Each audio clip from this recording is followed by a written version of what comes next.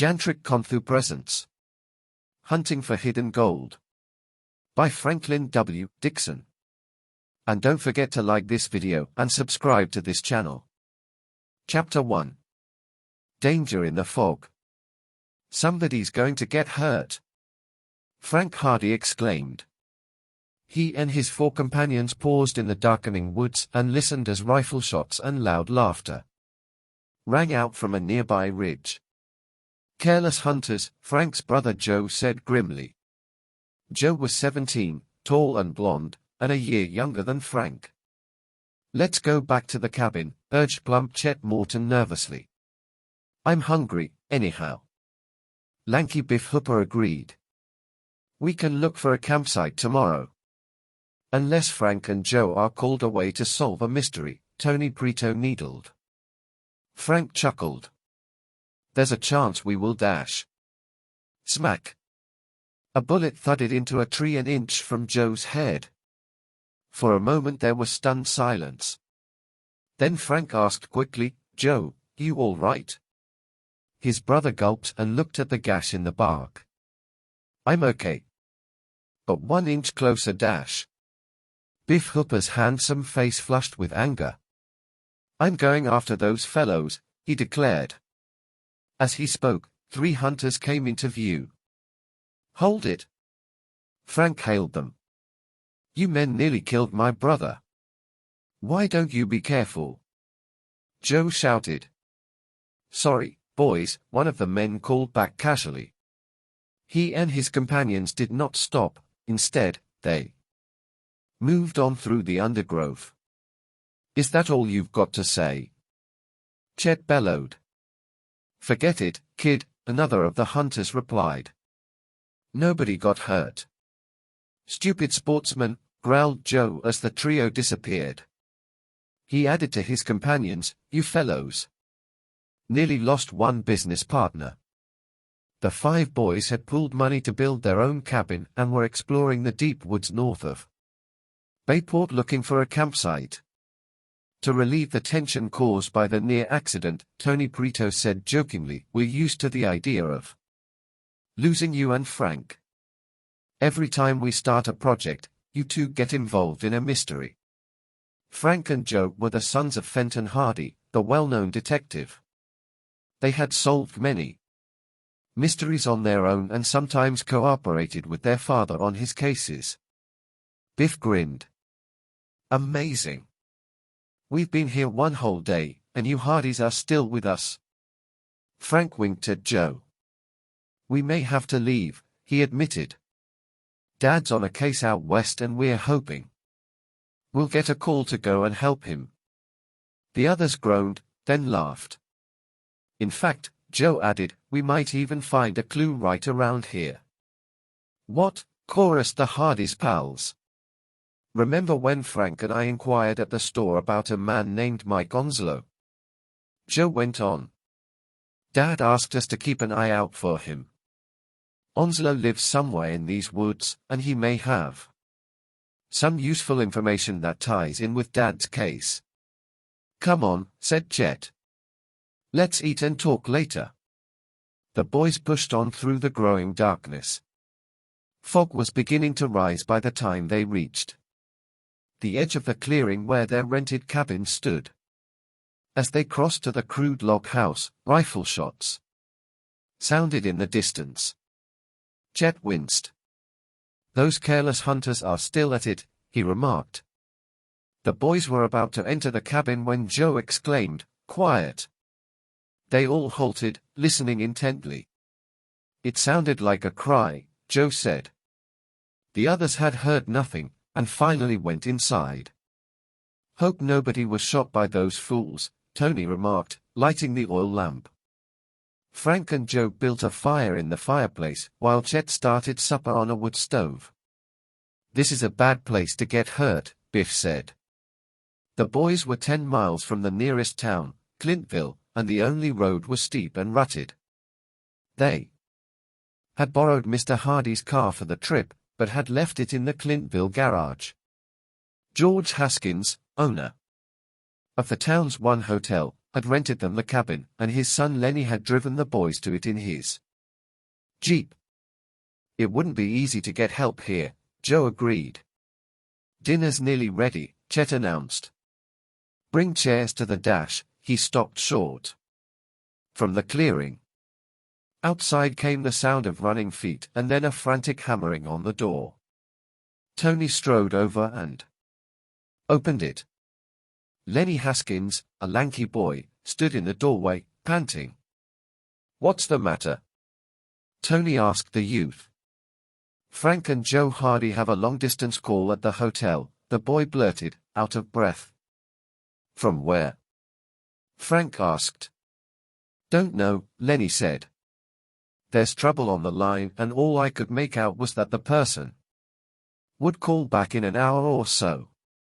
"Maybe it's Dad," Frank exclaimed. "I'll bet you're right," Joe agreed. "We told him he could reach us through Mr. Haskins." "You fellows go ahead and eat," said Frank. "Joe and I will return to the hotel with Lenny." With the Haskins boy leading the way, the Hardys hurried across the clearing and down a trail through the misty woods to the road. There they piled into the rattletrap Jeep. "Hang on," said Lenny, as they started a bone-shaking ride downhill.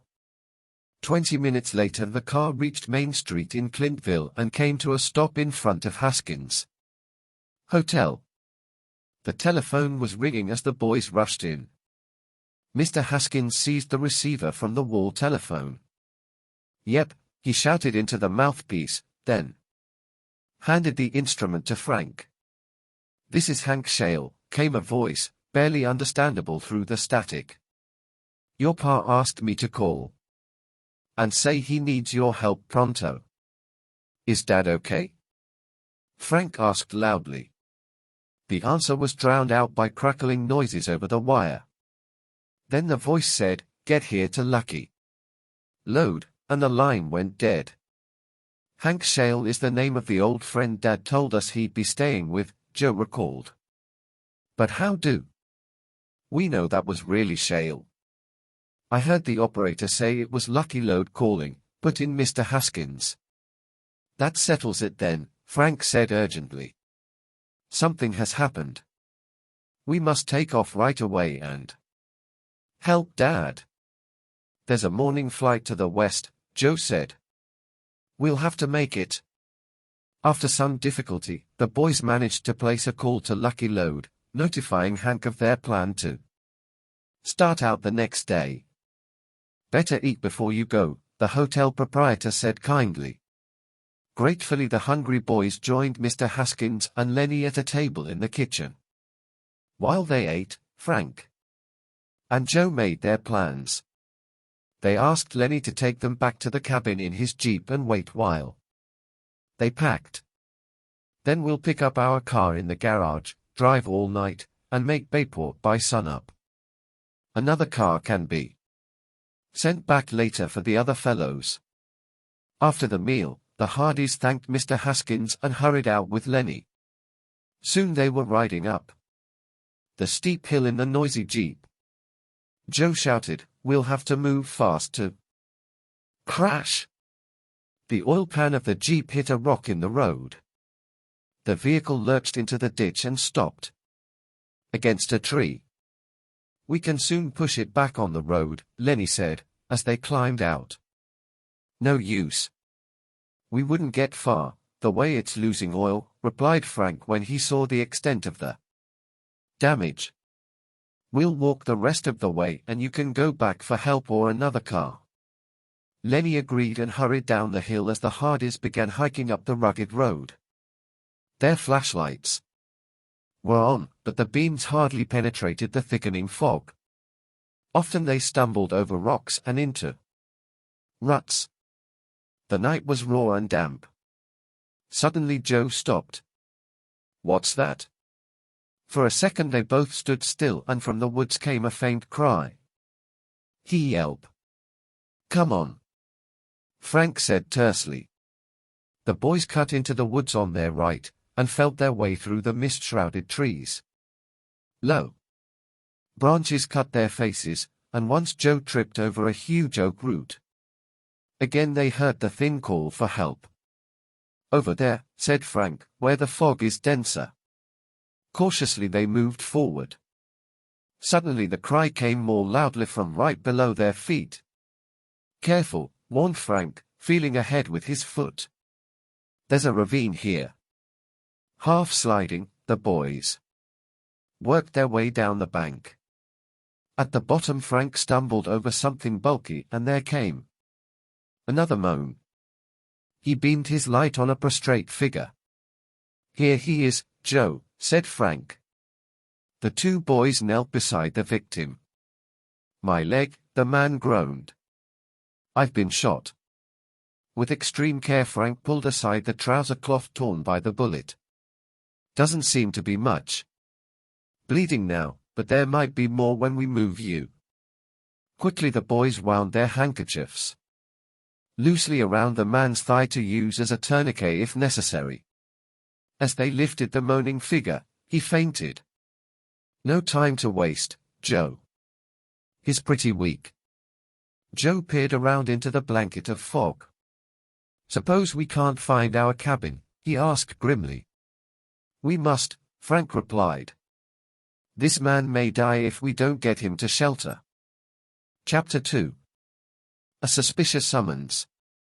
Together, the boys eased the unconscious man up the bank.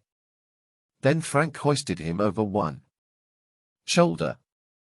"Lucky he's not a big fellow," Joe commented. He went ahead, beaming his light through the fog and leading Frank by one hand. Gradually the white mist grew less dense, and the Hardys could make out the shapes of trees. "That looks like the oak where I stumbled," Joe said. "I think we go left here." Progress was slow and uncertain. Finally Frank said, "If we don't come to the road soon, we'd better stop. We may have lost our bearings and be heading deeper into the woods." To the boys' relief, the man's wound bled little. Just as they were about to turn back, Joe felt rocky ruts underfoot and exclaimed, "Here's the road." Carefully he and Frank began the climb uphill and struggled to the top. The fog had drifted and lightened in spots. The boys trudged on. Finally, Frank caught sight of the path which led to the clearing. A few minutes later the Hardys found the cabin, and Frank pounded on the door. Biff opened it and exclaimed in amazement. Quickly he and the other boys helped carry the man to one of the bunks and covered him. When Tony brought the oil lamp from the table, they saw that the man's face was deeply seamed by time and weather. Joe removed the man's worn woolen hat, revealing a thick thatch of grizzled hair. While Frank cut away the victim's trouser leg and examined the bullet wound in his thigh, Joe quietly told the others all that had happened. Meantime, Biff unpacked their first aid kit, and Chet began heating a can of soup. "We must get this man to a doctor," Frank said as he finished bandaging the leg. "The bullet will have to be removed." The victim groaned and his eyes fluttered open. Where am I?" he whispered. Joe quickly explained what had happened. "Sip this soup," Chet told the patient, "and you'll feel a lot better. I'll feed it to you." When the stranger had finished the soup, he said in a stronger voice, "Thank you, boys, for a mighty good turn. I wish I could repay you. The most important thing is to get you to a doctor. We're expecting Lenny Haskins to come for Frank broke off as the old man gave a start. "Is anything wrong? Say. Would any of you boys be Frank and Joe Hardy?" the patient inquired in a feeble voice. The two brothers identified themselves. "I plumb forgot, getting shot by that fool hunter and all," the man went on, "but you're the lads I was coming to see. The storekeeper in Clintville said you wanted to get in touch with me." "Are you Mike Onslow?" Frank queried. "Yep, that's me. We asked about you, but the storekeeper told us you'd probably be off tending your traplines, Frank went on. He doubted we'd catch you at home, even if we could find your cabin. Onslow nodded. My shack's pretty hard to get to if you don't know these woods. I camp out quite a bit anyhow, during the trap-pin season. He gave the brothers a quizzical look. What you want to see me about? You better not do any more talking till you're stronger, Joe advised. But the trapper insisted he felt equal to it, so Frank explained that their father was a private detective and had been engaged to track down a gang of criminals in Montana. Dad thinks they may be holed up somewhere in the country around Lucky Lode, Frank went on. He heard out there that you had prospected the whole area about 25 years ago and once tangled with crooks who had a secret hideout in those parts. Joe added, he thought you might know of some likely spots to hunt for the gang. The elderly trapper sighed and settled back on the bunk. His eyes took on a faraway look. Yep, I know the Lucky Lode country like the palm of my hand, he murmured. Don't reckon as I can help you much, though. But your PA's right, I did run up against a gang o' owl hoots. Tell us about it, Frank urged. Well, Onslow began, I was partners with two brothers, John and James Coulson, and a big red-headed daredevil, Bart Dawson. We were working a claim in the Bitterroot Hills and we sure enough struck it. Rich gold? Joe asked. Onslow nodded. Real pay dirt. We thought we were fixed for life. By the time the vein petered out, we had 3 bags of nuggets and one of old gold coins we found stashed behind a rock. Wow. What happened? Put in Tony. The night we were ready to leave our claim, we were jumped by the toughest bunch of crooks in Montana, Black Pepper and his gang. They surrounded our cabin, and we knew we'd never get away with our skins and the gold. How did you make it finally? Chet asked. Well, Bart Dawson was an ex-pilot and he had an old, beat-up plane out on the plateau. We'd already put the gold aboard easier than lugging it on horseback. While we lured Black Pepper and his boys around to the front of the cabin, Bart slipped out back and ran for his crate. The gang spotted Bart and chased him. We heard his motor, so we knew he got away okay. Before the varmints came back, the rest of us escaped from the cabin. You met Dawson later? Joe wanted to know.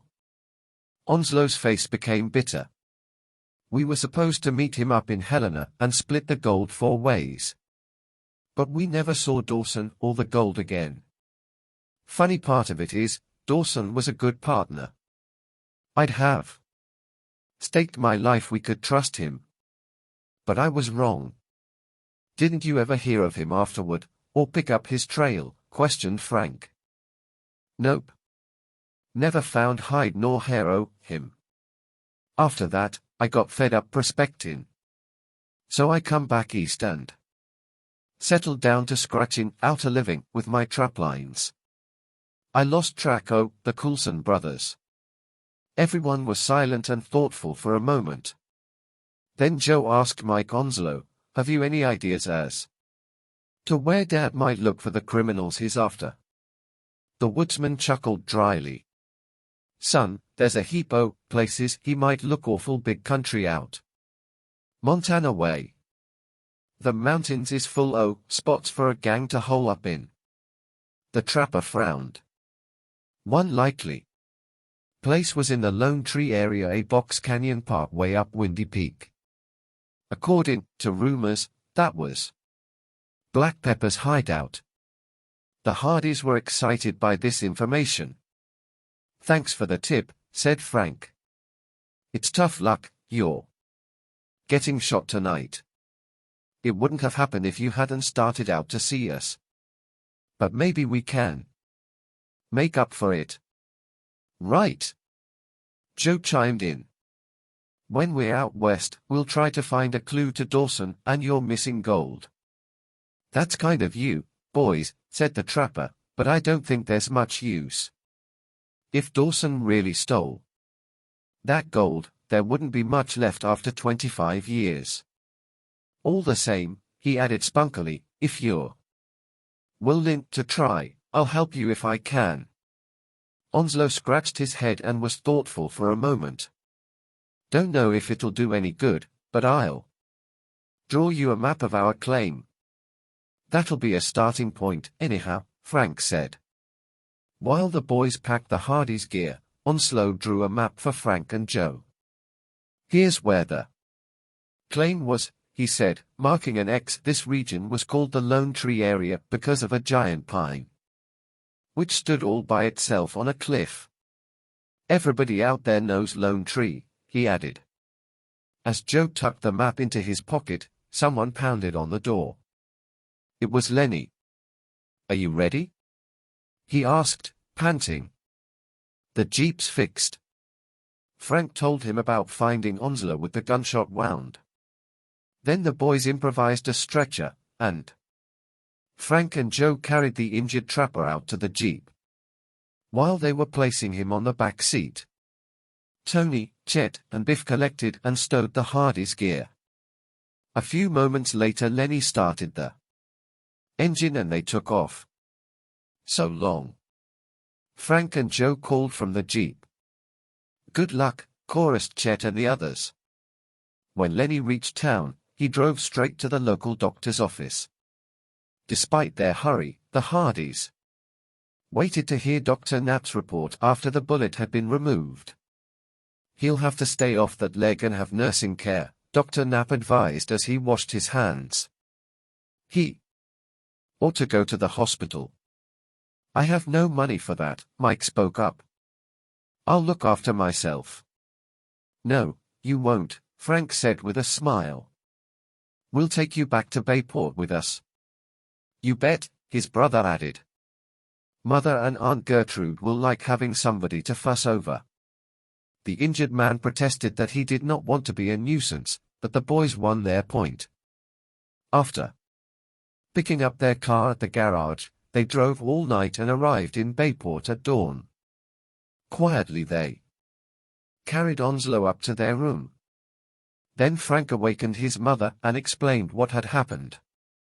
She smiled understandingly and soon she and Mr. Hardy's sister, Gertrude, were welcoming the woodsman warmly. "You look as though you're in need of a good meal," Miss Hardy stated. She was a tall, spare woman with a tart tongue but a warm heart. "We'll fix something right now," agreed the boy's slim, attractive mother. As Frank and Joe hurried downstairs after the women, Aunt Gertrude clucked disapprovingly.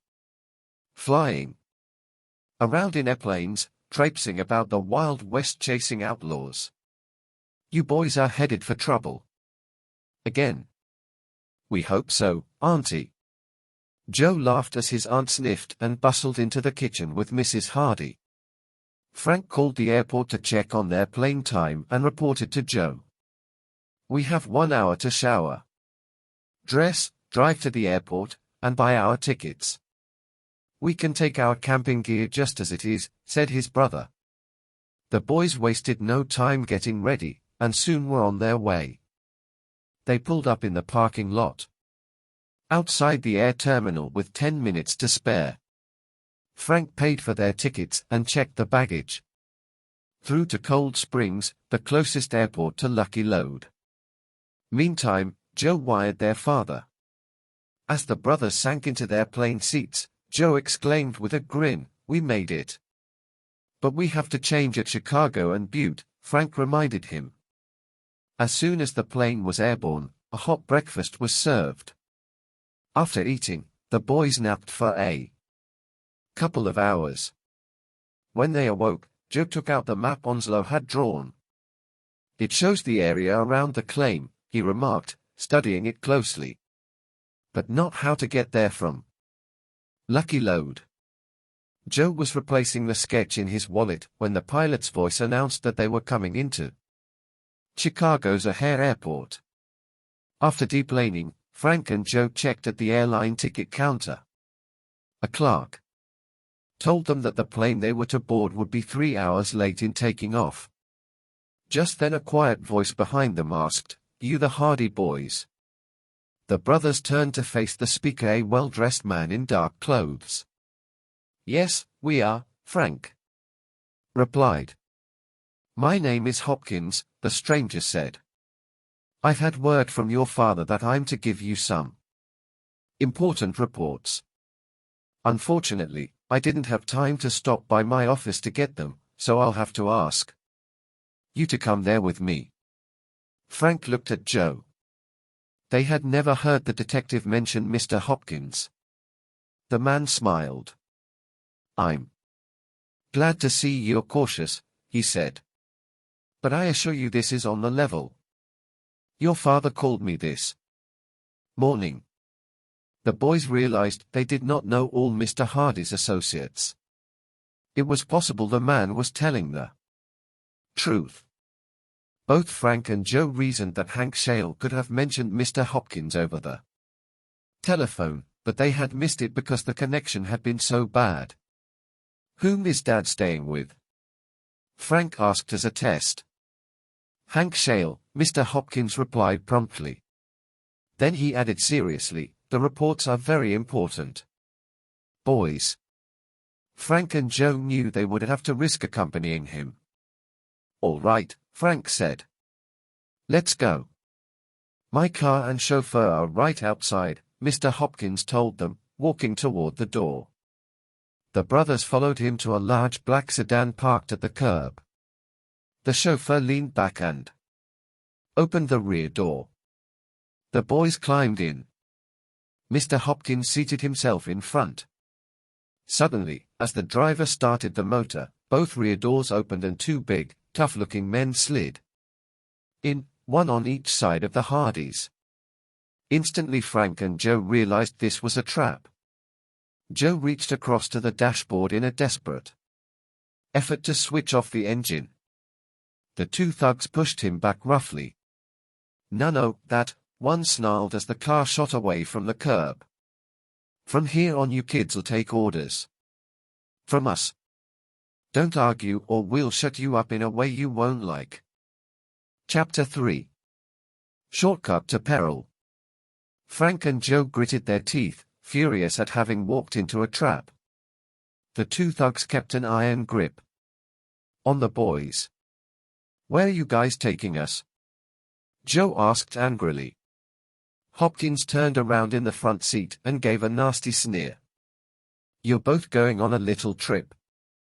You'll soon find out where." He added gloatingly, "We knew that you'd show up at the airport today." He now addressed one henchman, a flashily dressed fellow. "Robbie, gag these kids if they squawk. And you, Zeke, let them see what you'll use on them if you have to." Zeke, who was wearing a brown suit and shirt, opened his huge hand and revealed a small blackjack. Without a word he gave the boys a threatening look and dosed his hand again. The car moved smoothly through traffic and the boys' captors never loosened their grasp. After a long ride, the car reached a wide, store-fronted avenue in one of the Chicago suburbs. Slowing up, it turned down a side street and pulled into the driveway of a very old house near the corner. The driver parked in back and the four men hustled the Hardys inside. They went upstairs to an open hallway protected by a railing. "Get in there," Zeke ordered, and pushed the boys into a room near the head of the stairs. There was one window with the shade drawn and a table. "What's this all about?" Frank demanded. Hopkins ignored the question. "Empty your pockets," he barked. Zeke opened his hand, disclosing the blackjack. Realizing that resistance was pointless, the brothers obeyed. "You won't need this stuff," Hopkins said, as tickets, money, and keys were laid on the table. Going through Joe's wallet, Hopkins found a map which Mike Onslow had drawn. Hopkins gave the Boy's a hard look. Where did you get this? What do you want with us? Frank countered. Hopkins' eyes glittered menacingly. So you won't talk about the map? Well, you will later. He folded the map and put it into his pocket. The boss'll be interested to hear about this, he said to his companions. Now tie up these smart Alecs. With a sneer, the driver of the car pulled several lengths of heavy cord from his pocket. Robbie bound the Hardy's wrists behind their backs, while Zeke began tying their ankles together. As his henchman finished, Hopkins snapped, I have to get downtown. Nick, go out and start the car. When the chauffeur left, Hopkins said to Zeke and Robbie, don't forget I'll need one of you a little later. How about me? Robbie asked hopefully. You'll do. Hopkins glanced at his wristwatch. There'll be a taxi here to pick you up at noon 23 minutes from now. Be ready. As Hopkins moved toward the door, Joe asked hotly, how long are you going to keep us here? Until your father drops the case he's on. After a short interval, there came the sound of a car driving away. Within seconds, Zeke said to Robbie, let's go downstairs and eat some lunch. And leave these boys? Robbie asked. Zeke, you're crazy. They might get loose. A crafty look came into Zeke's eyes as he gazed at a closet. It had an old-fashioned wooden latch. We'll lock Em in there, he said. If they try to bust out, we'll hear Em and come running. Okay, Robbie agreed. And for safety we'll lock the hall door. Frank and Joe were dragged into the closet and the latch was secured. The men left the room. At once, the Hardys began trying to free themselves. Frank managed to back close to his brother, and with his fingers, work at Joe's wrist bonds. We shall pull the boner, Frank said grimly. Dad told us before he left that the gang he's after is widespread. What puzzles me, Joe replied, as he finally extricated his hands from the loosened ropes and untied Frank's wrist cords, is how they knew we were heading for the west. Frank shrugged as he and Joe freed their ankles. We'll find out later. Right now we must escape. Joe was already feeling around the closet. On a hook hung a slender metal coat hanger. I'll try this, he said. The door crack by the latch is pretty wide. Hooray! The hanger goes through. It was only a matter of moments before the wooden latch had been pushed upward, and the boys stepped out of the closet. They pocketed the tickets, money, and wallets, which were still on the table. Joe whispered, the hall door won't be so easy. Frank had tiptoed to the one window in the room. He pushed aside the shade and looked down onto a shabby backyard adjoined by empty lots. Too far to drop down there, he muttered. We'll just have to rush those men when they come back. The next instant came the sound of heavy footsteps pounding up the stairs. Joe stepped to one side of the door while Frank crouched in the center of the room. The key turned in the lock and the door burst open. Frank charged forward, butting Zeke squarely in the stomach. The blow sent the man reeling across the hall against the hallway railing. Zeke toppled over it, backward with a shriek of panic, and would have plunged to the floor below had he not grabbed one of the rails. Enraged, Zeke's partner seized Frank by the shoulder and swung him around for a punch. Joe rushed out through the doorway. His fist landed hard on the back of Robbie's skull and the man collapsed in a heap. Come on. Let's go, Frank exclaimed. Zeke snarled and tried desperately to pull himself back up over the railing as the two boys dashed downstairs and out the front door. To their relief, they saw a taxi waiting at the curb, its motor idling. Boy!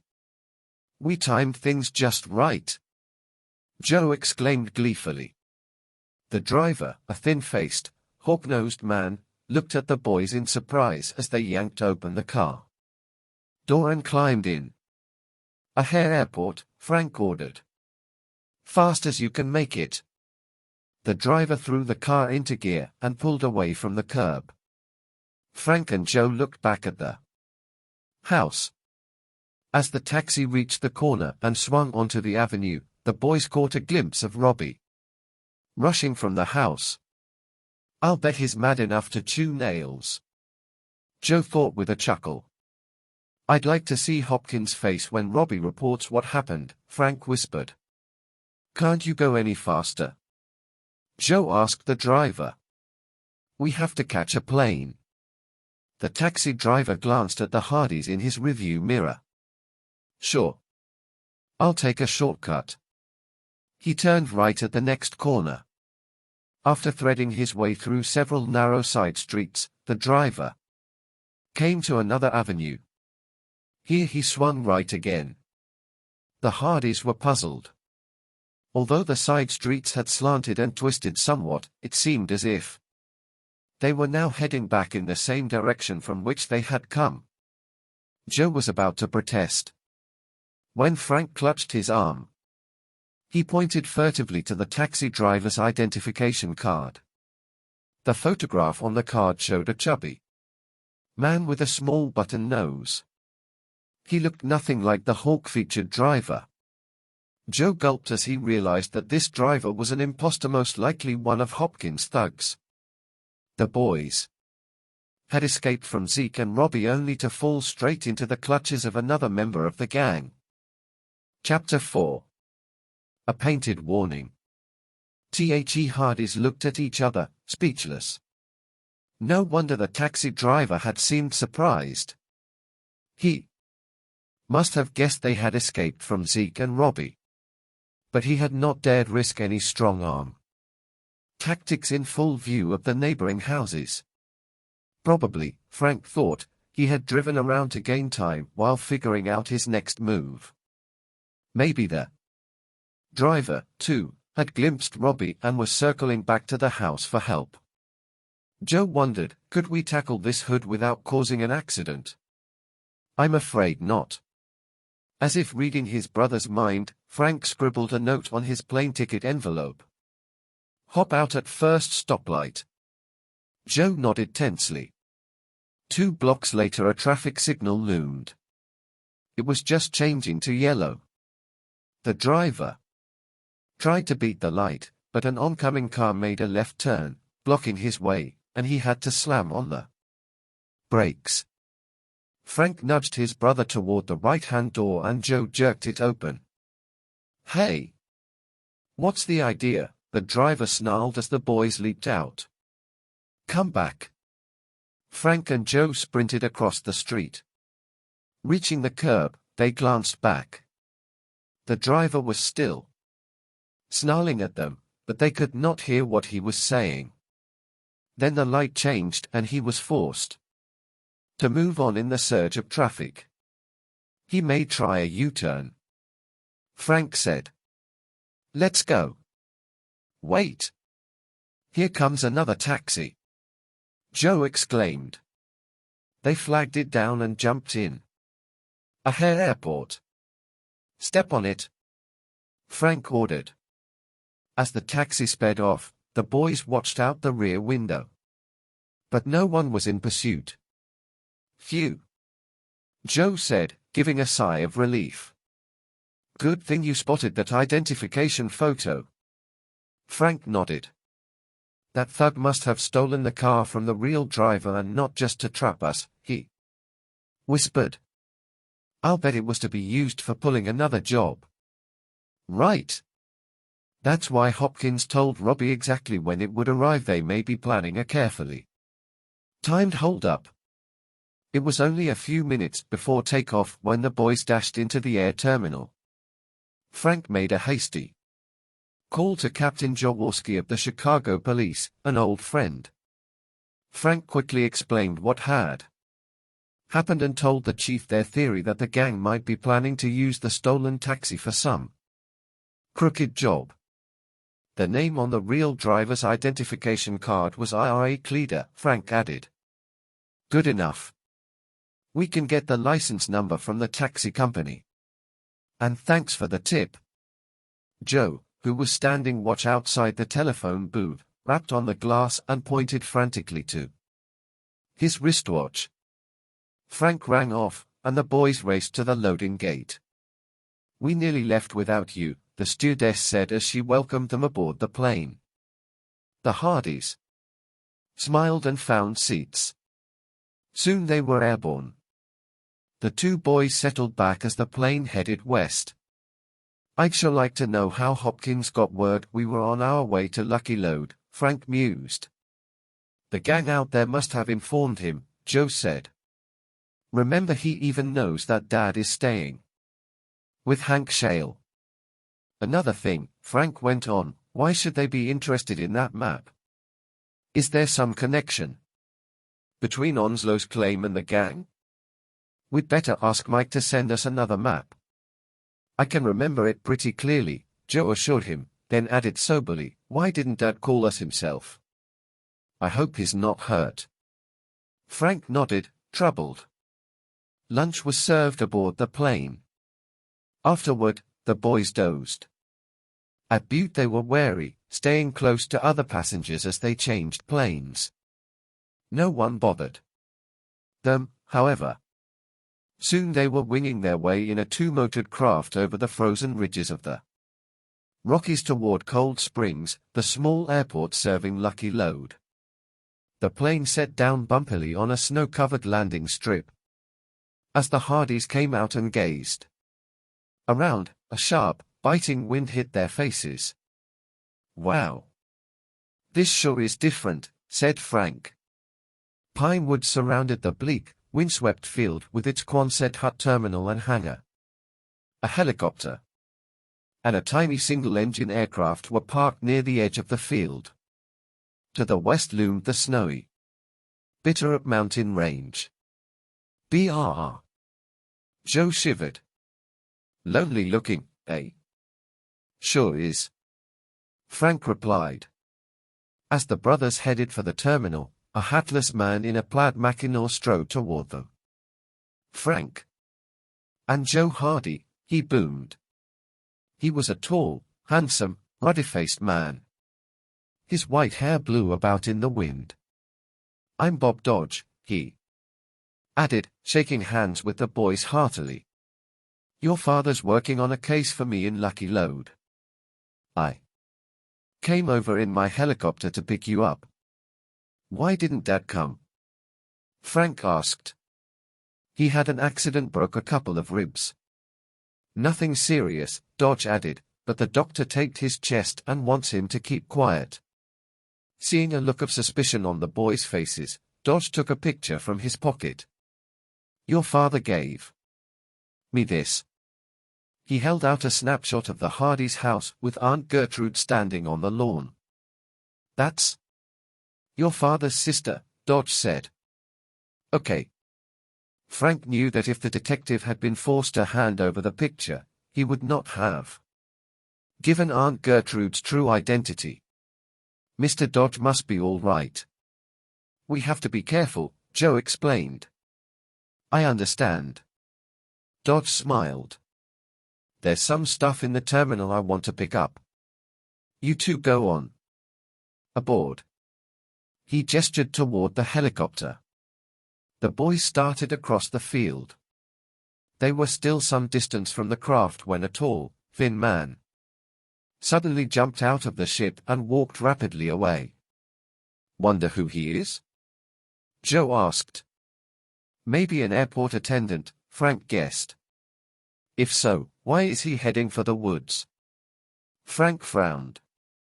When they reached the helicopter, he said, I wish we knew what that fellow was doing aboard. Joe pulled back the door and looked inside cautiously. The boys searched the helicopter but found nothing. Frank chuckled in relief. Okay, we didn't get booby-trapped. Let's stow our gear. They climbed out and Joe was about to open the access hatch to the baggage compartment, just after the cabin, when Frank stopped him. "Let's play safe and check this door." "Good idea." Frank took a rope from his gear and tied one end to the hatch handle. The boys backed off to one side. Frank tugged the rope. Boom! A deafening blast rocked the craft and knocked the boys off their feet. An acrid smell of gunpowder assailed their nostrils. "Good grief," Joe whispered. Pale and shaken, they examined the baggage compartment. A sawed-off shotgun had been wired and propped into position inside, evidently by someone working through a removable panel in the forward wall. The gun had been triggered by a cord tied to the door latch. Meanwhile, the explosion had brought Bob Dodge and an older man running from the terminal. "What happened?" they yelled together. Frank explained, and the two men examined the deadly setup with dismayed looks. Joe cautioned them not to touch the weapon so it could be checked for fingerprints. Dodge's companion, who proved to be the airport manager, went off to report the incident to the police. Frank and Joe took out their fingerprint kit and dusted the shotgun. No prints appeared. "The man we saw at the copter wore gloves," Frank recalled, "but I was hoping something might show up anyhow." "The gun must have been wiped clean beforehand," Joe deduced. Soon 2 police officers arrived. The Hardys described their near-fatal experience and reported the results of their fingerprint check. "You detectives?" one officer asked. Frank introduced himself and his brother as Fenton Hardy's sons. "I see," said the officer. "I've heard of him. Rarely fails to solve a case. So you're following in his footsteps. Well, good luck." The brothers turned over the weapon to the policeman, who then, with the boys assisting, made a thorough check of the helicopter. They found no clues, however, so the Hardys stowed their gear and followed Dodge aboard the whirlybird. "That scattergun could have been meant for me," Dodge remarked worriedly, as he started the motor. "Or for us," Frank said.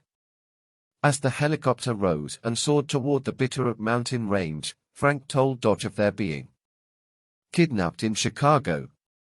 "What is the case Dad is working on for you?" Joe asked. "I've been running an armored car service for 10 years, the big man explained. Recently one of my trucks was hijacked and a money shipment stolen. Both guards aboard were shot. The money was insured, of course, but I wanted those hijackers caught to avoid any future holdups, so, knowing your father's reputation for tracking down hijackers, I engaged him to investigate. My men's safety is important to me. The police have worked on the case, too. They and your father managed to recover the money and catch 2 of the gang, but the others escaped. Someone reported seeing them in Canada. Then why has Dad stayed here?" Frank asked.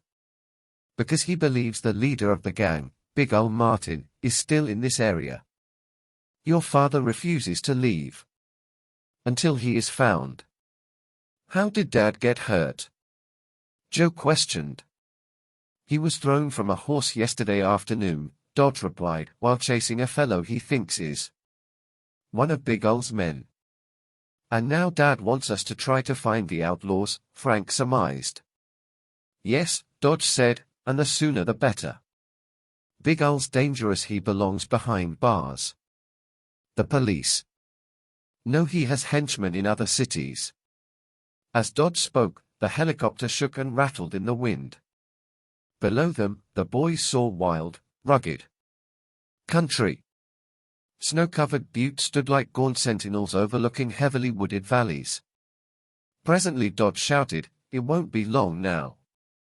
Ahead, in a mountain cleft, the pilot pointed out the tiny town of Lucky Lode. "Over to the left is Windy Peak, the highest in the range." "Have you been flying long, Mr. Dodge?" Joe asked. I started taking lessons a couple of years ago and it came easily to me.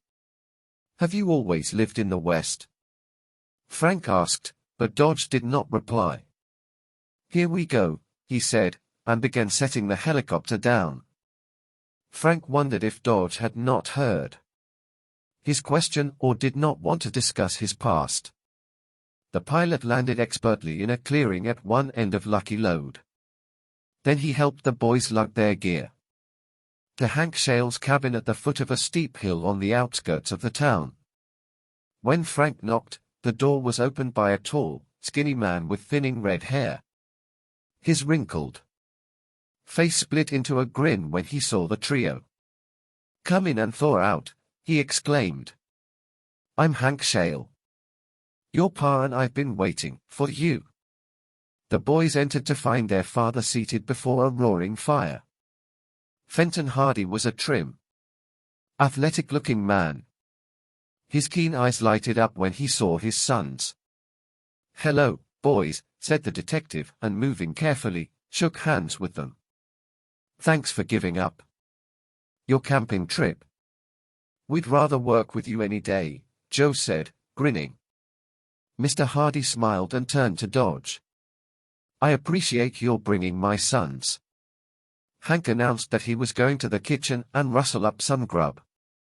I'll help you, Dodge volunteered. The three detectives can sit by the fire and exchange news. In low voices the boys told their father all that had happened since they had left Bayport. Mr. Hardy looked grave.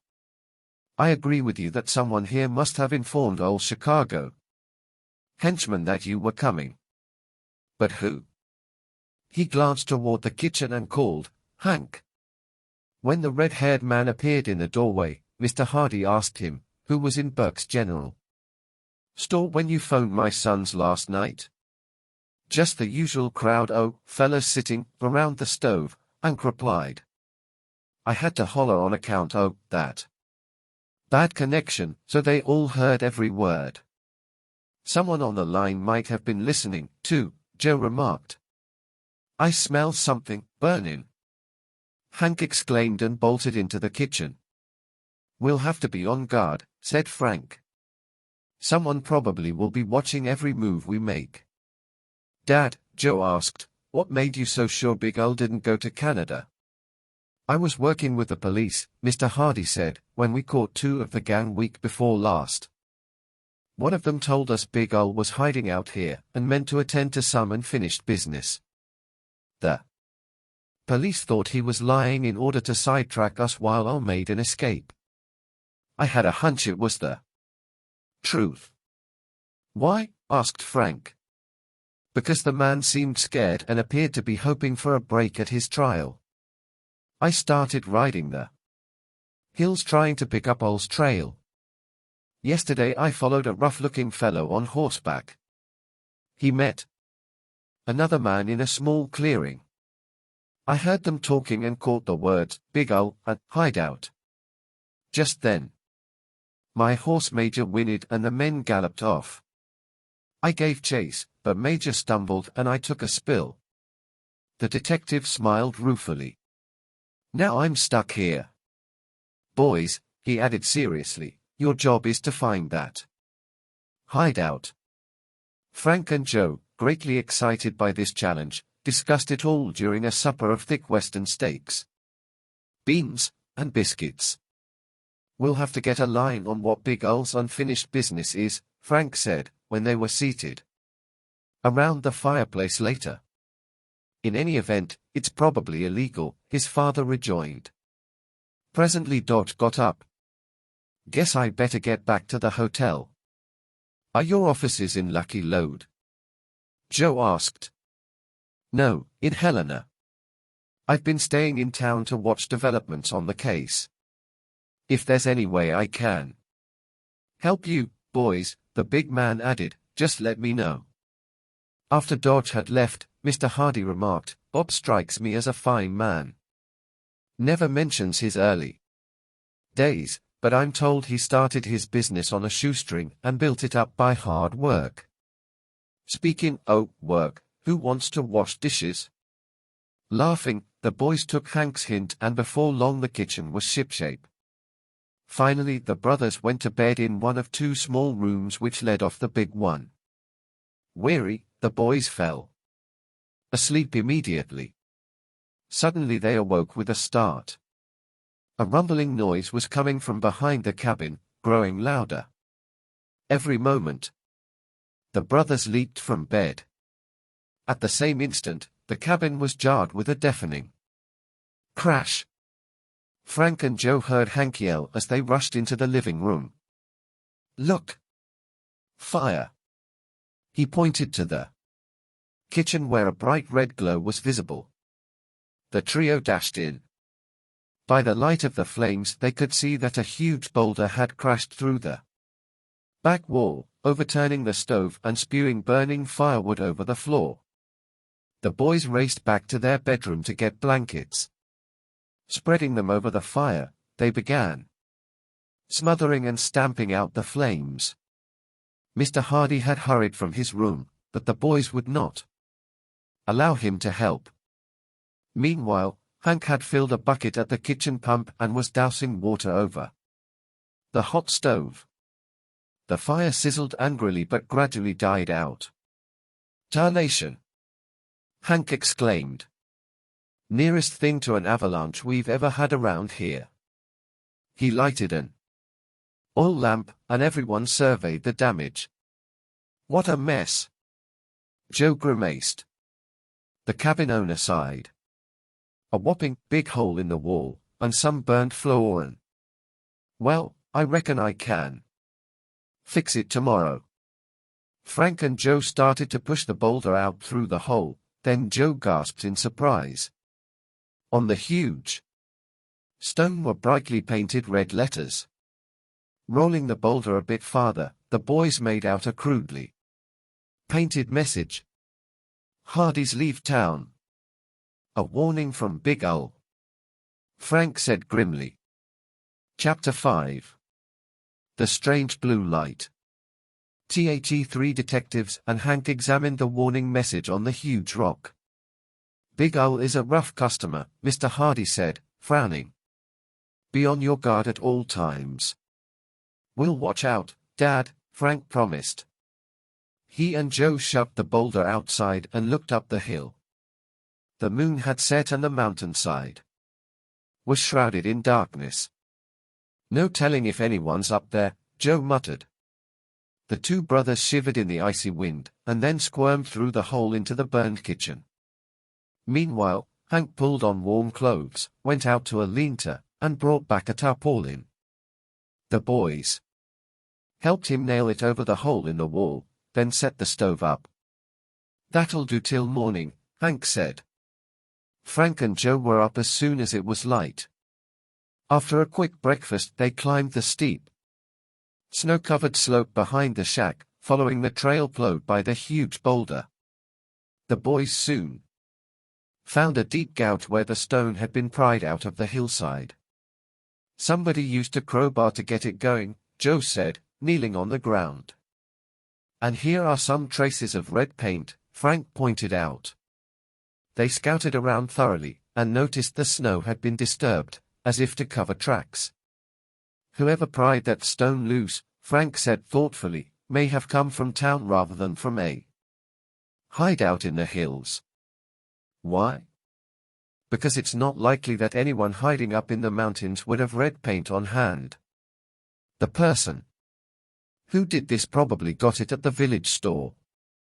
"Maybe Big Ol' has an agent in Lucky Lode," Joe suggested. The boys walked on up the hill. The undergrowth at the top was parted and broken. "Someone forced his way through here," Frank said.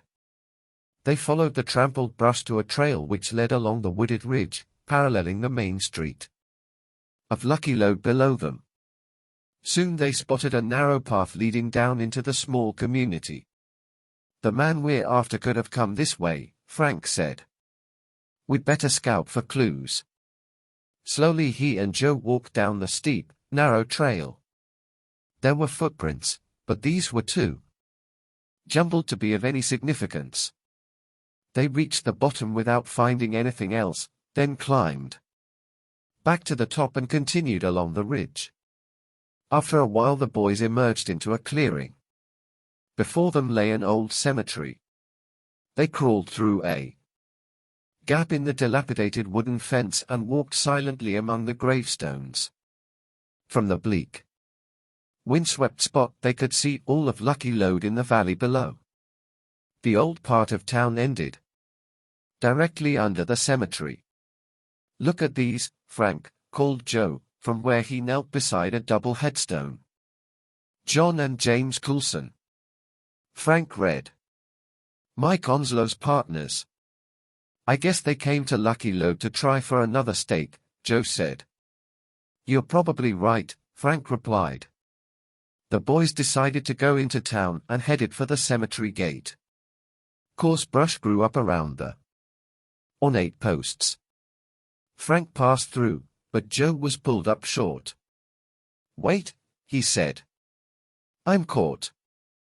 Big burrs clung to his trousers. Fumbling with heavily gloved fingers, he managed to get free. Together, he and Frank pulled out all the burrs and the brothers scrambled down the slope. At the foot they saw the deserted grey-weathered buildings. As they walked along the old wooden sidewalk, the boards creaked and the wind rattled the loose doors and shutters. "This end of Lucky Lode's a real ghost town," Frank remarked. "Somebody lives here, though," Joe replied. He pointed ahead to a tumble-down house. A pale stream of smoke issued from the chimney. Suddenly the door opened a crack and a rifle muzzle poked out. It was aimed straight at the boys. Frank and Joe halted, not knowing whether to drop to the ground or run. But nothing happened. At last, they moved forward cautiously. The muzzle followed the Hardys until they came abreast of the porch. Then the door was kicked open, and an old man jumped out, aiming the weapon at them. Frank and Joe stopped. "What are you doing here?" the white-haired man demanded curtly, his eyes squinting suspiciously. "Just visiting," Frank said in a friendly tone. "We're from the east," Joe went on. "Staying with Hank Shale." The old man lowered the rifle. "Oh," he said, relieved. "Any friend of Hank Shale is a friend of mine. Come on in." "Did you expect somebody else?" Frank asked, as the boys followed the old man into the shack. "Don't know," he snapped. "A fella can't be too careful around here now. There's funny things happening up on Cemetery Hill." The boys found themselves in a plainly furnished room heated by a wood stove. They introduced themselves and their host said, "My name's Ben Tinker." He pointed to two wooden chairs near the stove. "Sit down and warm up." "What did you mean by funny things going on in the cemetery?" Frank asked him. "It's haunted," Ben said flatly. "Has been for the past 2 weeks." "Haunted?" Joe echoed. "How?" "Sometimes, late at night, a blue light blinks on and off up there. I've seen it," the old man explained. "Because I'm a night owl and like a breath of air before turning in." "Has anyone else seen the light?" Frank asked. "Doubt it. In Lucky Lode nobody's out late at night." "But that's not all," Ben went on. "About an hour after the lights show, somebody walks past here. I think it's Charlie's ghost. Charlie used to play piano in the Peacock Dance Hall next door. He was killed in a gunfight there 40 years ago and buried up on Cemetery Hill." The Hardys were mystified. "Why do you think it's Charlie's ghost, Ben?" Frank asked. "Because some nights I hear the piano, it's still there.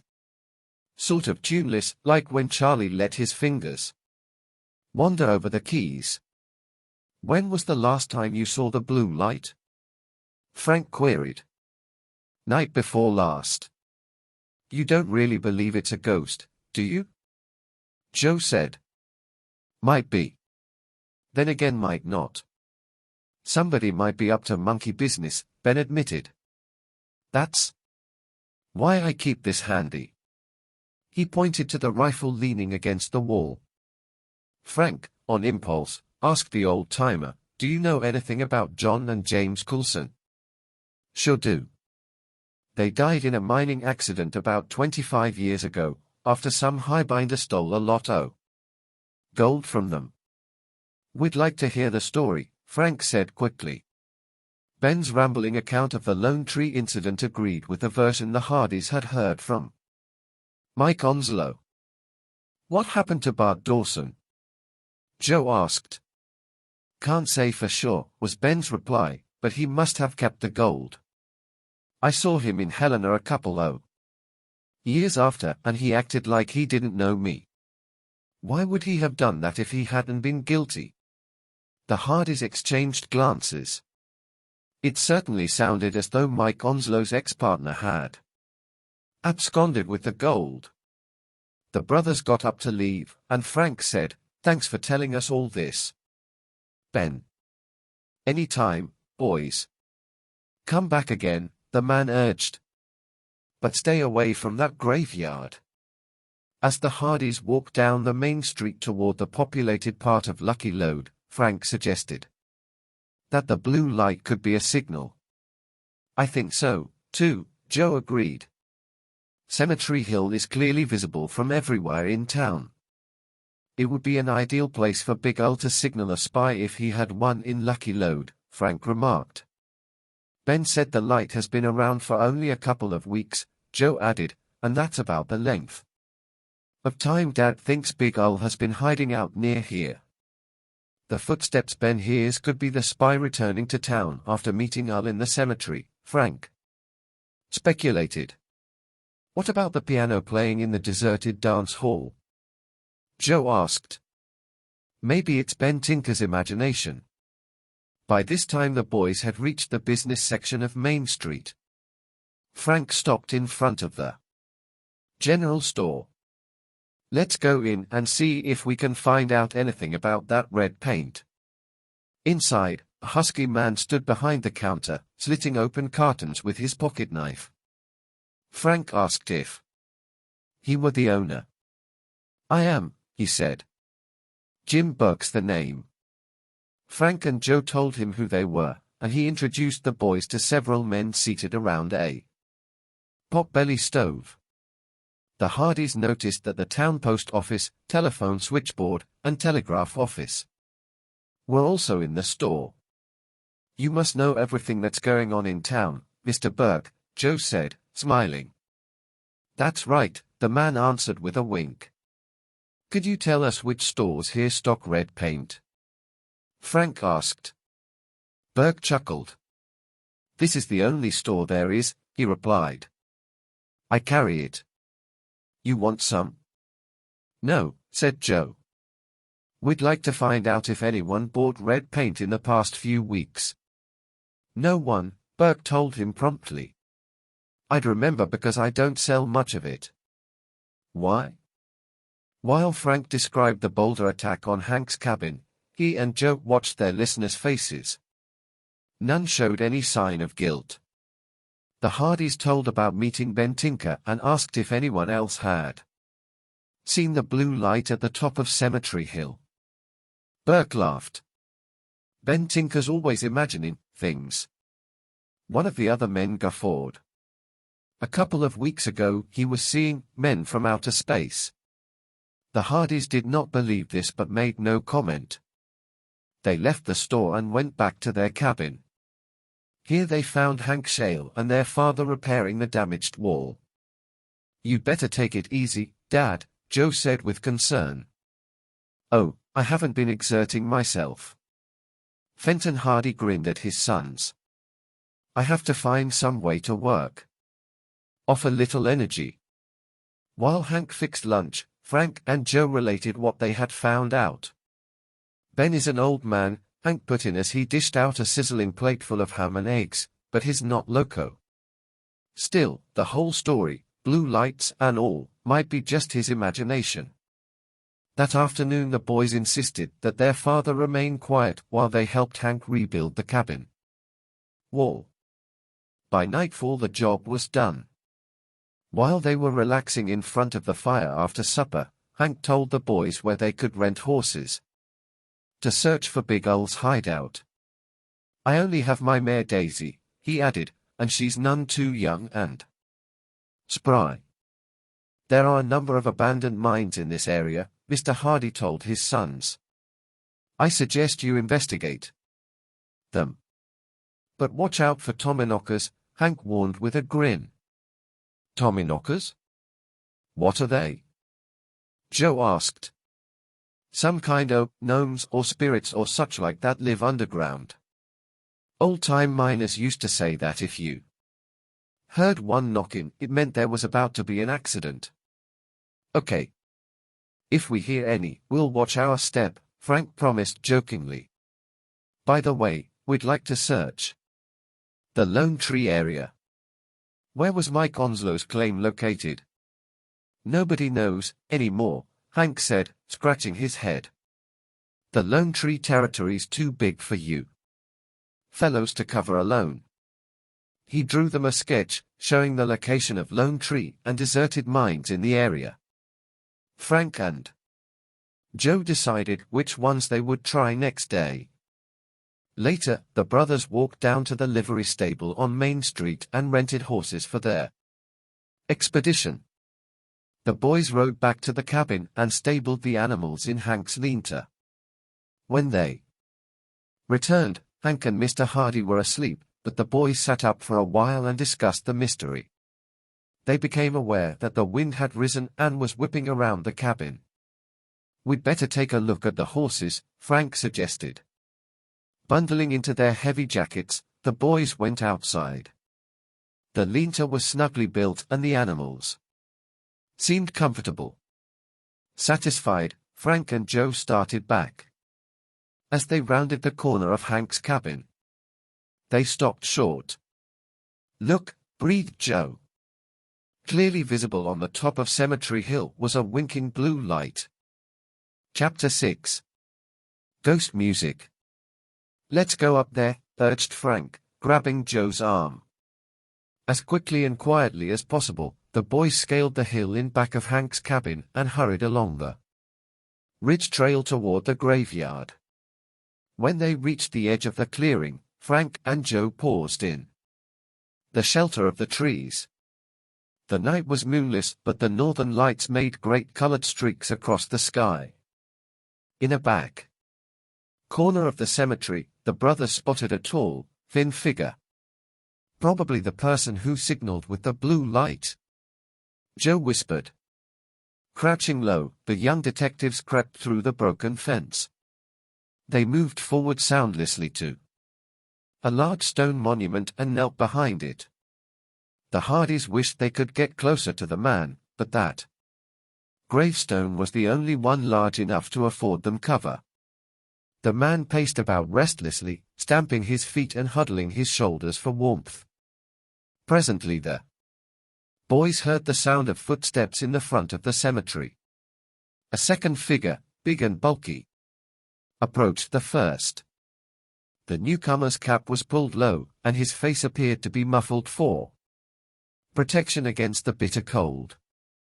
He took up a position with his back turned to the two brothers. As the thin man spoke, Frank and Joe strained their ears to hear above the roaring of the wind. They were able to catch only a part of the conversation. "Big Ul's plenty mad," the first man was saying. "He gave me special orders for you tonight, Slip. Gun." The big man was silent, apparently waiting for the speaker to continue. "He wants you to keep the Hardy boys bottled up in town," the thin man went on. "Also, be sure to tip him off on every move they make."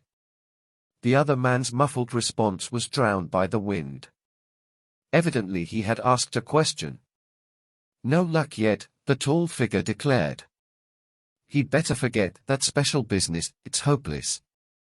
Meeting day after tomorrow, wants the usual stuff." "Where?" "Shadow of the Bear," answered the thin man. The next instant there came the loud crack of breaking twigs. Both men whirled toward the noise. The boys held their breath. Was somebody else in the graveyard? After a long silence, the thin man said, "Tomorrow Jake and I, with the boss. Brady's mine. It's one. That ain't flooded." Frank's and Joe's hearts jumped with excitement, but the wind rose to a howl and they could hear no more. The men murmured together for a few minutes, then parted. The thin man moved past the Hardys' hiding place. He slipped through the gap in the fence and quickly disappeared into the woods. Soon afterward, the boys heard a hoarse whinny and a brief clatter of hoofs on rocky ground. "No chance of following him," Joe muttered. "He might have led us to the gang's hideout, too." Just then the other man trudged by. The boys waited tensely until the bulky figure reached the gate. "Joe," whispered Frank, "we can still find out who Big Ol' Spy in town is." Cautiously the boys started toward the cemetery gate. They could hear the big man ahead, slipping and slithering along over the stony, snow-covered hill. The Hardys followed him as closely as they dared, moving furtively from one patch of scrub brush to another. Suddenly Frank stopped short to listen. He thought he had heard a noise behind them and seized his brother's arm to alert him.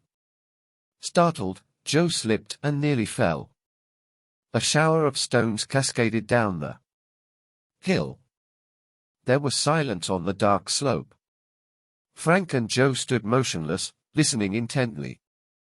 They could imagine the burly figure ahead listening as well.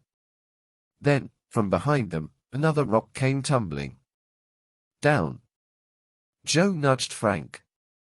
"We didn't cause that. Someone's following us." Had the thin man spotted them, the Hardys wondered, and doubled back to stalk them? Or had a third person been in the cemetery, as they suspected? The brothers scanned the hill above, but could see no one. "He's probably hiding behind boulders or scrub," Frank whispered.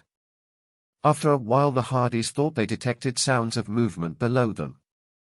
Warily they descended, alert for any possible attack from the rear. By the time they reached the foot of the hill, Frank and Joe had drawn close enough to their quarry to spot his shadowy figure disappearing into the ghost town. The boys trod stealthily on the snow-crusted wooden sidewalk, hugging the buildings. Ahead they could hear the man's footsteps and see his bulky, muffled shape. Suddenly he vanished into the sagging shell of a deserted building. The Hardys quickened their pace and peered around the corner of the building. They were just in time to see the man emerge from the rear. He whirled about and ran to the far side of the adjoining building. Frank darted in pursuit and saw the man return to the street. When Frank reached the sidewalk again, Joe was at his elbow, silent as a shadow. Ahead, the man was hurrying down the street toward the other end of town. "He knows he's being followed," Joe whispered, "and is trying to shake us. Come on, or we'll lose him," Frank urged. Flinging caution aside, the boys broke into a run, their steps pounding on the plank walk. Apparently their quarry heard them and immediately stepped up his own pace. A moment later the dim figure melted into the darkness between two old buildings. Frank and Joe reached the spot in a few seconds. "This way," Frank urged in a low voice, and the Hardys plunged into the shadowy gloom of the narrow passageway. Behind the two structures, the brothers found themselves in an area overgrown with weeds and brush, which merged into the trees on the hillside.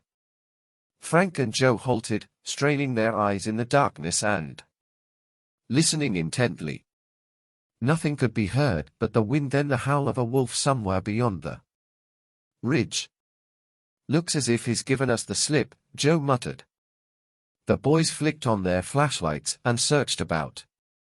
They finally picked out the fugitive's prints, but his tracks led to the hard-trampled roadway and became indistinguishable. Baffled, the Hardys started back through the ghost town on their way to Hank's cabin. "Of all the luck," Joe grumbled. "We almost had our hands on that spy." "At least we've learned one thing about him," Frank said thoughtfully. "What's that?" "His nickname. The man he met in the cemetery called him Slip Gun." "You're right. I almost forgot," Joe said. "Maybe it'll help us trace him if we can find out what it means." "Any idea?" Frank shook his head. "Not a glimmer, except that it sounds like a cowboy expression. Maybe Hank can tell us." As they approached Ben Tinker's place, the brothers noticed that the windows were dark. Frank and Joe paused at the shack to listen, and heard a steady wheezing snore coming from inside. "Good thing the old man's asleep," Frank chuckled, "or he might have started shooting at us." The Hardys resumed their pace. They were about to go past the deserted dance hall next door, when suddenly they froze in their tracks. Both Frank and Joe felt the hair on their necks rise and cold chills sweep up and down their spines. From the abandoned hall, through the moan of the wind, came the sound of piano playing. Tinker's ghost music. Chapter 7. A Rooftop Struggle. The wind suddenly died down, and in the eerie silence Frank and Joe again heard the tinkle of the piano keys coming from the deserted dance hall. Joe murmured, "Here's one mystery we can solve tonight. Let's find out what goes on in here." "Right." Moving lightly over the wooden sidewalk, the boys approached the dance hall entrance. The weird, tuneless music stopped. Frank and Joe looked at each other. "Maybe we've scared the spook away," Frank whispered half jokingly. As if in answer, the music started once more. This time both the treble and bass keys of the piano sounded. Quickly the Hardys drew flashlights from their jacket pockets and stepped inside. The searchers snapped on their flashlights and played the beams about the interior. The music stopped again. The room was sparsely furnished with a few rickety tables and chairs, heavily coated with dust. Ancient oil lamp chandeliers, festooned with cobwebs, dangled from the ceiling. At that moment the piano resumed its tinkling. Outside, the wind howled and shutters banged. "Boy, this place is really creepy," said Joe with a shudder. Frank gripped his brother's arm. "Look there." The boys' lights now fell on a raised dais at one end of the room. On it stood a battered upright piano. The Hardys stared in astonishment as the music continued. "The piano's playing by itself," Joe exclaimed. Quickly the brothers crossed the room and Frank lifted the top of the old piano. He shone his flashlight. Inside, there was a sudden squeaking and twanging of wires. "For Pete's sake," he burst out, as several rats scampered out of the piano, jumped down to the floor, and scurried away. The boys laughed heartily. "There goes Tinker's ghost music," Frank said. "Talented rats." Joe grinned. Suddenly, from the direction of the doorway, they heard the sidewalk creak. The boys whirled as a low, flat voice snarled, "You kids have been asking for it." Frank and Joe barely had time to glimpse a head masked by a ghost-like hood with eye-holes above the swinging doors. Then a gloved hand jerked into view, clutching a short-barreled revolver, the thumb cocking back the hammer. There was a spurt of flame. Bang! A bullet whistled across the room and thudded into the piano. The Hardys dived from the dais, snapping off their flashlights and crashing into the tables and chairs below. As the echoes of the shot died away, Frank picked up a broken chair and hurled it in the general direction of the gun flash. There was a grunt as the chair connected, Then the Hardys could hear the gunman's feet scraping across the floor. He was stalking them in the darkness. The boys separated instinctively to divide his attention. Frank crept off to the right and Joe to the left. Suddenly Frank sprang to his feet. In 2 long strides he reached the window and leaped through it into the darkness outside. Crash! Bang! There was no glass in the window, but Frank's weight had carried away the crosspieces of the frame. He landed feet first. A moment later he saw a figure struggling through the window, grunting with the effort. The masked man. Frank dashed around the corner of the dance hall. When he reached the back, he skidded to a halt at a high fence that was blocking his way. Hearing the gunman's steps behind him, Frank vaulted the fence and fell in a heap on the other side. The gunman leaped a moment later. Frank held his breath. He could see the man silhouetted against the dim light of the sky, then darting off into the darkness. Frank jumped up and dashed into a ramshackle building that stood next to the dance hall. But the hooded man evidently had spotted the boy's move, for Frank heard steps pounding in pursuit. Without hesitation he raced through the front door and out onto the slippery, snowy sidewalk. There was no time to find cover. The gunman was hot on his heels. In desperation, Frank ran straight down the open street. As he sped along, he wondered what had happened to Joe. Flinging a glance over his shoulder, Frank saw the hooded gunman raise his arm to fire. Zing!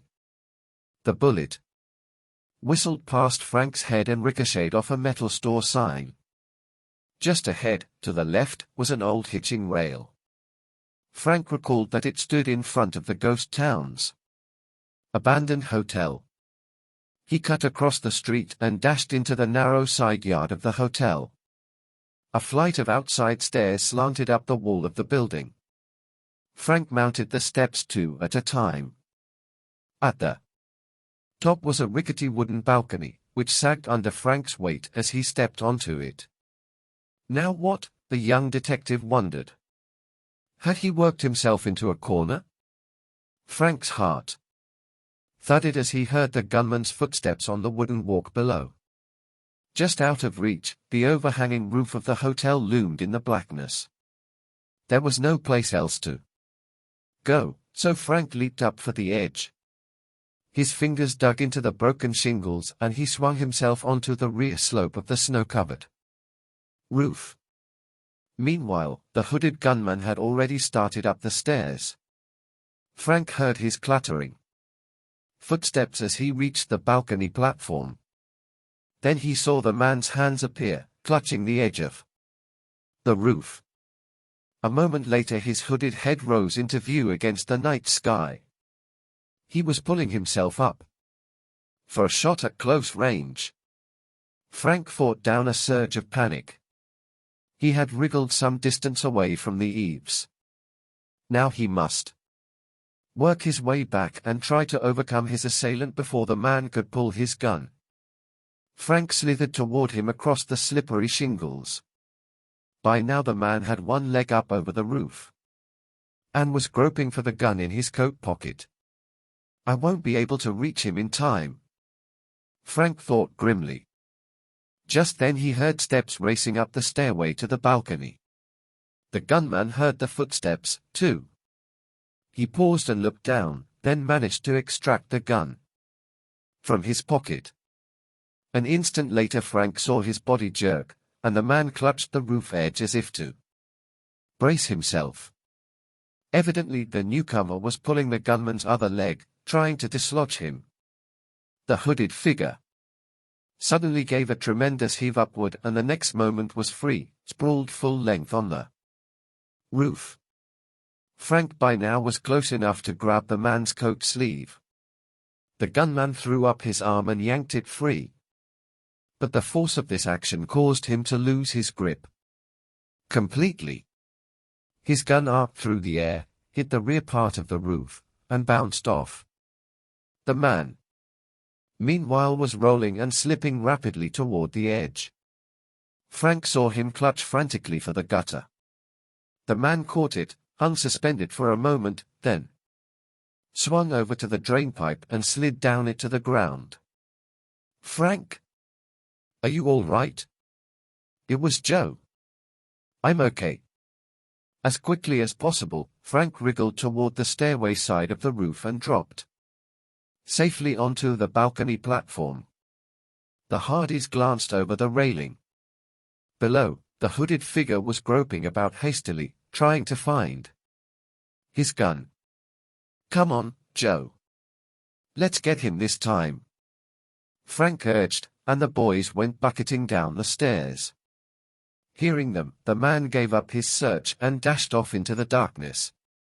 Their quarry was some distance ahead when Frank and Joe approached the inhabited part of Lucky Lode. But the town was so dimly lighted it was hard to keep the figure in view, except for his white hood. The next moment the boys lost sight of him completely as he disappeared into the deep shadows around the general store. Nevertheless, Frank and Joe dashed in pursuit. Reaching the store, they saw no one in front, so they ran to the back.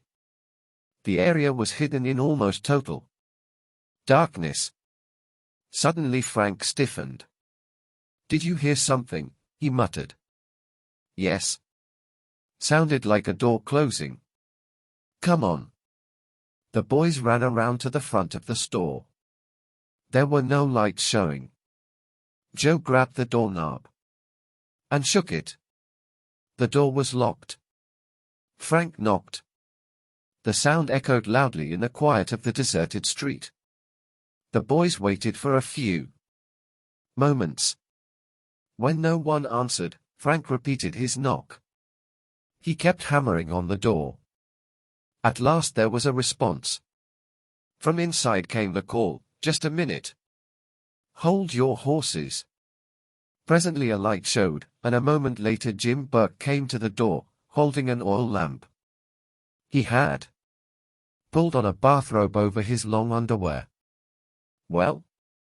What's all the excitement about?" From the look on his face, Burke was not pleased at being disturbed at so late an hour. Frank explained why they had roused him. "Nope." Burke's expression was puzzled as he shook his head. "I haven't seen or heard anyone except you two. Could the fellow we're after have slipped in your back door?" Joe asked. "Not a chance," Burke replied. "I sleep right in the back room." As Burke spoke, the front door suddenly burst open and Bob Dodge strode in out of the windy darkness. Frank and Joe stared at him. Dodge's outer garments were wet with snow, and his coat sleeves and trouser legs were covered with burrs. Chapter 8. Tom Inokas. Same thought struck the Hardy boys. Did the burrs on Dodge's clothes mean he had been one of the people in the cemetery, perhaps even the man they had chased? Excited, Frank and Joe watched the big man's face closely. But Dodge displayed no outward signs of guilt. "What's all the shooting about?" he asked while brushing the snow off his coat. Burke raised his eyebrows. "You heard it?" "I sure did," the big, white-haired man replied. "I couldn't sleep tonight, so I went for a stroll up on the hillside. Then I heard 2 gunshots and I came down to investigate." "Did you see anybody, Mr. Dodge?" Frank put in. "Well, not too clearly. I thought I glimpsed 2 people running in this direction. But when I got down to the street, there was no one in sight." "Must have been these 2 lads," the storekeeper said. "They woke me up and told me some gunslinger had been chasing them through the ghost town." "Didn't hear anything myself," Burke added, "but I guess I was pretty sound asleep." Frank repeated the story they had told Burke. "We were investigating what Ben Tinker had told us about the old dance hall being haunted, Frank explained. While we were inside the place, someone shot at us. He chased us for a while, and then we turned the tables and started chasing him, Joe added. Whoever the man was, he headed for the store. Dodge frowned worriedly. You boys seem to attract danger. I hope you won't take any unnecessary chances on this case. We'll try not to, Frank said. There isn't much more we can do tonight, anyhow. The Hardys started to leave. Just before they reached the door, Frank turned and said casually, by the way, does either of you know what's meant by a slip gun? Dodge and Burke looked surprised, but otherwise their expressions seemed innocent enough. It's a gun that's been fixed in a certain way so it can be fired by thumbing the hammer, Dodge explained. You mean like fanning? Joe asked. No. Fanning is when you hold the gun in one hand and keep knocking back the hammer with the other. Dodge replied. But in slip shooting you fire the gun by simply wiping your thumb back over the hammer. It's a bit slower than fanning, but more accurate. How would a gun be fixed for slip shooting? Frank put in. Dodge shrugged. Oh, often the trigger's taken out, and the hammer spur lowered. Sometimes a slip shooter may cut off part of the barrel so he can carry the gun in his pocket. Sounds like a real gunfighter's trick, Joe said. You boys, I mean, to try it? Burke grinned. No, Joe replied. I just meant that a slip gun isn't something a law-abiding person would be apt to have around. Ever seen one? Frank asked the two men. Burke promptly shook his head. Dodge looked a bit startled, then answered slowly, no. Stop to think of it, I don't even recall where I acquired that information.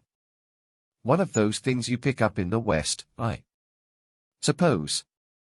The boys said goodbye and went out. The night was chillier than ever and the wind biting.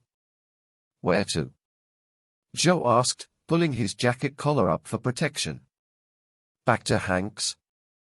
Not yet, Frank said. Let's see if we can find that gun the hooded man dropped. Hey, that's right. As the two headed back toward the ghost town, Frank said thoughtfully, looks as though we now have two prime suspects, Joe. Right, Burke, or Bob Dodge, which is hard to believe. But those burrs on his clothes sure looked suspicious. Dodge admitted he was on the hillside, Frank pointed out. I suppose the cemetery isn't the only place they grow. You'll have to admit, though, it's a real coincidence, Joe argued. On the other hand, Burke took a long time to open the door for us. Frank nodded. Long enough to yank off a hood and get out of wet clothes. I wish we could have searched his back room.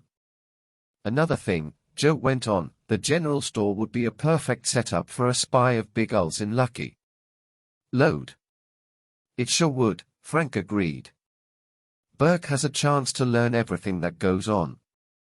What's more, he could relay telephone or telegraph messages between Big Ul and members of the gang in other spots, even handle mail for them.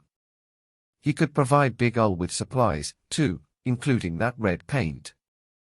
The boys trudged along in silence. We can build just as strong a case against Dodge, Frank said after a while. It seems strange to me that he keeps hanging around Lucky Load, instead of tending to his business in Helena. I've wondered about that, too, Joe conceded, even though he claims to be staying here on account of the case Dad's working on. If Dodge is in cahoots with the gang, he may be keeping an eye on the gang's doings. Also, he could be using the copter to transport supplies to the crooks. And don't forget that shotgun booby trap at the airport, Frank added. Dodge sent us to the copter alone, which could mean he wanted to make sure he wasn't in range when the gun went off. Joe frowned. But would a company president plot with a crook to rob his own truck? Why not? The money was covered by insurance.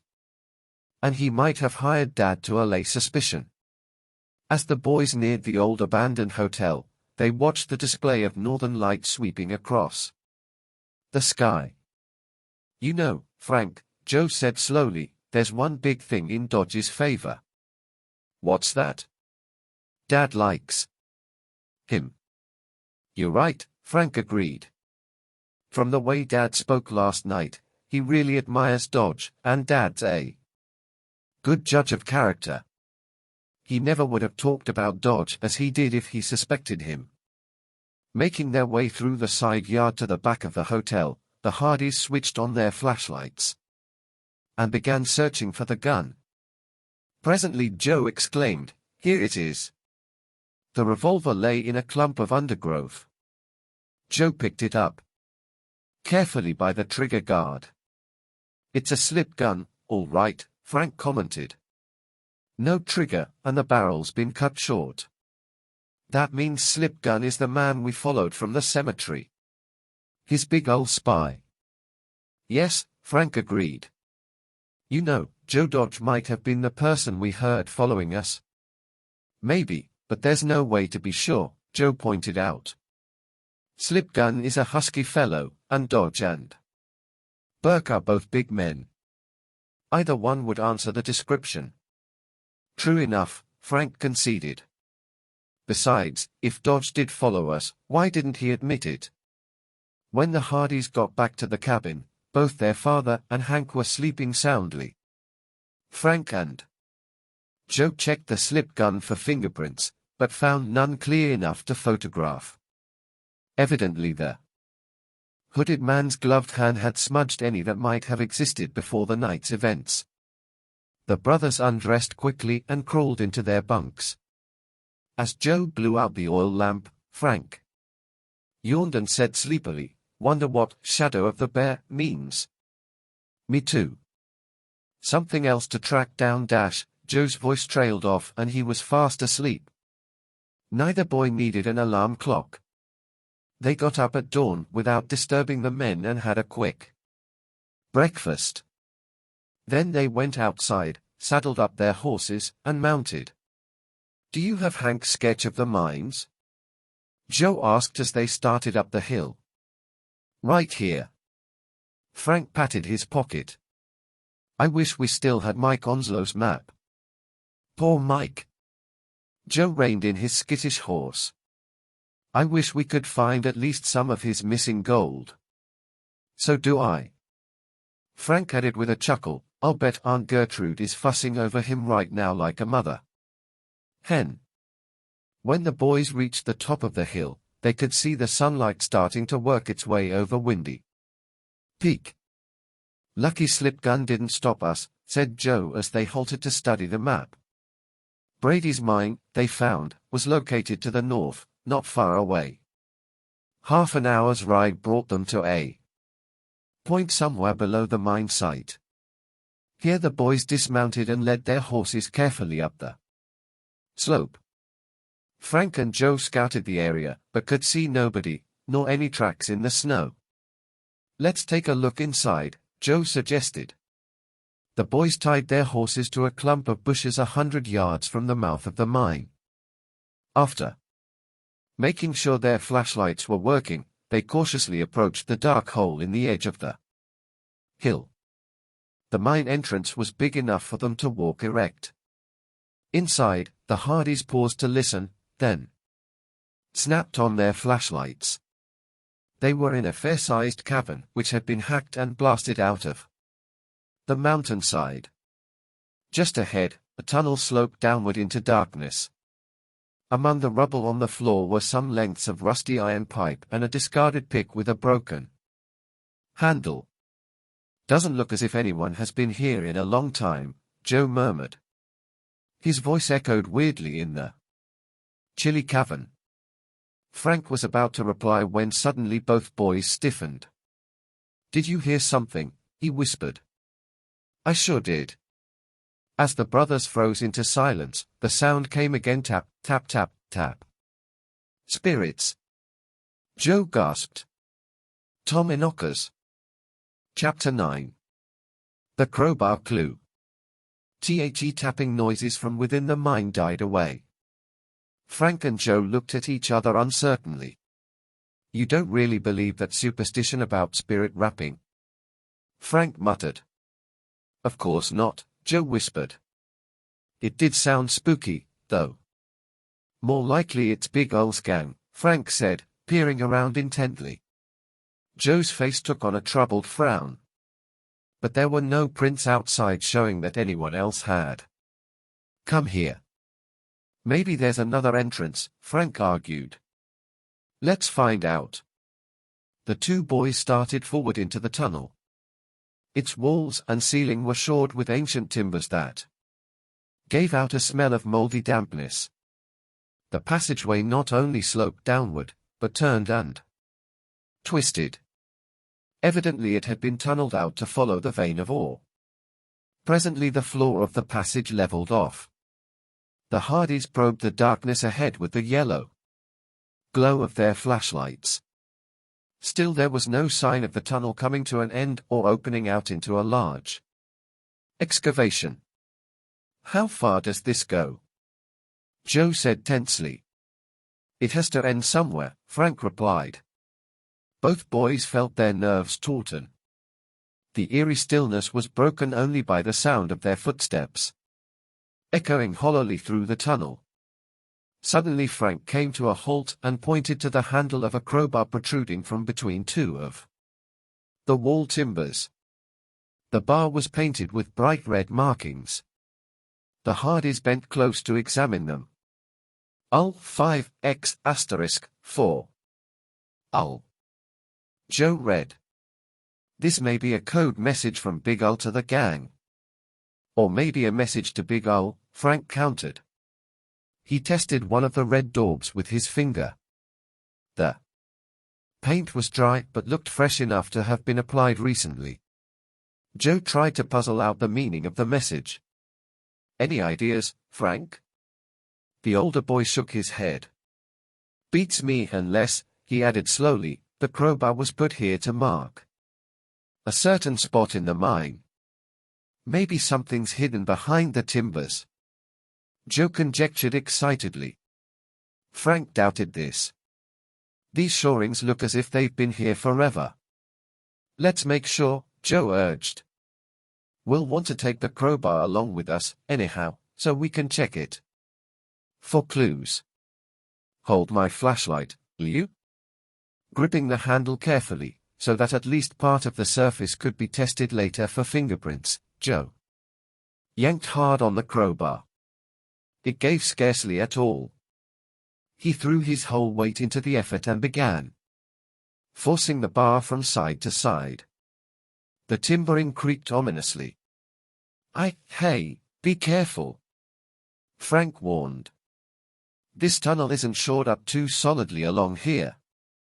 "Don't worry, I can get the bar out," Joe grunted, heaving hard. "It's coming now." The rotten wood crumpled and shredded as the crowbar gouged into it. Suddenly, as Joe gave one last hard yank, there was a loud splintering noise. The ceiling sagged. "Look out!" Frank cried out. He grabbed Joe's arm, and both boys leaped ahead in the nick of time. A split second later the tunnel caved in.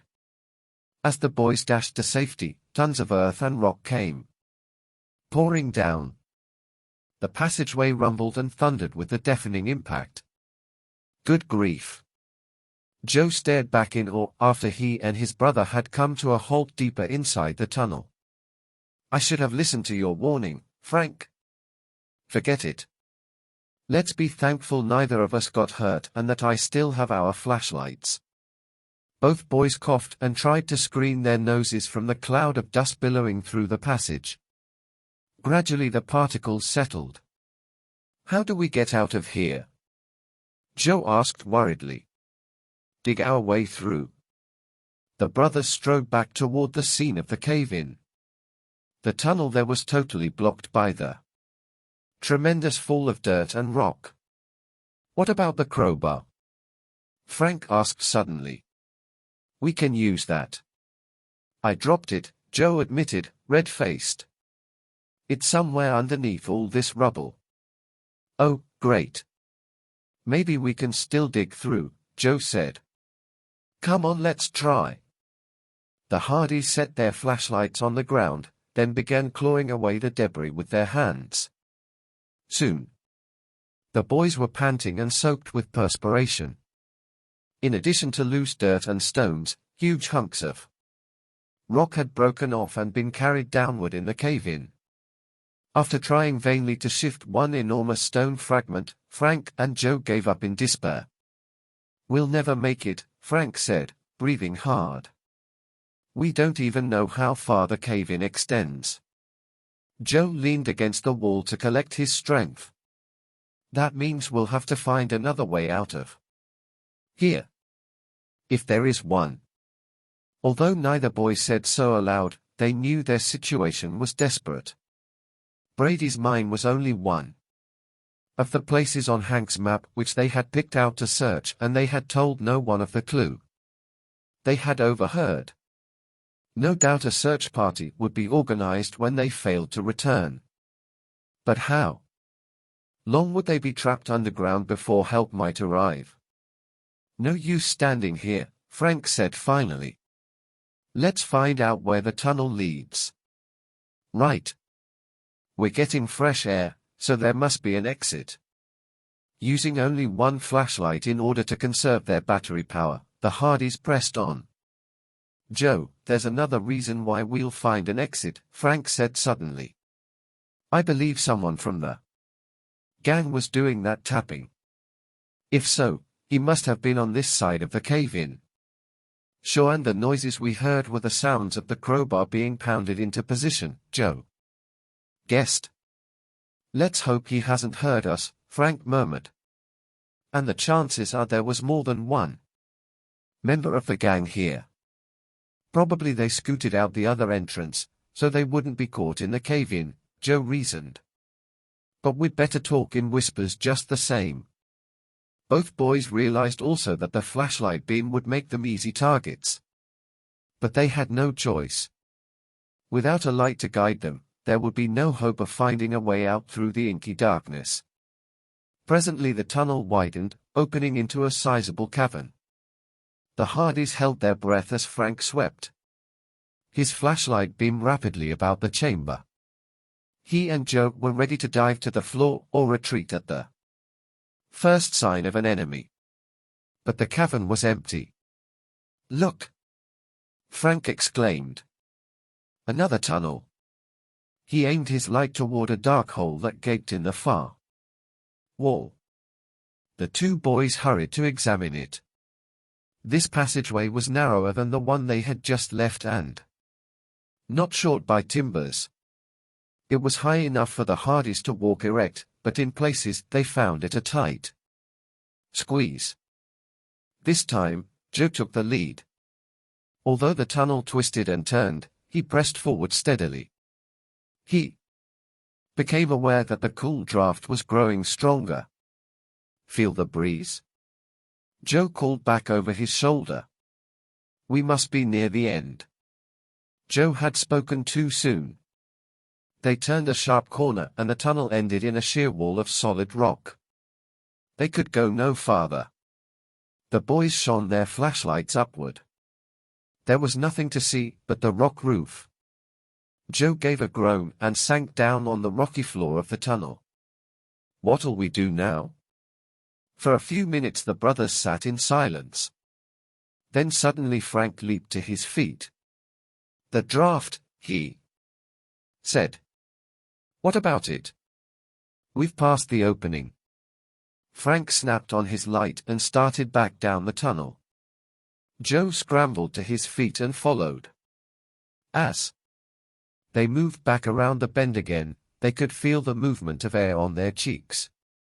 The air current seems to flow from somewhere up above, Frank said, aiming his light toward the roof. It does. Joe exclaimed. See that crack? High overhead, while out of reach, was a rocky shelf protruding from the wall. Frank grabbed a handful of dust and tossed it up to the shelf. Some dropped on the edge, but the rest remained in the air and then slowly drifted away out of sight. "That's it," Joe said excitedly. "There's something beyond. It must lead to an exit." Frank braced himself against the wall. "Up you go, Joe." Quickly Joe climbed to his brother's shoulders and found he could easily reach the rocky shelf. Joe gripped the edge and pulled himself upward. Then he lay on his stomach and, reaching down, grasped Frank's hand in a fireman's grip. A second later Frank was seated beside Joe. When the Hardys turned, they found still another tunnel facing them. This one slanted upward from the shelf and was too low-roofed for anyone to walk upright. Aiming their lights ahead, the boys crawled on hands and knees through the cramped area. Presently a glimmer of daylight showed ahead. Joe was about to exclaim in relief when a murmur of voices suddenly reached the boys' ears. The Hardys knelt motionless and looked at each other. Were members of the gang just outside the tunnel exit waiting for them?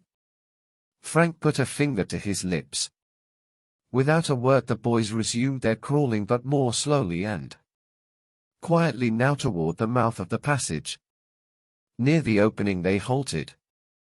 A voice which Frank and Joe recognized as that of the thin man they had overheard at the cemetery was saying, "Those kids ought to be showing any time now, if the cave-in didn't get 'em." Then another man, deeper voiced, chuckled, "If it didn't, we'll trap 'em like rats coming out of a hole." Chapter 10. Ambush Trail. A pang of fear shot through Frank and Joe as they realized they were trapped in the mine. A clump of brush partly screened the tunnel mouth, but the Hardys' enemies were waiting outside ready to seize the boys the moment they appeared. Scarcely daring to breathe, the boys listened as the thin man went on, "I figured it was them Hardys eavesdropping at the graveyard last night." He laughed. "Pretty smart o' me giving out that hint about Brady's mine, eh?" "They fell for it, all right," his partner agreed. "And that crowbar business, too, with the phony code. Best part is, it'll look accidental." The boys heard a deep-throated chuckle. Joe shot a shamefaced glance at his brother. The crowbar must have been painted to attract their attention and then cunningly planted at a weakly shored part of the tunnel. The thin man continued, "I'll really get a kick out o' paying off those brats. Big Ol was plenty sore at me 'cause that shotgun setup in the copter didn't work out. 'Twasn't your fault, Slim. Try telling that to Ol. He was mad over slip gun not getting the kids last night. Now he blames me for was in time this morning. How come? That special business he keeps harping on, it's all he thinks about. He wanted us to do some searching elsewhere today, but the Hardys coming here changed his plans." There was silence for a while.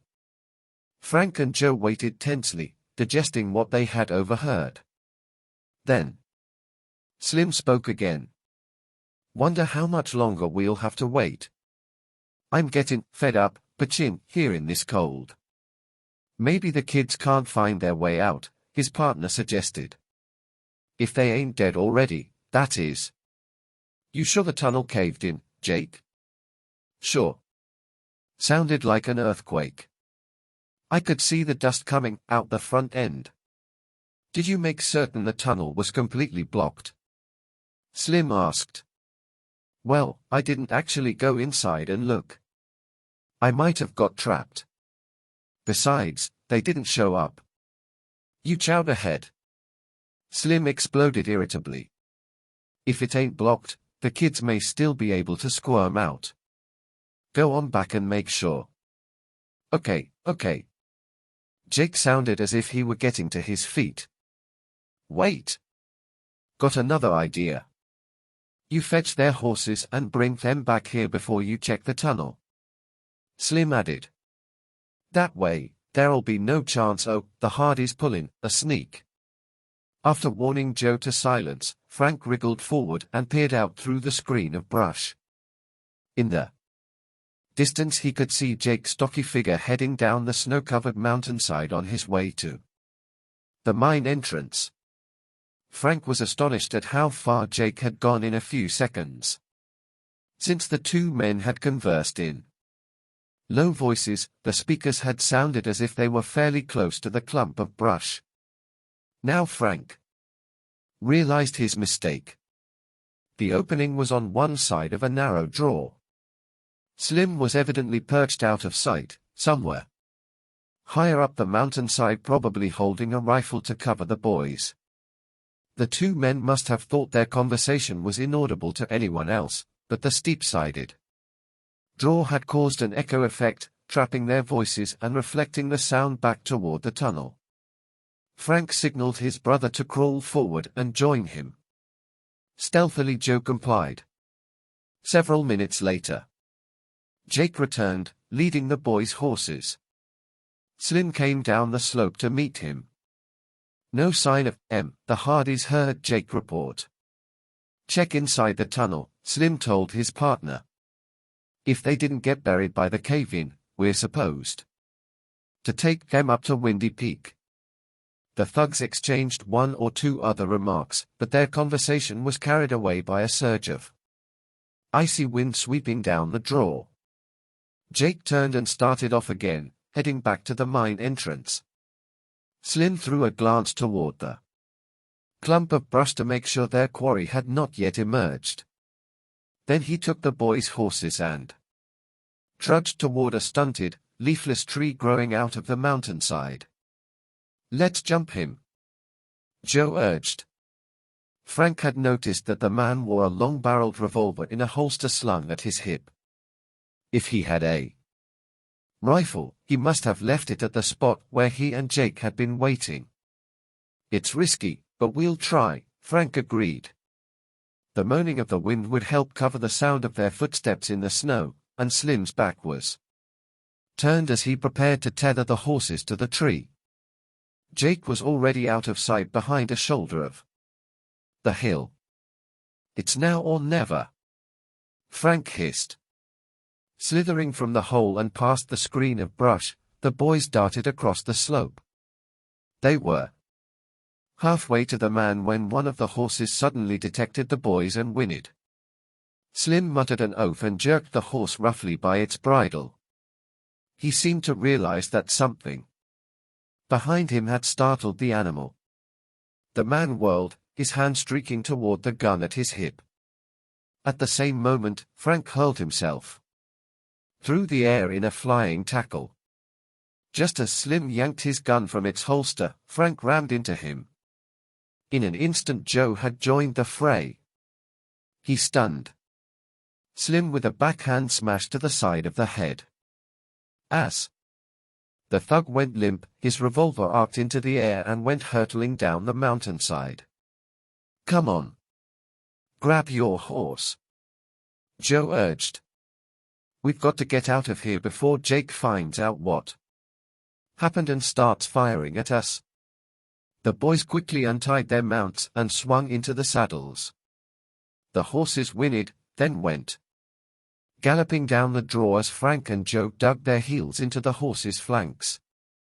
Frank threw a glance over his shoulder just in time to see Slim staggering to his feet. The man's face was livid with fury. Jake, he bawled at the top of his lungs. The Hardy kids are getting away. His voice trailed off and was lost against the wind. Moments later a rifle crack echoed, but by now the boys were well out of range. Did you spot the men's horses? Joe called. Up the mountainside, I think, Frank yelled back. We'd better not count on a big lead. The boys pushed their mounts hard, taking desperate chances along the rocky declivities. No sounds of pursuit reached their ears, and gradually Frank and Joe slowed their pace. In about 20 minutes they topped the ridge overlooking Lucky Lode and rode down the trail into town.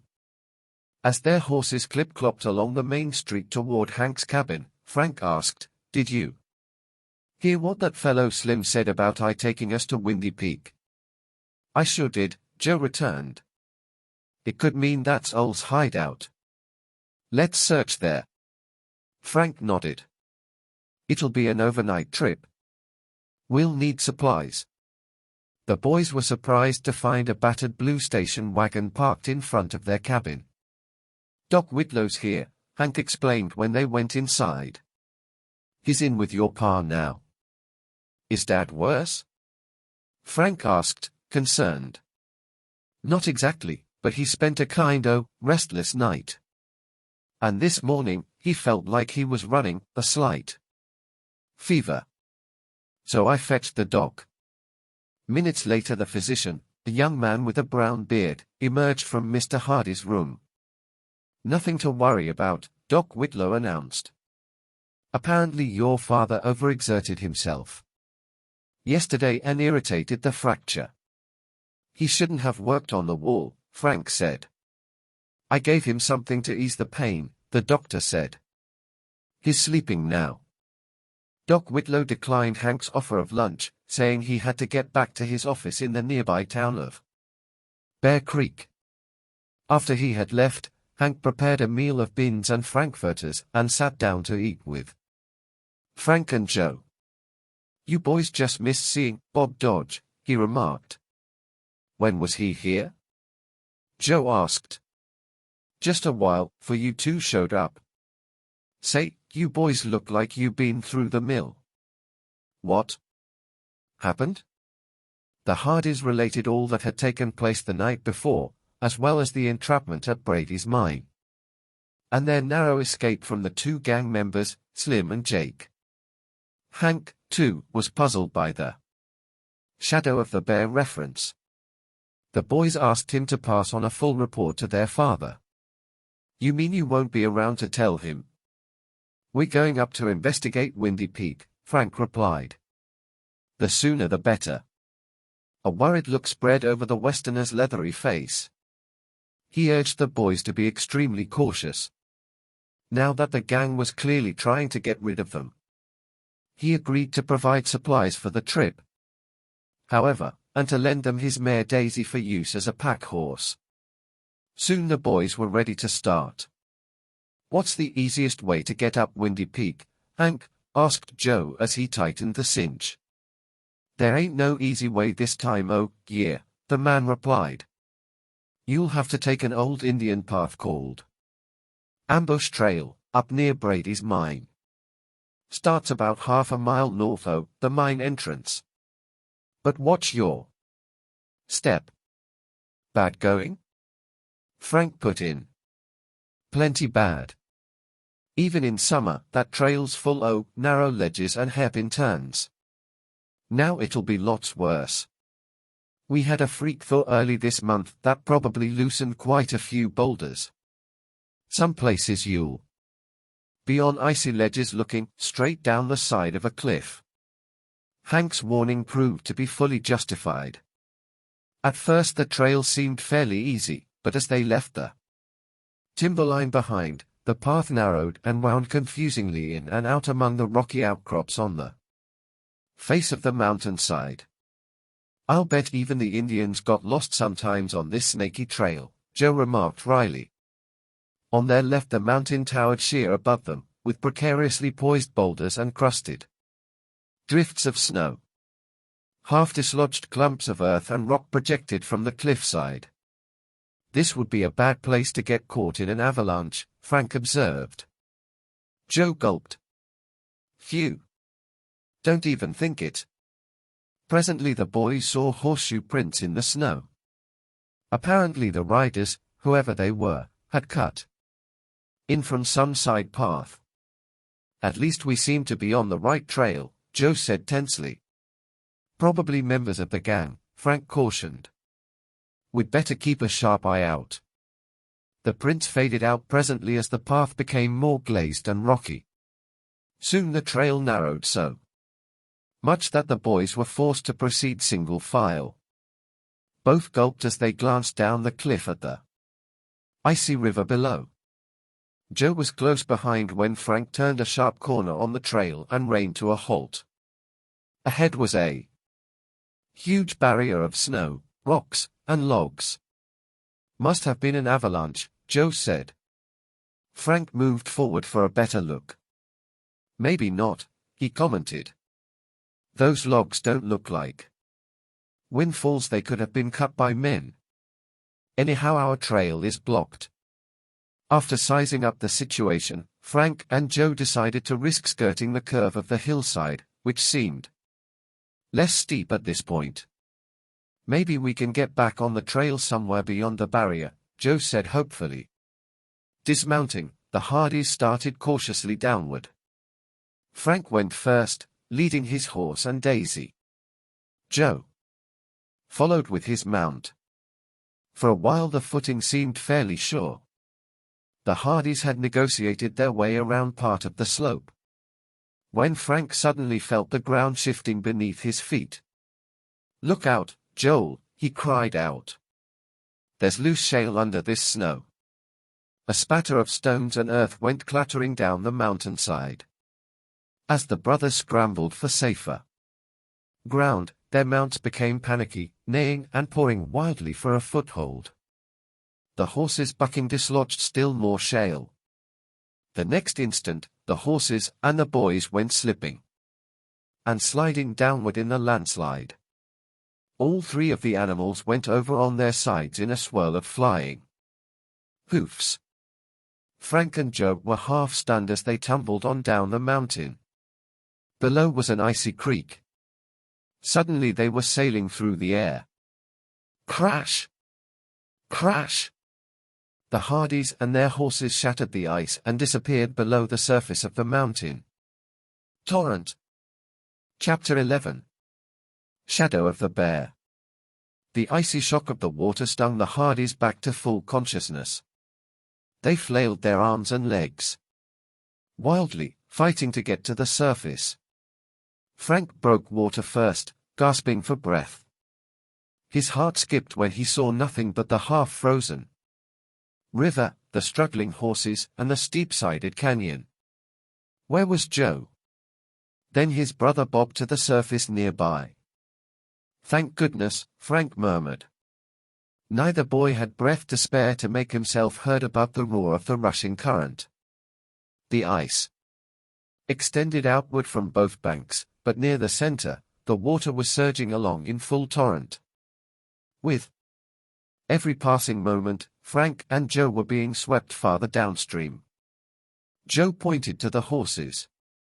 The two saddle animals were breaking their way through the ice, gradually swimming and floundering toward shore. Daisy, the elderly pack mare, loaded down with supplies, was having a more difficult time. She may drown. Frank thought fearfully. He and Joe summoned all their strength and swam toward the frantic animals. In a few minutes their own horses managed to reach the bank. Daisy was rolling her eyes, whinnying and snorting with terror. But Frank and Joe were finally able to steer her to safety through the broken ice. At last the boys staggered out of the water and flopped down on the rocky, snow-covered bank. The saddle horses stood shaking themselves farther up the shore, and Daisy trotted on to join them. Wow! Joe took a deep breath.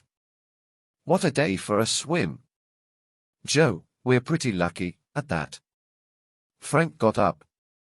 We'd better see about the supplies. And a fire if we can make one, Joe added. Both boys were shivering and blue with cold. They hurried toward the horses.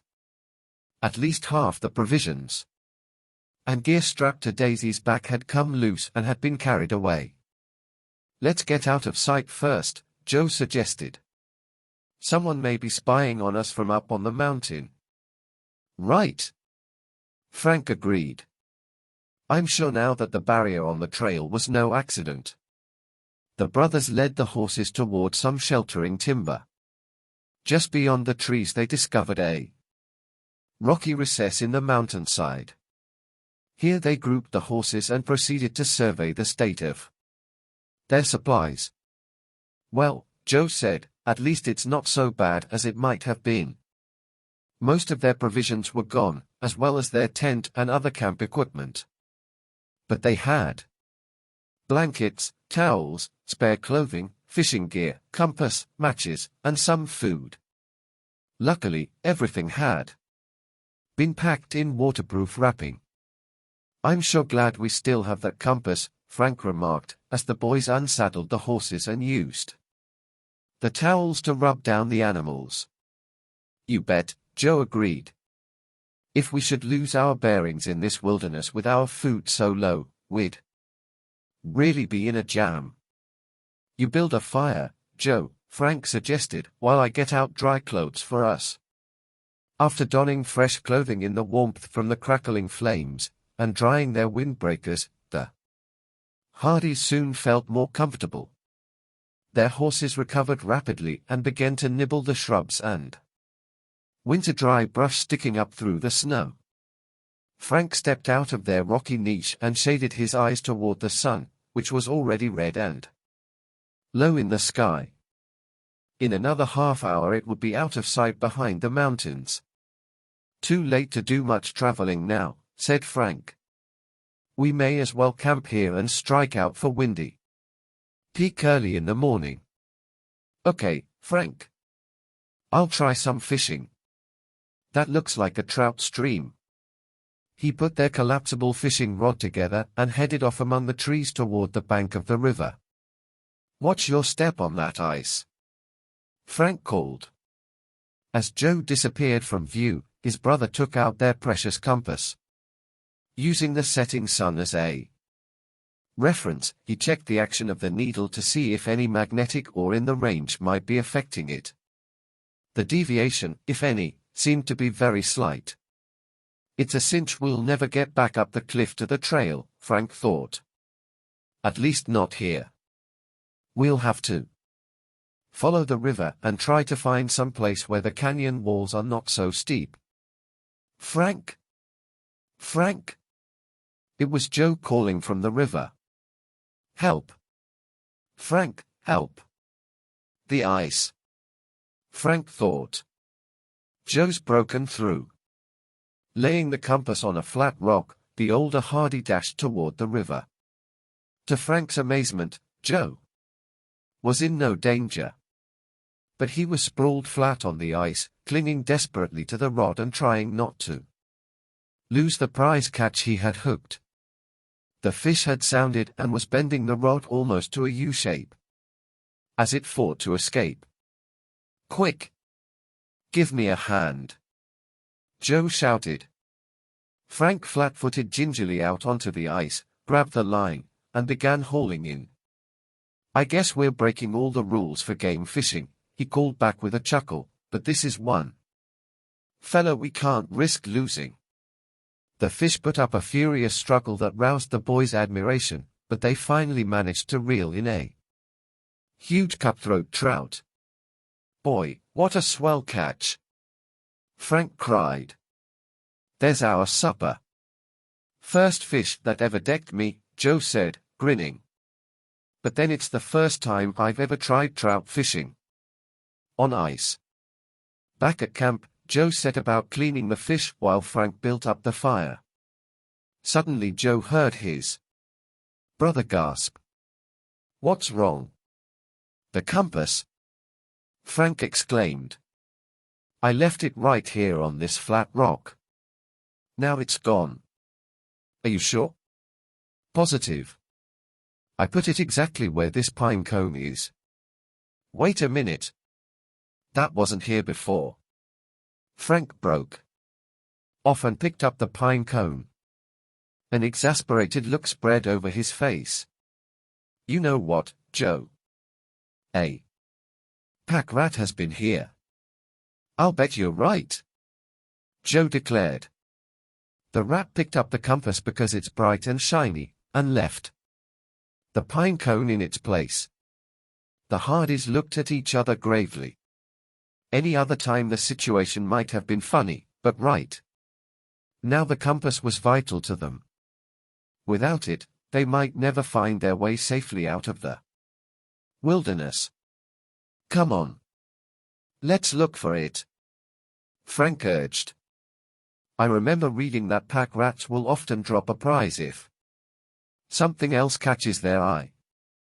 The boys began a systematic search, pacing back and forth around the camp in widening circles.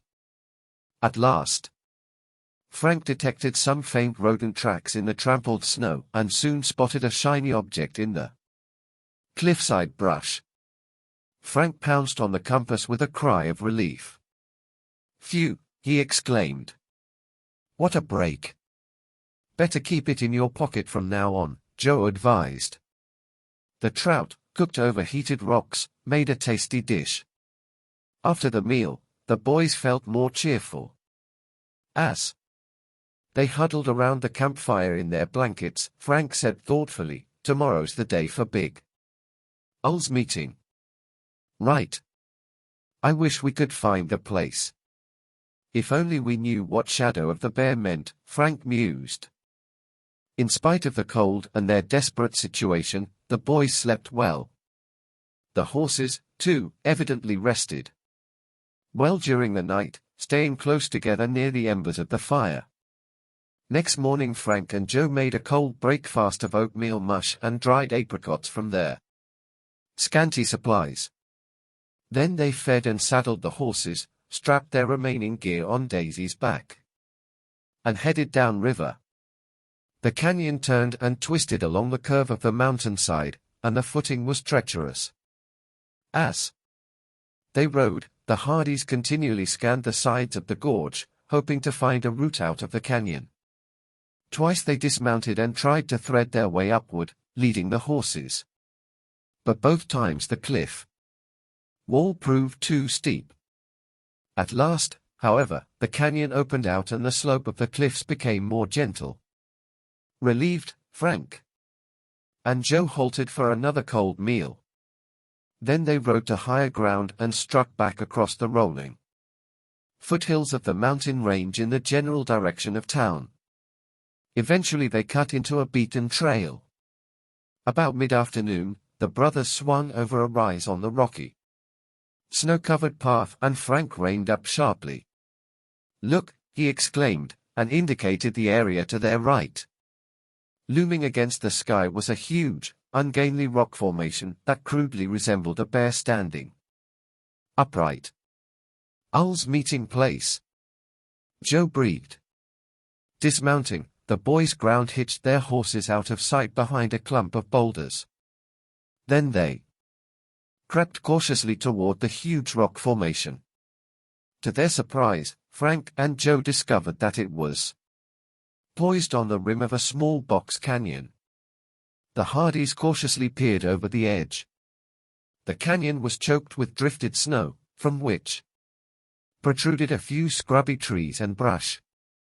The view directly below was blocked by a shelving overhang of rock, about 20 feet farther down and extending along the cliff wall.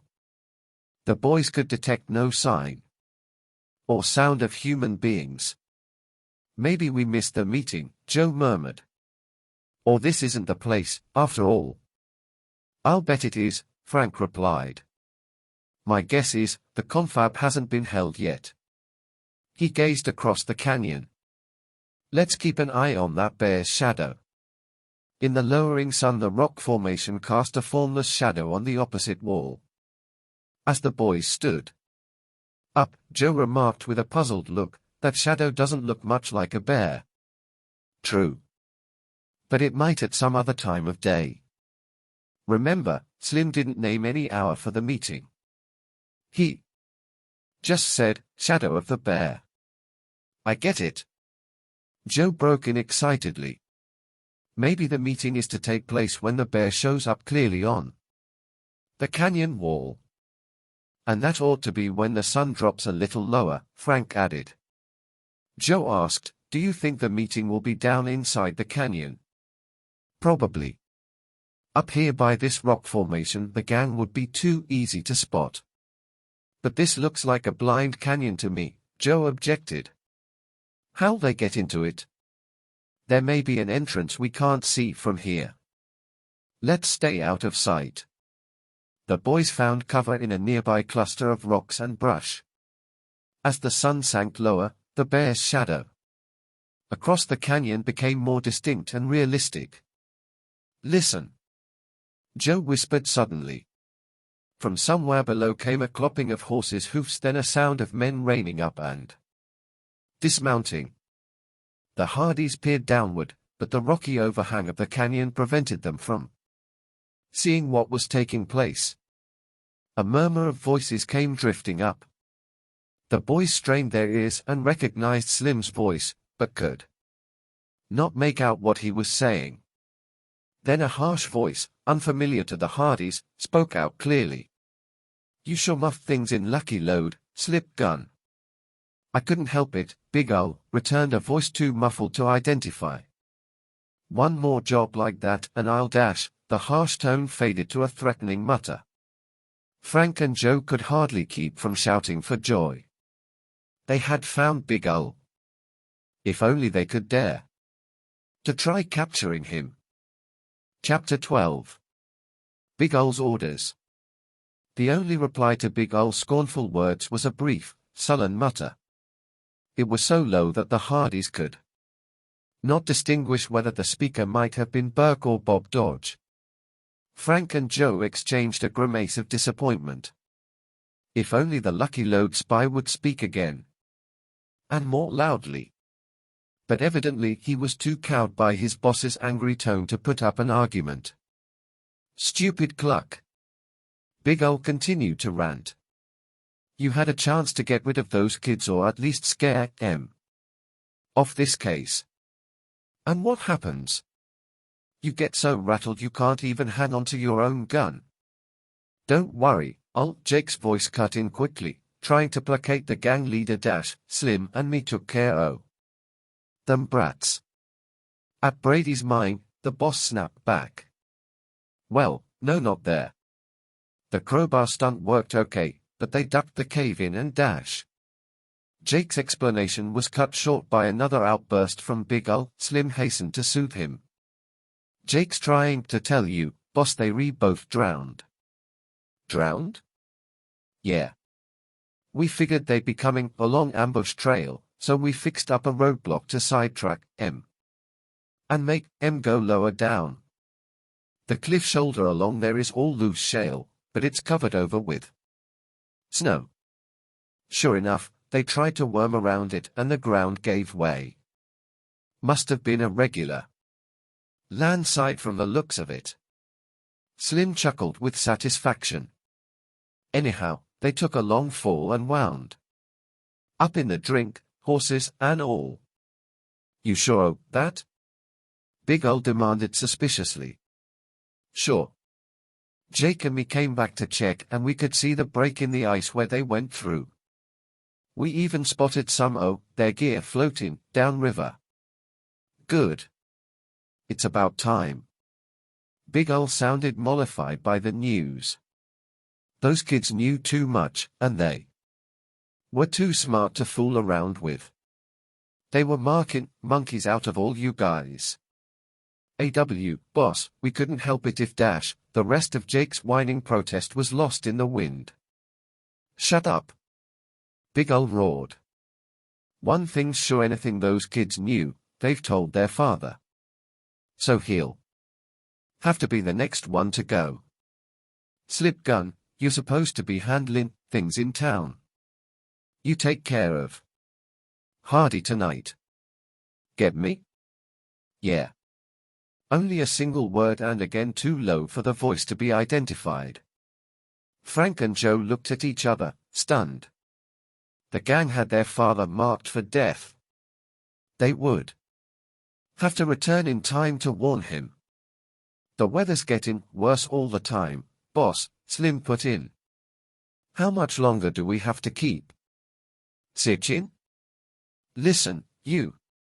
Big Ol's voice was fierce. "I staked out that loot 25 years ago. And I aim to have it. We're going to keep looking till we find the wreck of a plane. The stuff'll be there, all right, and Skeleton with it. How do you know there's a wreck? Jake asked. Don't worry, I made sure. Big Al gave an ugly chuckle. Again his rough voice drifted up to the listeners.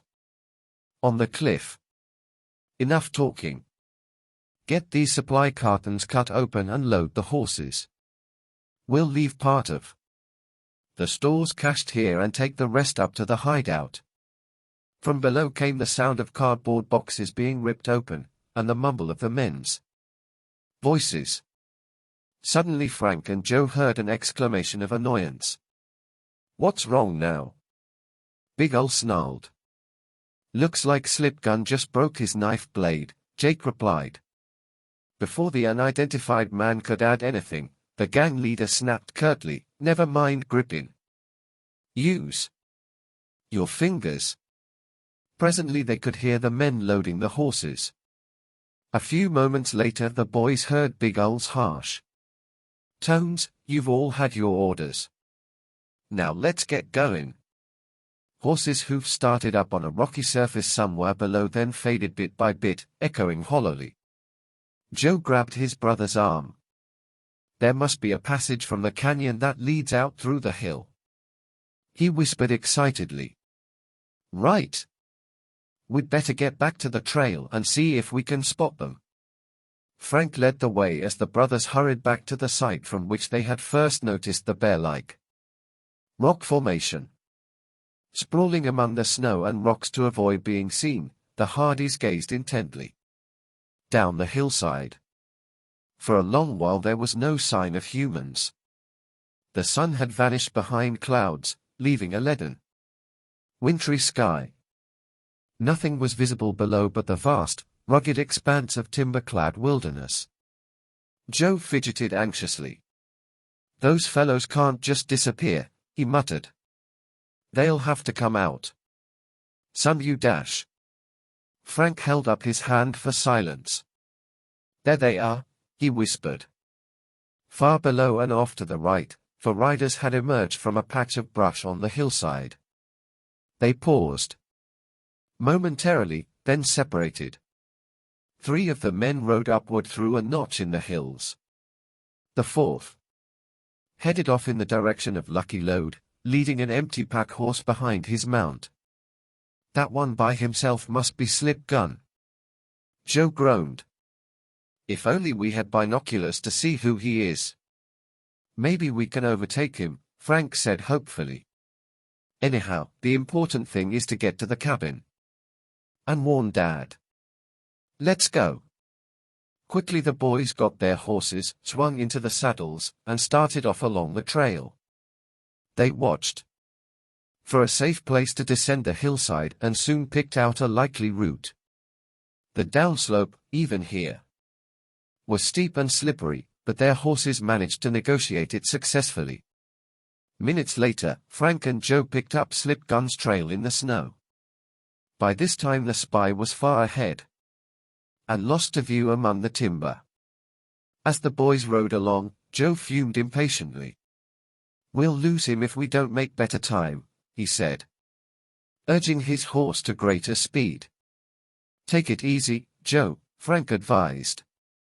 This ground is pretty rough going for the horses. They're doing the best they can.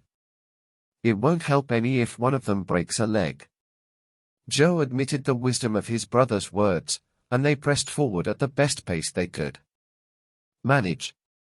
You know, Frank said, I'm beginning to see why Hopkins was so interested when he saw Mike Onslow's map.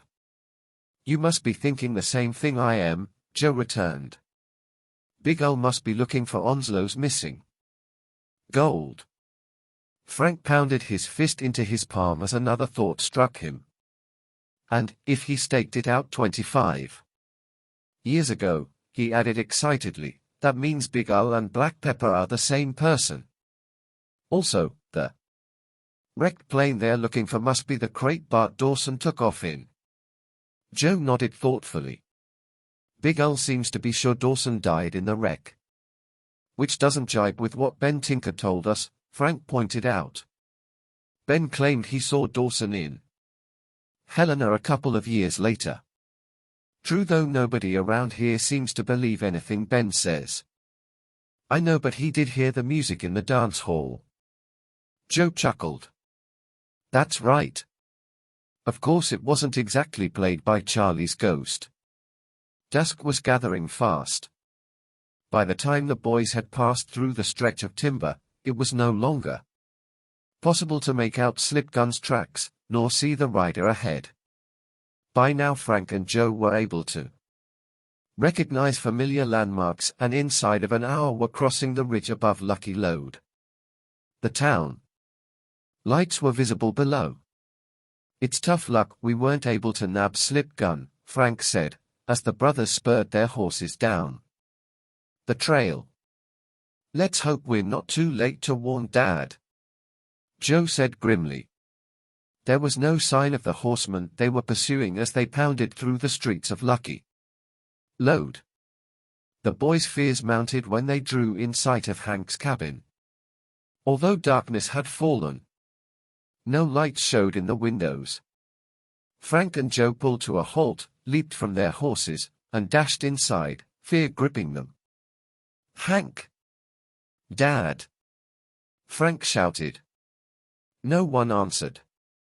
Without bothering to light the oil lamp, the boys blundered through the darkness and hastily checked the 2 sleeping rooms and the kitchen. The cabin was empty. Chapter 13. A fight in the dark. We're too late, Frank muttered in a choking voice. Joe was too stunned to speak. The killer must have arrived before them. But where had the victims been? Taken? The next instant the Hardys stiffened in suspense. Someone was slipping quietly into the cabin through the half-open front door. That you, boys? It was Hank Shale. Frank and Joe rushed to question him. What happened to Dad? Joe exclaimed. Don't worry, your PA's safe, the Westerner assured them. I just finished moving him to Ben Tinker's place. A wave of relief swept over the boys. Did you know he was in danger? Frank asked. We figured so. After I told him how Big Al's men tried to get you lads, your pa had a hunch the gang might come after him next. His hunch was right, Joe said. Big Al's spy was ordered to kill Dad tonight. Hank gave a low whistle. By jingo, then he took cover just in time. Hank listened tensely as the boys related their latest adventures. We'd better not wait any longer, Frank declared. The killer may make his move any time now. Hank, you'd better go back to Ben's place and stand guard. What about you two? We'll wait here at the cabin and see if Slipgun shows up, Frank replied. And if he does, Joe declared, you'll have him dead to rights. Now hold on, said Hank. If this fella's coming to kill your pa, he'll be armed. It'd be plumb foolish to try talking him on alone. Then we'll wait outside and just see who he is, Frank promised hastily. The arrest can be handled later. Hank started back to Ben Tinker's. Meanwhile, Joe lighted the oil lamp and the boys rummaged quickly through their father's gear for extra flashlights to replace the ones they had lost in the river. Then they extinguished the lamp and hurried outside. After stabling their horses in the lean-to without taking time to unsaddle them, the boys darted into a nearby clump of trees. They picked out a spot from which they could watch the front door of the cabin and waited. For the next quarter of an hour nothing disturbed the peaceful quiet of the icy night. Suddenly Frank gave a low hiss and pointed toward the cabin. The boys could barely discern the figure of a man, moving silently. He tried the door cautiously, then slipped inside. Think we should try to nab him? Joe whispered. We promised Hank we wouldn't, Frank reminded his brother. But don't worry once he comes back. We won't let him out of our sight till we've identified him. This time he won't give us the slip." The boys fell silent as a faint glow of light showed through the cabin window. The glow moved about. Evidently, the intruder had brought a flashlight of his own. The Hardys stiffened in surprise as a second figure suddenly loomed in the darkness near the cabin. The newcomer halted for an instant, then moved swiftly toward the door and went inside. Joe gasped, "Two of them." A second later came a muffled outburst of voices, then a sharp cry. Confused noises followed, then a crash. "They are fighting." Frank sprang up. "Come on. That second person must have surprised the killer. He may need help." Joe followed as his brother sprinted from their hiding place. Frank reached the cabin first and tried to open the door. But it resisted his efforts, as if something were blocking it.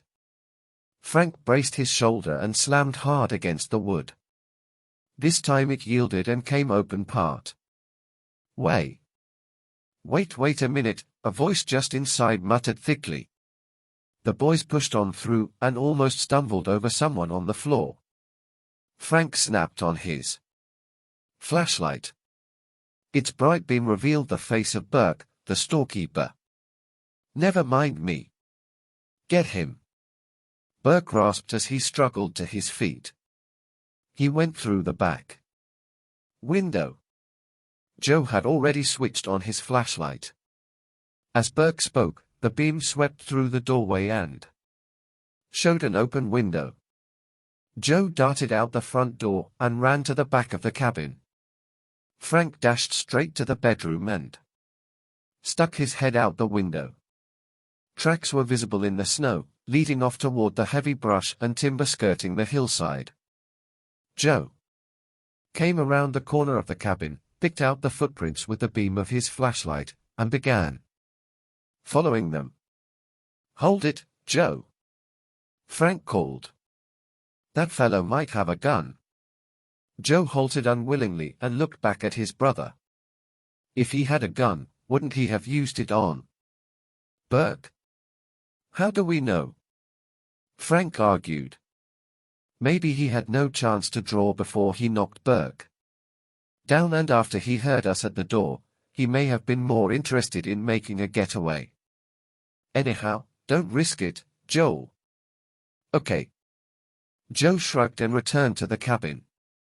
By this time Burke was sitting down, and Frank had righted the overturned table and chairs. The storekeeper was disheveled and had a raw-looking bruise on his right cheek. "What happened?" Frank asked him. "I came here to see you boys or your dad," Burke replied.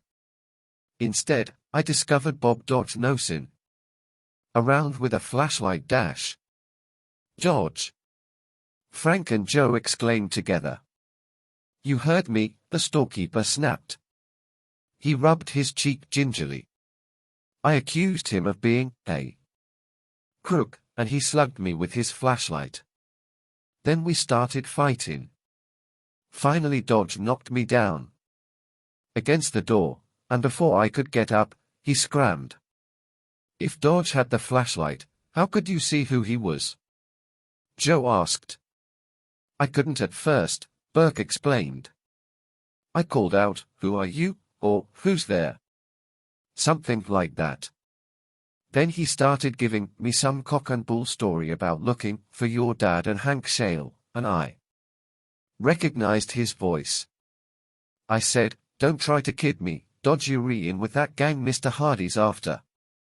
That's when he conked me with the flashlight." The boys looked at each other in bewilderment. "What made you suspect Dodge is in league with Big O's gang?" Frank questioned. "Because I suddenly remembered him buying some red paint soon after your dad first came to Lucky Load," Burke replied. "It slipped my mind when you boys asked me. That's what I was coming here to tell you." Frank and Joe digested this startling news. Burke's story added up to a convincing case against Dodge. That would explain why he fled, Joe said. If he figured the jig was up, Mr. Dodge may have headed for the gang's hideout. Or taken off in his copter. Frank exclaimed. I'll see if it's still where he landed us. We'll both go, Joe said. No need for that, his brother argued. You'd better help Mr. Burke back to his store.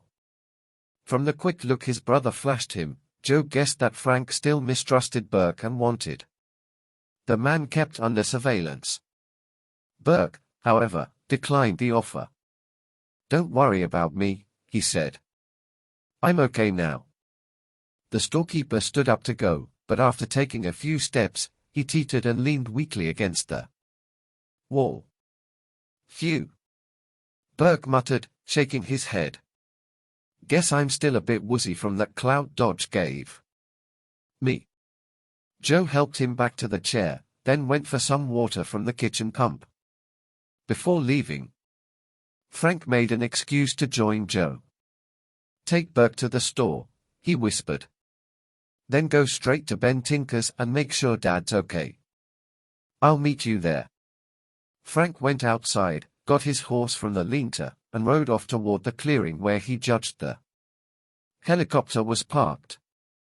Joe, meanwhile, bathed Burke's head with cold water and bandaged his injured cheek. Where did your dad go? Burke asked. He and Hank Shale are following a lead on the case, Joe said vaguely. He then suggested that they take the remaining 2 horses and ride, rather than walk, to the store. Burke shook his head. It's not far enough to bother. Besides, the way I feel, I'm not sure I could stick onto a saddle. Joe assisted him on foot to the store with no further difficulty. Burke thanked him, said good night, and went inside. Joe lingered until he saw the light go out. Then he hurried to Ben Tinker's cabin. The young detective found Mr. Hardy, Hank, and Ben awake and gathered around a glowing potbelly stove. They listened with keen interest as Joe poured out his story of the night's events.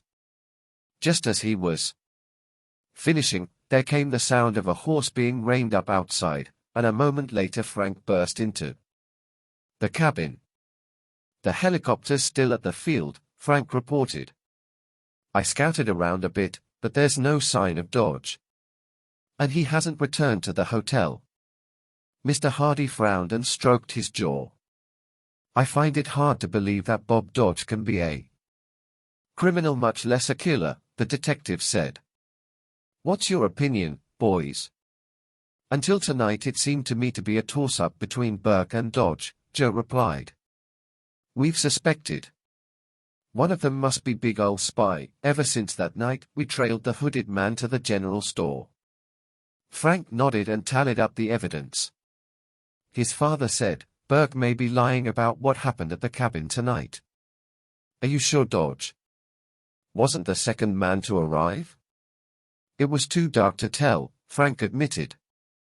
But you're right, Dodge may have surprised Burke there and accused him of working with the gang. And Burke may have done the attacking but got knocked down. In that case, why should Dodge duck out the window? Hank objected. Burke was blocking the door, Joe said. Maybe Dodge decided to get out fast, in case Burke came at him again. Ben Tinker put in, that still don't explain where he disappeared to. Mr. Hardy arose from his chair and paced back and forth. The flashlight might carry fingerprints, he remarked. Was it still around? I didn't see it, Joe replied. Dodge must have taken it with him. But we don't know that, Frank emphasized. Burke could have slipped it inside his coat while we were looking out back. Joe agreed. We should have checked on that right away. Frank suddenly snapped his fingers. Let's assume Dodge is innocent. And if he got those burrs on his coat up at the cemetery, he must have been the third man, the one we heard behind us. Yes, and he may have spotted the blue signal light and gone to investigate just as we did. Right, Frank went on. So maybe Dodge suspected all along that Burke was the man who met Slim. But he didn't want to jump to conclusions.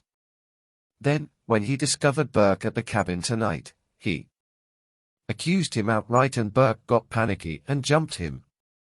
Ben Tinker grunted suspiciously. If Dodge suspected Burke, WHYNT he tell you lads or your pa. Matter of fact, Dodge did come around yesterday, Hank reminded them. But the doc was tending to Fenton, and the boys weren't here, so he never got to talk to them. Maybe that's why Dodge came to the cabin tonight to tell us his suspicions, Mr. Hardy conjectured. Has Burke ever been in trouble with the law? He asked. Hank and Ben replied that so far as they knew, he had not. Frank began pacing the floor. As things stand, we can make out a pretty convincing case for or against either Burke or Dodge, he stated. Dodge has disappeared, but Burke is still around. What we need is some way to test Burke's innocence or guilt. Mr. Hardy nodded. Good thought. We know that the gang wants Joe and me out of the way, Frank went on. And we also know they're after Mike Onslow's lost gold. So let's set a trap for Burke. How? Asked Joe. Frank grinned and said coolly, by using the best possible bait, the gold and ourselves. Chapter 14. The Broken Knife. Frank explained his plan while the others listened approvingly. Right, smart idea, boy. Ben Tinker cackled appreciatively. If Burke's in league with the gang, I'll lay 10 to 1 he snaps at the bait. Mr. Hardy agreed. But you boys should have a lawman on hand when the trap is sprung. I'll go along, Hank Shale volunteered. And I'll get Sheriff Kenner over at Bear Creek. After details of the planned capture had been settled, Mr. Hardy said, you boys had better bunk here for the night, if Ben will permit. It might be risky staying at Hank's place, in case the gang makes another attempt on our lives. Ben willingly approved, and the boys said they would stretch out on blankets by the stove. We'll have to make one more trip back to Hank's, though, to tend the horses, Joe added. The brothers set out, riding double on Frank's horse. By this hour the long, single street of Lucky Lode was dark and silent. When the Hardys reached Hank's cabin, they dismounted and went to the lean-to. It was empty. Both Joe's horse and Daisy, the pack mare, were gone. Who could have taken them? Joe gasped. Frank was equally mystified. Maybe footprints will give us a clue, he said hopefully. The boys shone their flashlights around the trampled snow. Horseshoe prints led off up the hillside. A man's tracks were heading toward the cabin from the patch of timber into which Dodge had disappeared earlier. He must have come back after we left, Joe exclaimed. Sure looks that way, Frank agreed. We can check more carefully by daylight. The boys returned to Ben's and stabled Frank's horse in one of the old ghost town buildings. When they went inside the cabin, the 3 men were asleep. Ben was snoring loudly. Even that won't keep me awake tonight. Joe grinned and yawned deeply. In spite of their exhausting adventures, Frank and Joe awoke at daybreak, thoroughly refreshed. After pulling on their clothes, they hurried back to Hank Shale's cabin. Although the snow had wind drifted, it was still possible to make out Dodge's tracks. They led away from the cabin to the woods, then returned to the lean-to. He was punchy, all right, Frank remarked. His steps zigzagged. The prints led to a clump of brush, where the crushed, broken twigs indicated the fugitive had fallen full length. Dodge collapsed when he got this far, Joe said in surprise. Yes, Joe. And this may prove his innocence. How so? Suppose it was Burke who binned him with the flashlight, instead of the other way around. Dodge might have fought back, knocked Burke down, then scrammed out the window before Burke could come at him again. Dodge may have been dazed from the blow dash. I get it, Joe interrupted excitedly. So he staggered out here in the woods, maybe not even knowing where he was going, and passed out. Frank said he was puzzled. Why should Dodge go riding off up the hillside, instead of back into town? And why take Daisy? Joe shook his head. Maybe we have him figured all wrong. Could be he is part of the gang, and wanted to get up to their hideout. Frank and Joe checked again on the helicopter and found it still in the clearing. On their way back through Lucky Load, the Hardys stopped off at the hotel. The worried manager informed them that he had had no word from the vanished armored car company owner. I've notified Sheriff Kenner and I just now finished calling Mr. Dodge's office in Helena, the manager added. Back at Ben's cabin, the boys found a hearty breakfast awaiting them. As they ate, Frank and Joe reported the theft of the 2 horses and discussed their theories with the men. An amazing turn of events, Mr. Hardy said. As soon as the meal was over, Hank and the boys went off to hire fresh mounts from the livery stable. They promised to pay the owner for the lost horse if it was not recovered.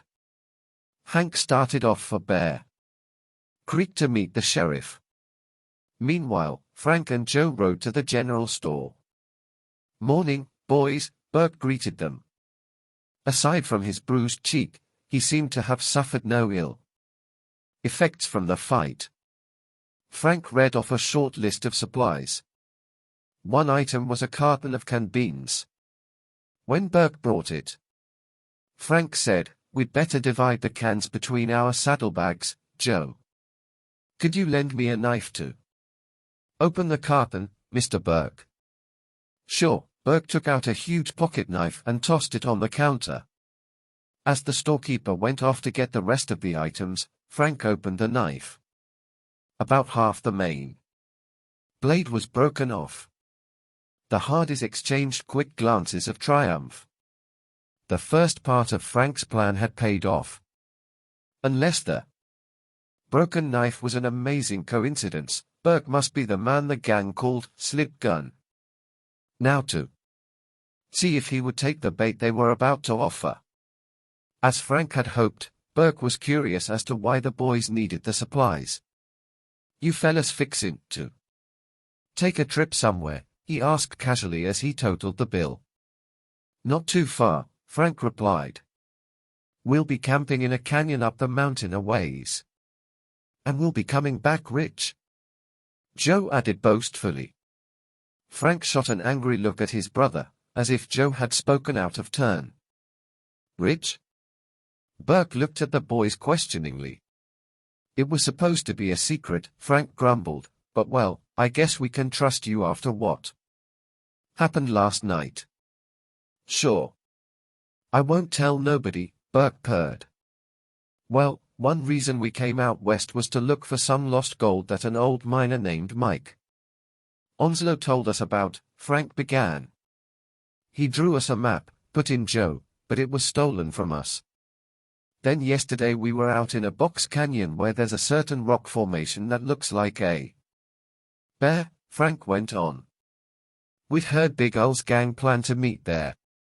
We didn't see the gang, but we did spot a clue to the whereabouts of the gold. And we have the location marked right here on a map we drew ourselves." Frank pulled a folded piece of paper from his pocket and tapped it significantly. Burke stared in amazement. "No foolin'. You really know where to lay hands on the gold?" The boys nodded gloatingly. "But please don't say a word to anyone," Joe cautioned.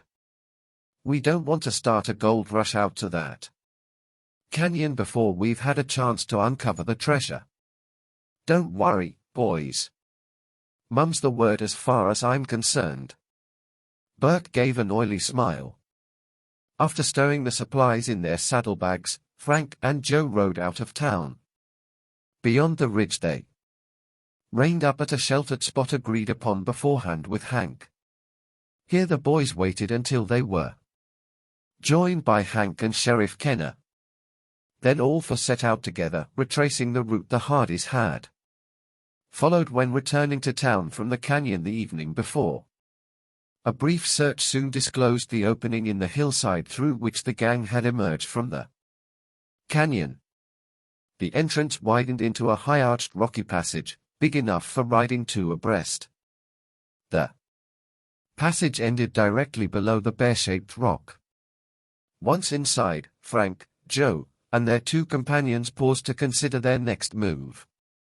Sheriff Kenner, a rugged-looking man with an iron-gray mustache, asked the boys, "What time do you figure the gang will show?" assuming Burke took the bait. He jumped at it. Joe declared confidently.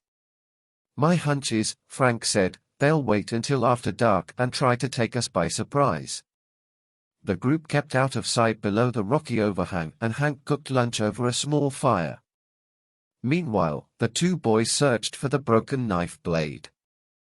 Joe soon found it.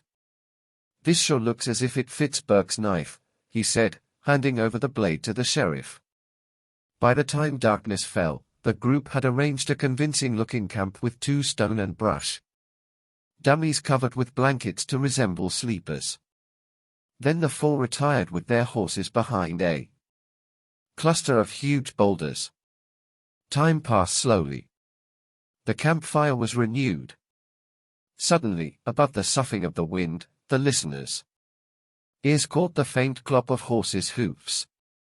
The riders were coming through the rocky passage. Frank, Joe, and their 2 companions swung quietly into their saddles. Sheriff Kenner whispered final orders. Moments later, 3 horsemen entered the canyon. There was sufficient moonlight for the boys to make out Slim and Jake. The third man, they guessed, was Big Ol. Evidently Burke was not taking part in the raid. The 3 thugs paused inside the canyon. The dying campfire and the 2 blanketed dummies lay in plain view. Big Ol hissed out an order.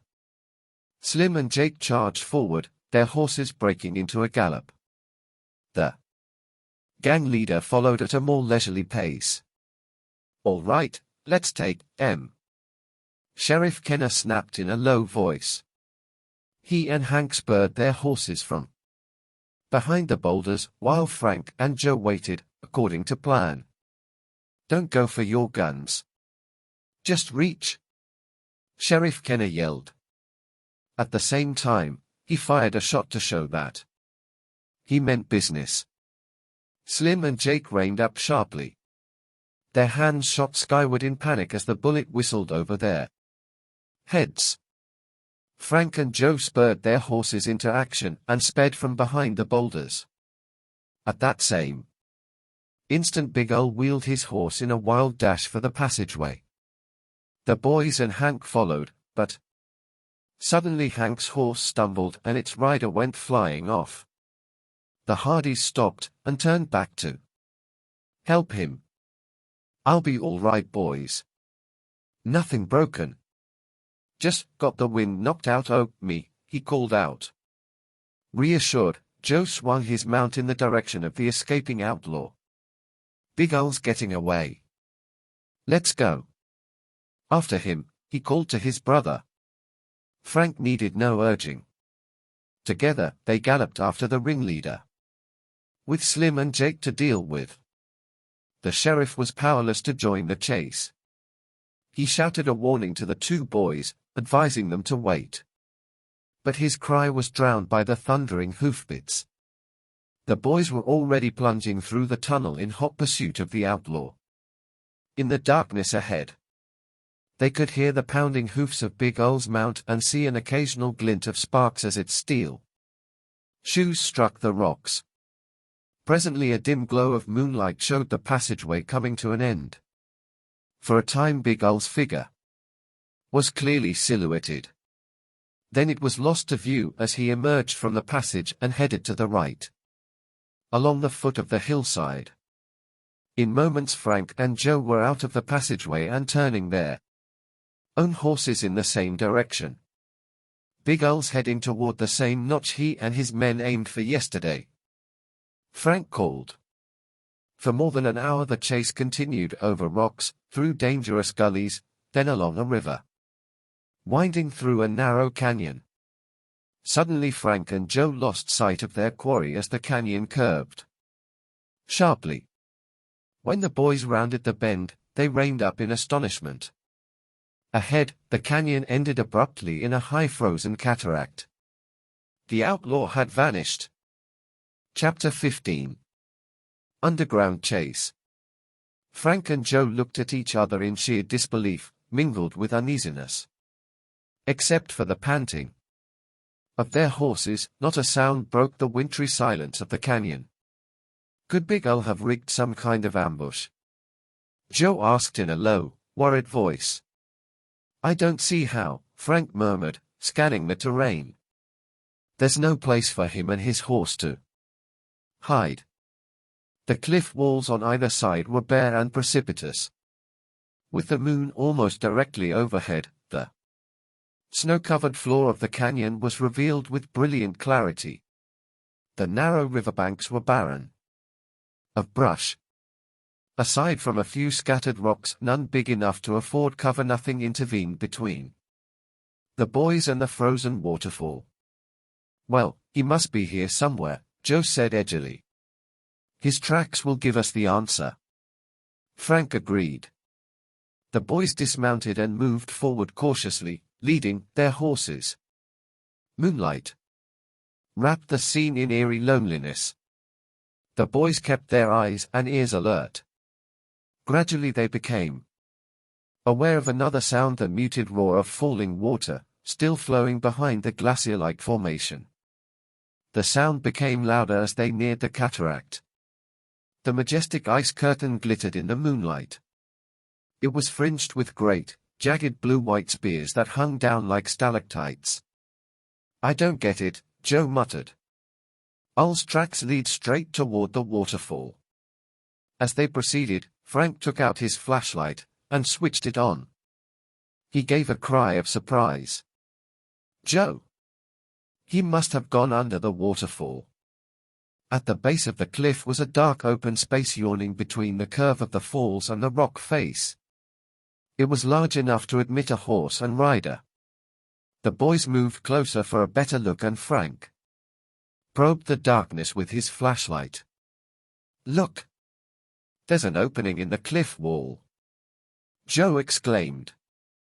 It must be a tunnel.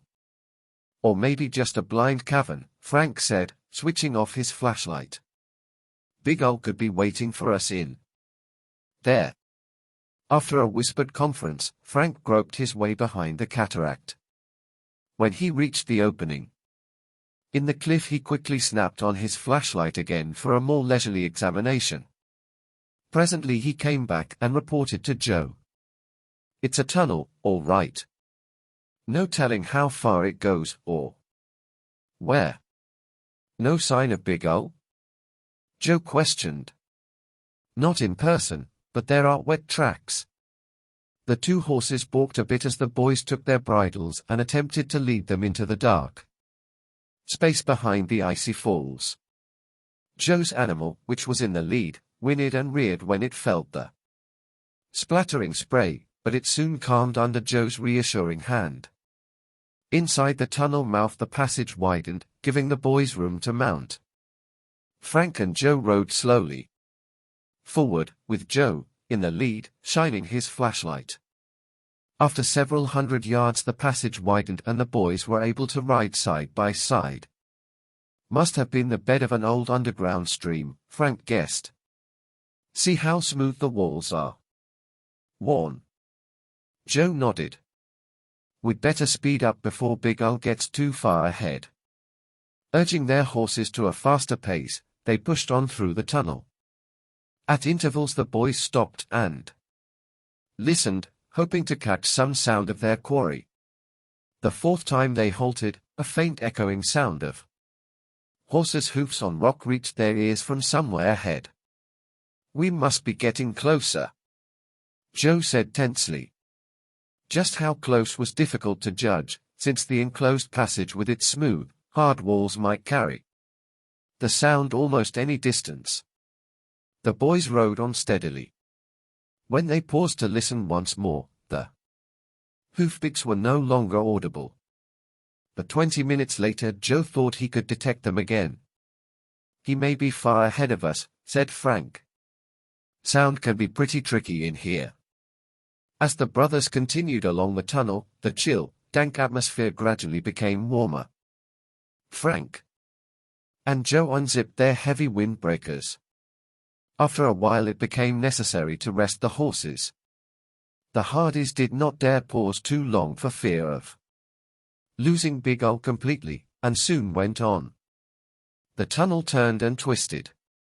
The horses were nervous at first about proceeding, but gradually became accustomed to the experience. "It seems as if we've been traveling for hours," said Frank. Presently he snapped on his flashlight to glance at his wristwatch. To his amazement, it was almost 3:30 in the morning. "Phew. Do you realize the night's almost over, Joe?" "I sure do." The horses are bushed. Gradually the boys became aware that the tunnel was sloping upward. The horses began to pant and labor from the steepness of the incline, and the Hardys had to rest them more frequently. "It's getting colder in here," Joe said with a sudden shiver. Both boys zipped up their jackets. "We must be getting close to the surface," Frank said hopefully. Sometime later he was about to turn on his flashlight again when he paused. "Hey! The tunnel's not so dark as it has been, or am I imagining things?" "You're right," Joe replied, with rising excitement. "I'll keep my flashlight off for a while." Soon the boys could feel cold air on their faces. The tunnel was lightening every moment, and presently a gray glimmer of daylight showed ahead. With joyful cries of relief, Frank and Joe urged their horses forward. In a minute or so, they had emerged onto a snow-covered mountainside. Rocks, scattered trees, and slopes all around them were bathed in the ghostly light of dawn. The Hardys leaped from their horses, stretched their tired muscles, and inhaled the fresh air deeply. Then they looked around and assessed their situation. "There are Big Al's tracks," Joe said, pointing them out. Frank nodded. "Fairly fresh, too, but he could be a good distance ahead of us." "Any idea where we are, Frank?" "Not much, except that we've come clear through the mountain." Frank grinned wryly. "I'm famished." "Joe, how about you?" "Same here." "Think we can take time to eat?" "May as well," Frank decided. "No telling how long we'll be on the trail." Lucky we didn't unpack. The boys fed their horses, built a small fire, and had breakfast. Then they swung back into the saddles and resumed their pursuit of the outlaw. His tracks led upward onto a beaten trail winding along the mountainside. When they reached the path, Frank reined in his mount and glanced toward a high, jutting rock formation farther up the mountain. "Know something, Joe?" he remarked. "I'll bet this is a continuation of ambush trail." Joe snapped his fingers. "You're right. I remember seeing that rocky outcrop way in the distance, just before we fell into the river." "If this is ambush trail," Frank went on, "Big Al must be heading for their hideout on Windy Peak." "That figures," Joe agreed. "He thinks he's shaken us by going through the tunnel." The boys continued their pursuit throughout the morning. Around noontime, Big Al's tracks left the well-defined path and disappeared upward among the higher rocks and brush. Joe groaned at the sight. "Good grief. How can we tackle that kind of ground when our horses are exhausted already? Frank looked thoughtful as they slouched in their saddles and studied the terrain. Maybe there's no need to, Joe. I have a hunch this could be a dodge to throw us off. You could be right, Joe said, brightening. If Big Al's heading for Windy Peak, he'll probably have to come back to the trail eventually. After talking the matter over, the Hardys decided to halt for lunch and a rest. 2 hours later, feeling refreshed, they hit the trail again. It was late in the afternoon when the boys sighted the outlaws' tracks once more, leading from the slope back down to the trail. Your hunch paid off, Frank, Joe exclaimed. These tracks look pretty fresh, too. Encouraged, the boys pressed forward with new energy. A mile farther on, the trail forked. One branch struck sharply upward. The other followed a more winding course along the curve of the mountainside. To their left stretched a shallow box canyon. Frank and Joe took the lower trail, since the prints showed that Big Al had gone that way. Gradually the path became little more than a rocky ledge, with frequent sharp turns and a sheer drop-off along the outer edge. The Hardys rode single file, with Joe in the lead. Suddenly a pebble clattered down from a rock jutting out just above their heads. Frank shot a quick glance upward. Look out, Joe, he yelled. A rope with a wide circling noose was snaking down toward his brother's head. Frank's warning came an instant too late. The noose settled over Joe's shoulders and jerked tight, nearly yanking him from the saddle. Frank spurred forward, white with terror. Someone hidden on the ledge above them was trying to drop Joe over the precipice. Frank managed to grab the taut rope just in time. Almost at the same instant, the unseen enemy let go of it. Joe would have gone over the brink, but Frank's quick jerk on the rope pulled his brother back from the edge, and Joe dropped heavily onto the trail. Unhurt, he struggled to his feet and began extricating himself from the noose. In moments he was free. There goes the rat, Frank yelled as a figure burst from the ledge above and scrambled rapidly along the slope. Big Al. Instantly Joe was back in the saddle. The Hardys spurred forward in hot pursuit. The outlaws' course was roughly parallel to the trail. Suddenly Big Al checked his stride long enough to send a large rock rumbling down the slope. Hold it, Frank, Joe warned. Both boys yanked their horses to a rearing, whinnying halt in the nick of time. A split second later the rock crashed onto the trail just ahead, rolled to the edge, and went over. The animal snorted with fear and stood trembling. Frank and Joe barely managed to spur them into motion again. Big Al was lost to view behind a clump of brush and jagged outcropping. The trail ahead bent sharply around a projecting shoulder of the mountainside. Joe caught a quick glimpse of Big Al outlined against the sky as he rounded the slope. Then he disappeared. The boys slowed their mounts to negotiate the dangerous hairpin curve of the ledge. As they came around to the opposite side of the shoulder, Joe reined in and signaled Frank to halt. Ahead stood Big Al's riderless horse. The Hardys dismounted to scout the situation. Where has he gone? Frank asked tensely. Search me, Joe replied, looking around. Just past the outlaw's horse the trail petered out and the terrain sloped upward in a jumble of giant rocks. Beyond them a huge boulder stood poised straight up like a pinnacle. He must be holed up among those rocks, Frank said. Probably waiting for us. He had hardly finished speaking when Joe clutched his brother's arm and pointed. Look! There he is. Big Al had suddenly appeared, clawing his way to the very top of the jutting boulder. He's trapped. Frank cried out triumphantly. Let's get him. Chapter 16. Cliff Hideaway. You'll never take me alive, screamed Big Ol.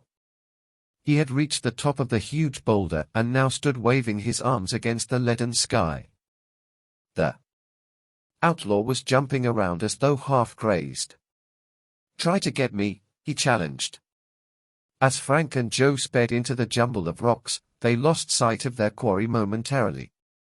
They could hear Big Ol still yelling, then suddenly there was silence. Wonder what happened? Joe panted. Did Dash? He was interrupted by a long drawn-out scream which gradually trailed off. Then there was silence. Dashing from the rocks, the boys came around a corner. Before them was the huge boulder.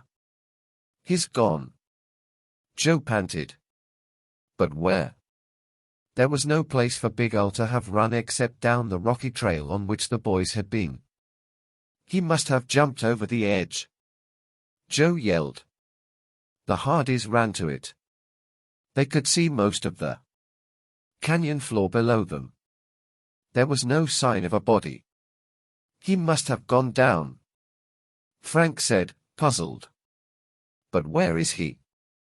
The boys looked closely again in the waning light. There was no one in sight. I wonder, Dash, Joe said slowly. Even if Big Ol did go over the side, he may have known a safe way to slide to the bottom, and there might be some hiding place, Dash. Frank agreed. Big Ol's pretty tricky. He could have figured out some way to escape. As the light failed, the brothers strained their eyes to peer into the darkness, but could detect no niche, crevice, or cave in which to hide. Well, Frank murmured at last, there isn't much we can do tonight.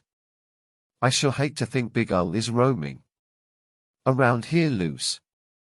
Joe looked toward the sky. It was dark now, and they were a long distance up Windy Peak. What'll we do, Frank? He asked. The only thing we can do, said his brother, is spend the night here. Tomorrow we might manage to find some trace of Big Ol. I want to know if he's dead or alive. I do, too, Joe exclaimed. We'll have to make camp, Frank said, but first we'd better do something about our horses. Yes, and Big Ol's, too, Joe added, pointing toward the outlaw's fine roan that was still ground-hitched. The boys gathered the three animals together, rode back to the fork, and secured the horses to rocks. These old fellows will provide us with a good warning system, Frank remarked. How? His brother asked. Frank explained his idea. We'll leave them here and go part way back along the trail to make camp. If Ol is alive, he'll have to come past here, since all three trails meet at this spot. He'll want his roan, anyway. The horses would be sure to whinny and waken us. Good scheme, said Joe. We'll camp at the Rock Motel. Every comfort and all for free, Frank joked. The boys ate, fed the horses, then carted their bedrolls and meager supplies to a sheltered spot and quickly spread out the blankets. Though the brothers were tired, sleep was slow in coming. I can't help wondering if Big Ol is tricking us again, Frank said uneasily as he was finally drifting off.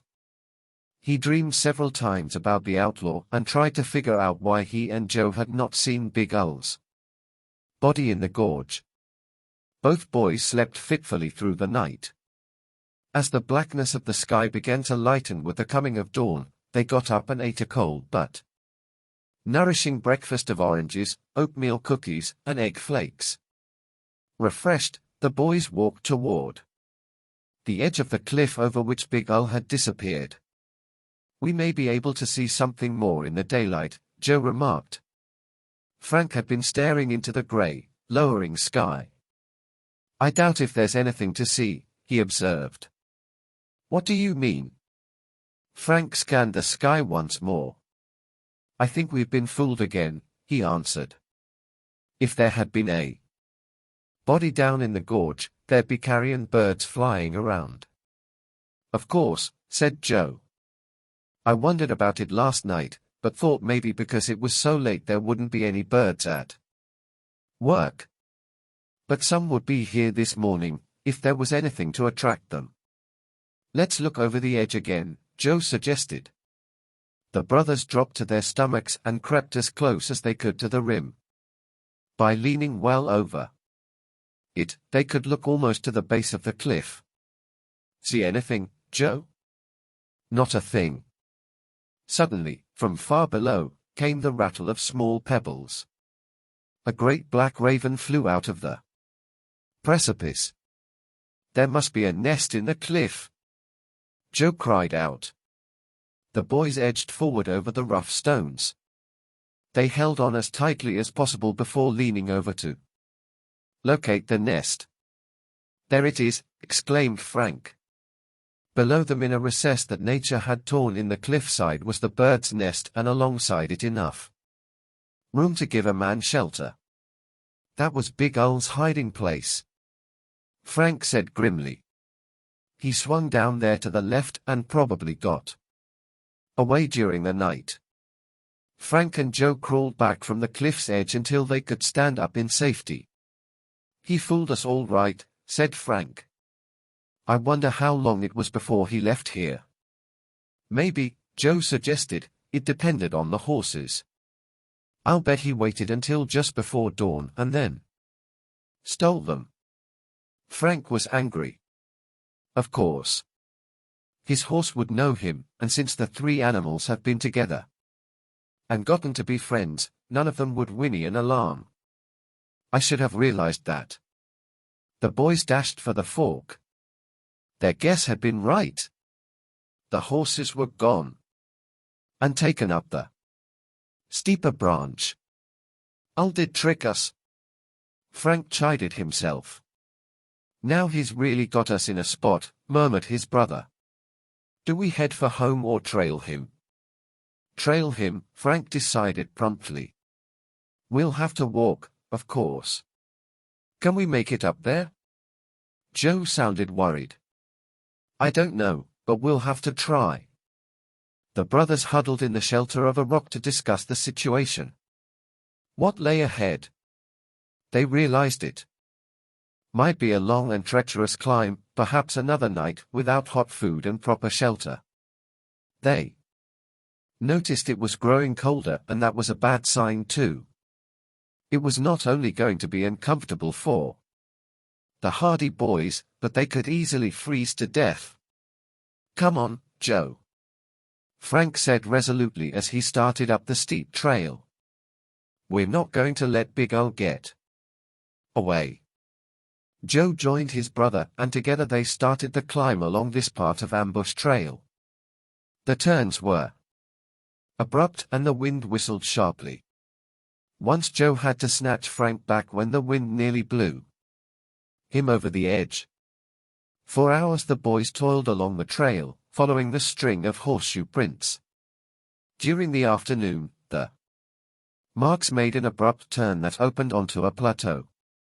It was almost completely surrounded by jagged outcroppings of rocks. The boys ducked down out of the strong wind which had swept the area almost clean of snow.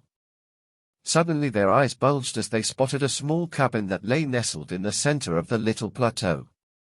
From its chimney came a thin wisp of smoke. Somebody's here, said Joe excitedly, and instinctively began to run. Wait, Frank warned. It might be Big Ul. We'd better approach cautiously. Say, Joe, look.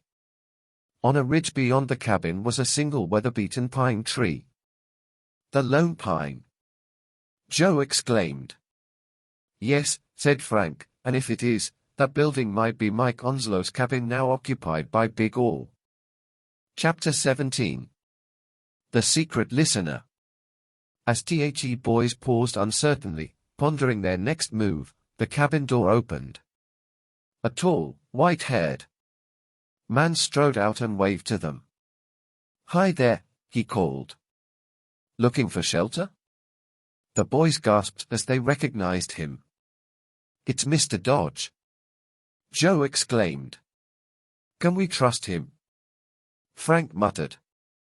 If he is in cahoots with the gang, Big Al may be in there, waiting to jump us. Joe shot his brother a quick glance. If we run for it, they may come after us shooting. Guess we'll have to play this by ear, Frank said in a low voice. Better pretend we don't suspect anything but be ready to act fast if we spot a trap. The Hardys walked toward the cabin. What are you doing up here, Mr. Dodge? Joe asked when they drew closer. A bewildered look came over the man's face. Dodge, he repeated. My name is Dawson, Bart. Dawson. I worked a claim up here with Mike Onslow and the Coulson brothers. The boys stopped short in astonishment. That's right, Dodge went on. His manner seemed strange. I'd better explain, he added. Come on. Inside and I'll tell you the whole story. Maybe you boys can help me. Frank and Joe looked at each other. Both had a hunch as to what Dodge was about to tell them. Okay, let's go, Frank murmured to Joe. The brothers entered and Dodge closed the door. The cabin had a lived-in appearance. There were cans of food and other supplies on the shelves, and a pile of firewood beside the potbelly stove. Sit down, boys. Frank and Joe found chairs, but Dodge remained standing. He sighed and ran his fingers through his thick shock of white hair, as if he scarcely knew how to begin. He had a livid, swollen bruise on his right temple. Can you lads imagine what it's like to wake up suddenly and not know where you are or how you got there? The big man said at last. To have a complete blank in your memory? A blank 25 years long? Joe put in. Dodge looked startled. I don't know how you guessed it, son, but you must be just about right. Last time I recall, I was a young man with red hair and a beard. Also I was very skinny. But now when I see myself, he gestured toward a small cracked mirror. My hair's white, I'm years older, and I'm much heavier. Do you recognize us? Frank queried. The man shook his head. No, and I've been wondering why you called me Dodge. Because you've been going under the name of Bob Dodge, Frank replied. Same initials BD but a different identity, Joe added. After introducing himself and his brother, Frank went on, you spoke about waking up suddenly. Where? In some woods near a cabin, the man answered. Felt as if I'd hit my head or been hit, and there was a big swelling on my temple. Do you fellows know what happened? You were conked with a flashlight, Joe told him. Frank leaned forward and asked, can't you remember anything about a fight inside a cabin? Bart Dawson frowned in deep thought. Finally he shook his head. No. I tried to figure how I'd got to the woods, but nothing came back to me. What did you do next? Frank said. Well, I staggered out of the woods. It was dark, but I was close to someone's cabin. I knocked on the door, but no answer. Is that any reason to steal 2 horses? Joe asked accusingly. Dawson flushed. You seem to know all my actions. I guess it was pretty high-handed, helping myself like that. But believe me, I intended to bring them back. Just why did you take them? Frank asked. If you were confused, you could have gone into town for help. I guess so, Dawson admitted. But the main street was dark and no one seemed to be stirring. Besides, I'd have felt pretty foolish waking people up and confessing I was mixed up. All I knew, the man went on, was that my name was Bart Dawson and I had to find my partners fast. It seemed terribly urgent for me to get back up here to our cabin on Windy Peak. There were 2 horses in the stable, so I helped myself to them and hit the trail. I took the pack horse, he added, because it was carrying blankets and a few supplies which I figured I might need in case I got lost and had to camp in the open. When did you arrive here? Frank asked. Yesterday afternoon. The place was empty, but there was some food. Frank and Joe concluded this was the gang's hideout. When I saw myself in the mirror, Dawson went on, I realized how many years must have gone by. His voice broke. He slumped down on a bunk and put his head in his hands. If you boys can fill me in at all, he said, I'd sure appreciate it. Frank and Joe explained to Dawson that under the name Dodge, he had been operating a successful armored car business in Helena for 10 years. Where he had been before that, they did not know. The boys also told him how he had engaged their father, Fenton Hardy, to run down a gang of robbers and how his sons had been brought into the case. Frank ended by telling Dawson about his fight with Burke at Hank Shale's cabin and how a trap had been baited for Burke later, which resulted in the capture of Slim and Jake. The white-haired man on the bunk shook his head hopelessly. Thanks for telling me this, boys. But I still can't remember a thing about my life as Bob Dodge. What's the last thing you do remember? Joe pressed him. Slowly Dawson began to relate how he and his partners had been besieged in this very cabin by Black Pepper's gang. We heard about that from Mike Onslow, Frank put in. He's a trapper now, back east. The two Coulson brothers are dead. Dawson swallowed hard. I'm sorry to hear that. After a moment he continued, anyhow, I remember taking off in the plane and heading north. But after 3 or 4 minutes the engine failed and the ship crashed. You couldn't have gone far in 3 or 4 minutes, Joe said thoughtfully. No, that's right, Dawson agreed, frowning. I think I came down in the big valley beyond Lone Tree Ridge. Then what? Frank asked. Dawson got up from the bunk and paced back and forth. The plane hit hard and cartwheeled over into a sort of little gully somewhere along the valley floor. I must have blacked out for a while. When I came to, I had a terrible pain in my head. You walked away from the wreck? Asked Joe. Yes. I was worried about Black Pepper getting the gold and the fact that Mike Onslow and the Coulson boys had entrusted it to me. Don't know how I managed, weak as I was, but somehow I got the sacks of gold out of the plane. What did you intend to do? Frank inquired. Dawson rubbed his head painfully. I've been concentrating on that ever since I arrived at the cabin, he replied. I recall knowing I couldn't lug the gold very far, and that I wanted to hide it in a safe place. Some landmark in the valley must have reminded me of an old abandoned mine called the Lone Tree Diggings. Is that where you took the gold? Joe asked. It must have been, Dawson said. Anyhow, I remember finding a tunnel opening and at the end of the tunnel a big excavation with bluish dirt walls.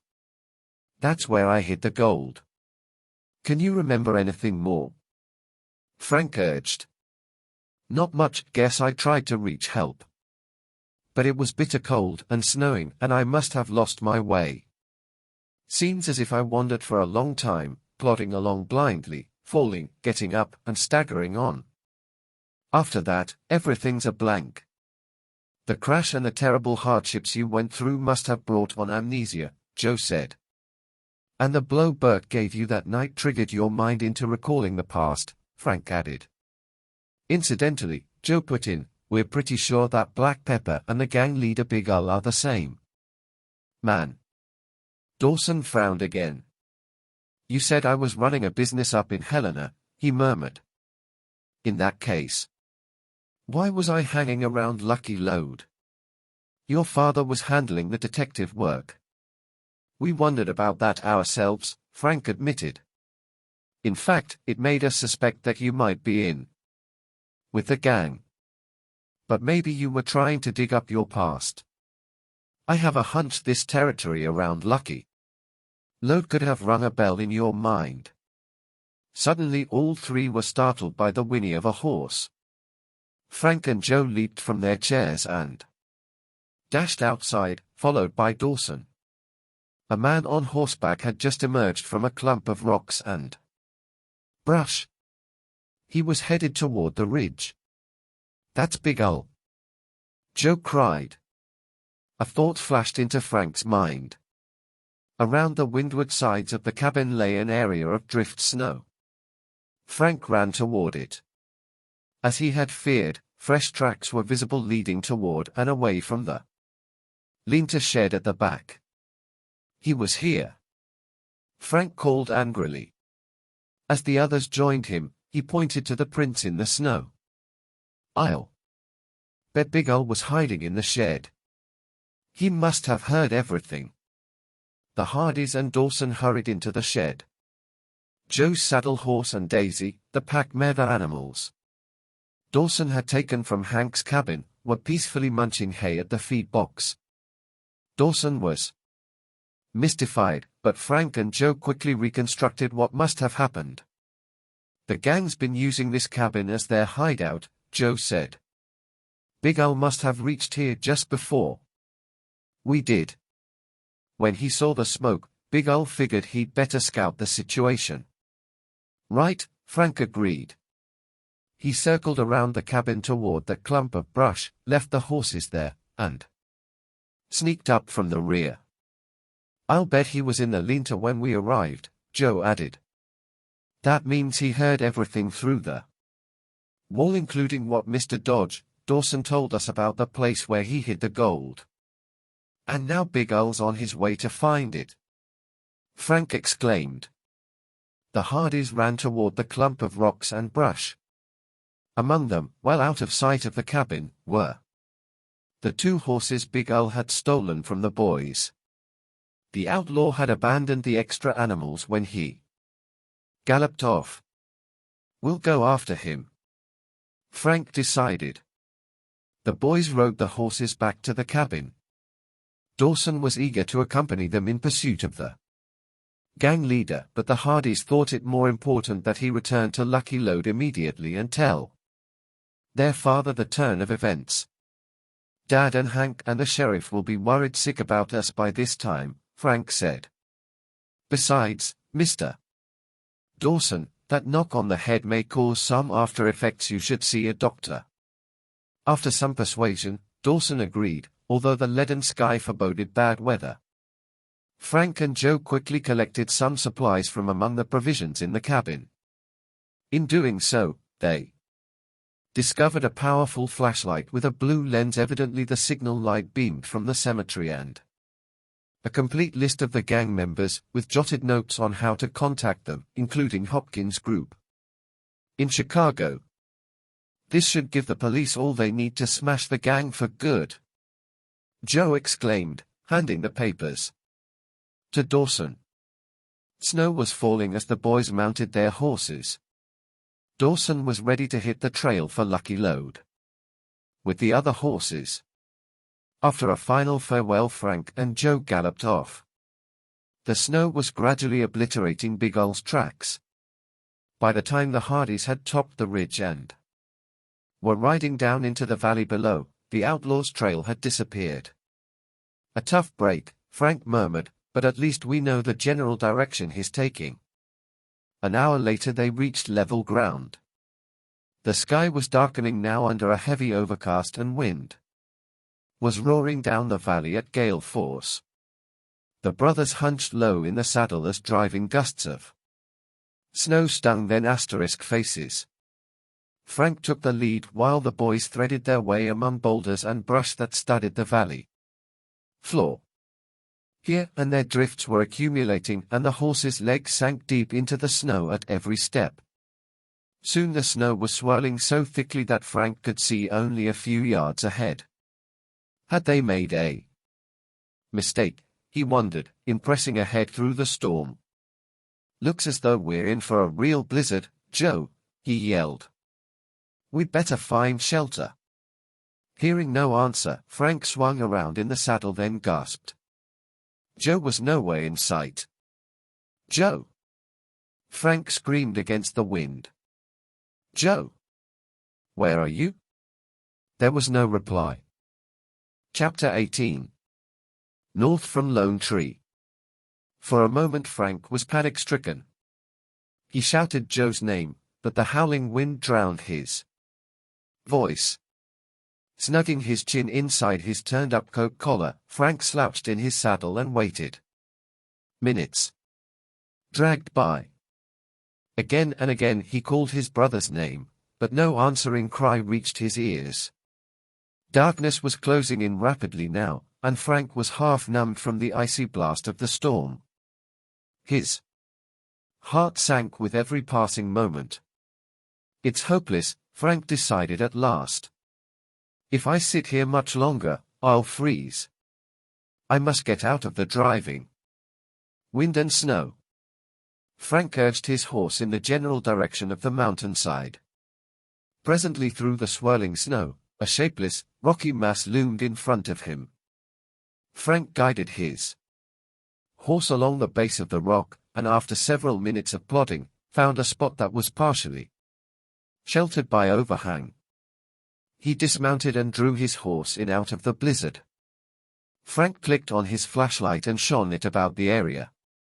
Fringing the rock face were brownish clumps of brush, dry and brittle beneath their coating of snow. "These will do for a fire," Frank thought. "And it might signal Joe." He broke off enough of the brush to make a small pile and took out his waterproof case of matches. He struck one, then a second. Both blew out, but the third one caught. Cupping the flame in his hand, Frank held it against one of the broken twigs. In a moment the dry wood began to smolder. Bit by bit, Frank nursed the ember into a fire and soon had a roaring blaze going.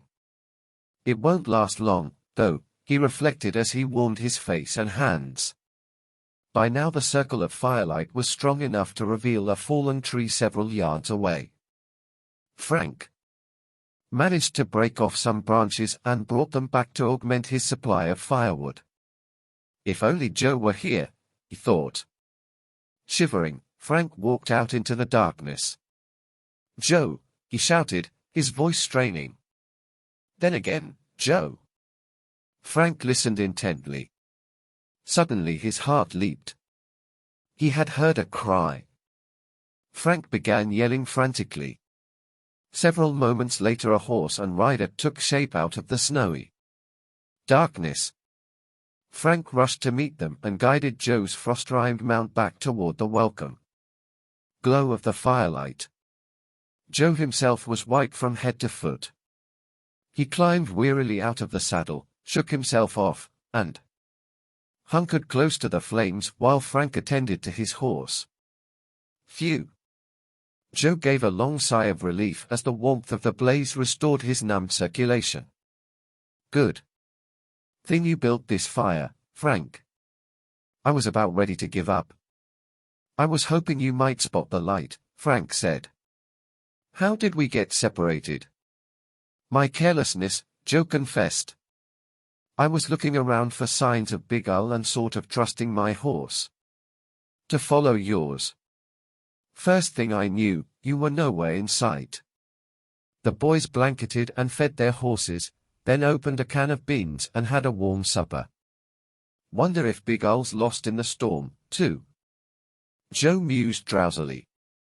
"Probably," Frank replied. "If he's smart, he'll find some kind of shelter. He may already have found a mine tunnel where Dawson's gold is hidden," Joe pointed out. "Let's hope not." There was a long silence as the two brothers crouched close to the fire, listening to the roar of the storm. Gradually their heads drooped. It was an uneasy, uncomfortable night. Frank and Joe managed to sleep off and on, but as the fire died down one or the other would get up and forage for more wood. With the first clear light of dawn, the brothers were awake and preparing to hit the trail. The snow had stopped sometime during the early morning. Now the whole valley lay covered in a ghostly blanket of white. "What's our next move?" Joe asked as the boys ate breakfast. "I think our best bet is to look for the lost plane," Frank suggested. "The mine tunnel can't be too far from there." Joe shook his head pessimistically. "Don't forget, Big Ul's gang has been looking for it for a long time with no luck." "But they had nothing to go on," Frank argued. "Of course Dawson's plane fell into a gully, so it might not be too easy to spot." "That's true," Joe said thoughtfully. "Let's see if we can get some idea of where it came down." According to Dawson, he headed north and was in the air only 3 or 4 minutes.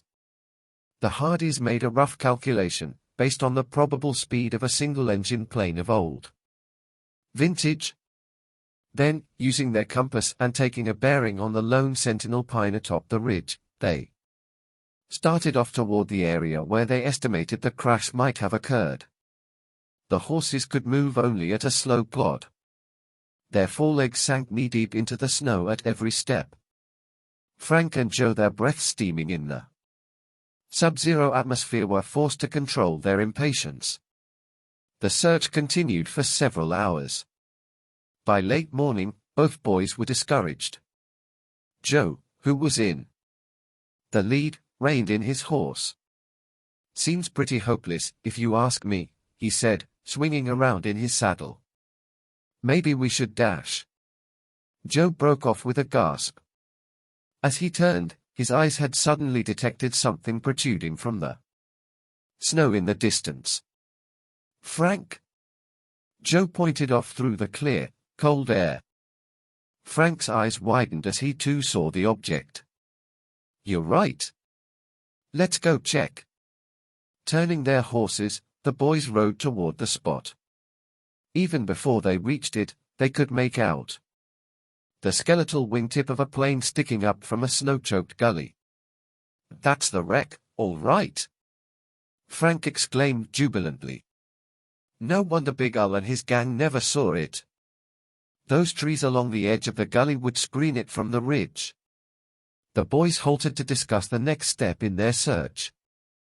"The mine tunnel must be somewhere in the mountainside," Frank reasoned. "And it must be on this side of the valley. The other side's miles away. Dawson couldn't have carried the gold that far." "Which still gives us a lot of ground to cover," Joe said. The two boys rode toward the edge of the valley where the ground began to slope steeply upward. "Dawson probably wasn't in shape to climb very far after the crash," Frank said. "So let's concentrate along the lower slopes." The boys decided to turn left and skirt the mountainside for at least 2 miles. If their efforts proved fruitless, they would then retrace their steps and try the other direction. Deep drifts and tangled underbrush made the going difficult. Several times the Hardys were disappointed. What looked like a hole in the mountainside proved to be only the shadow of trees or some rocky outcropping. But suddenly Frank gave a cry of excitement and pointed. "There's an opening for sure, Joe." The dark recess was only partly screened by a clump of underbrush. The two boys dismounted, ground-hitched their horses, and scrambled up the slope. They pulled aside the snow-laden brush and Frank shone his flashlight into the hole. As the yellow beam stabbed through the darkness, Joe murmured, "This looks more like an ordinary cave than a mine tunnel." "But there is a tunnel back there," Frank replied.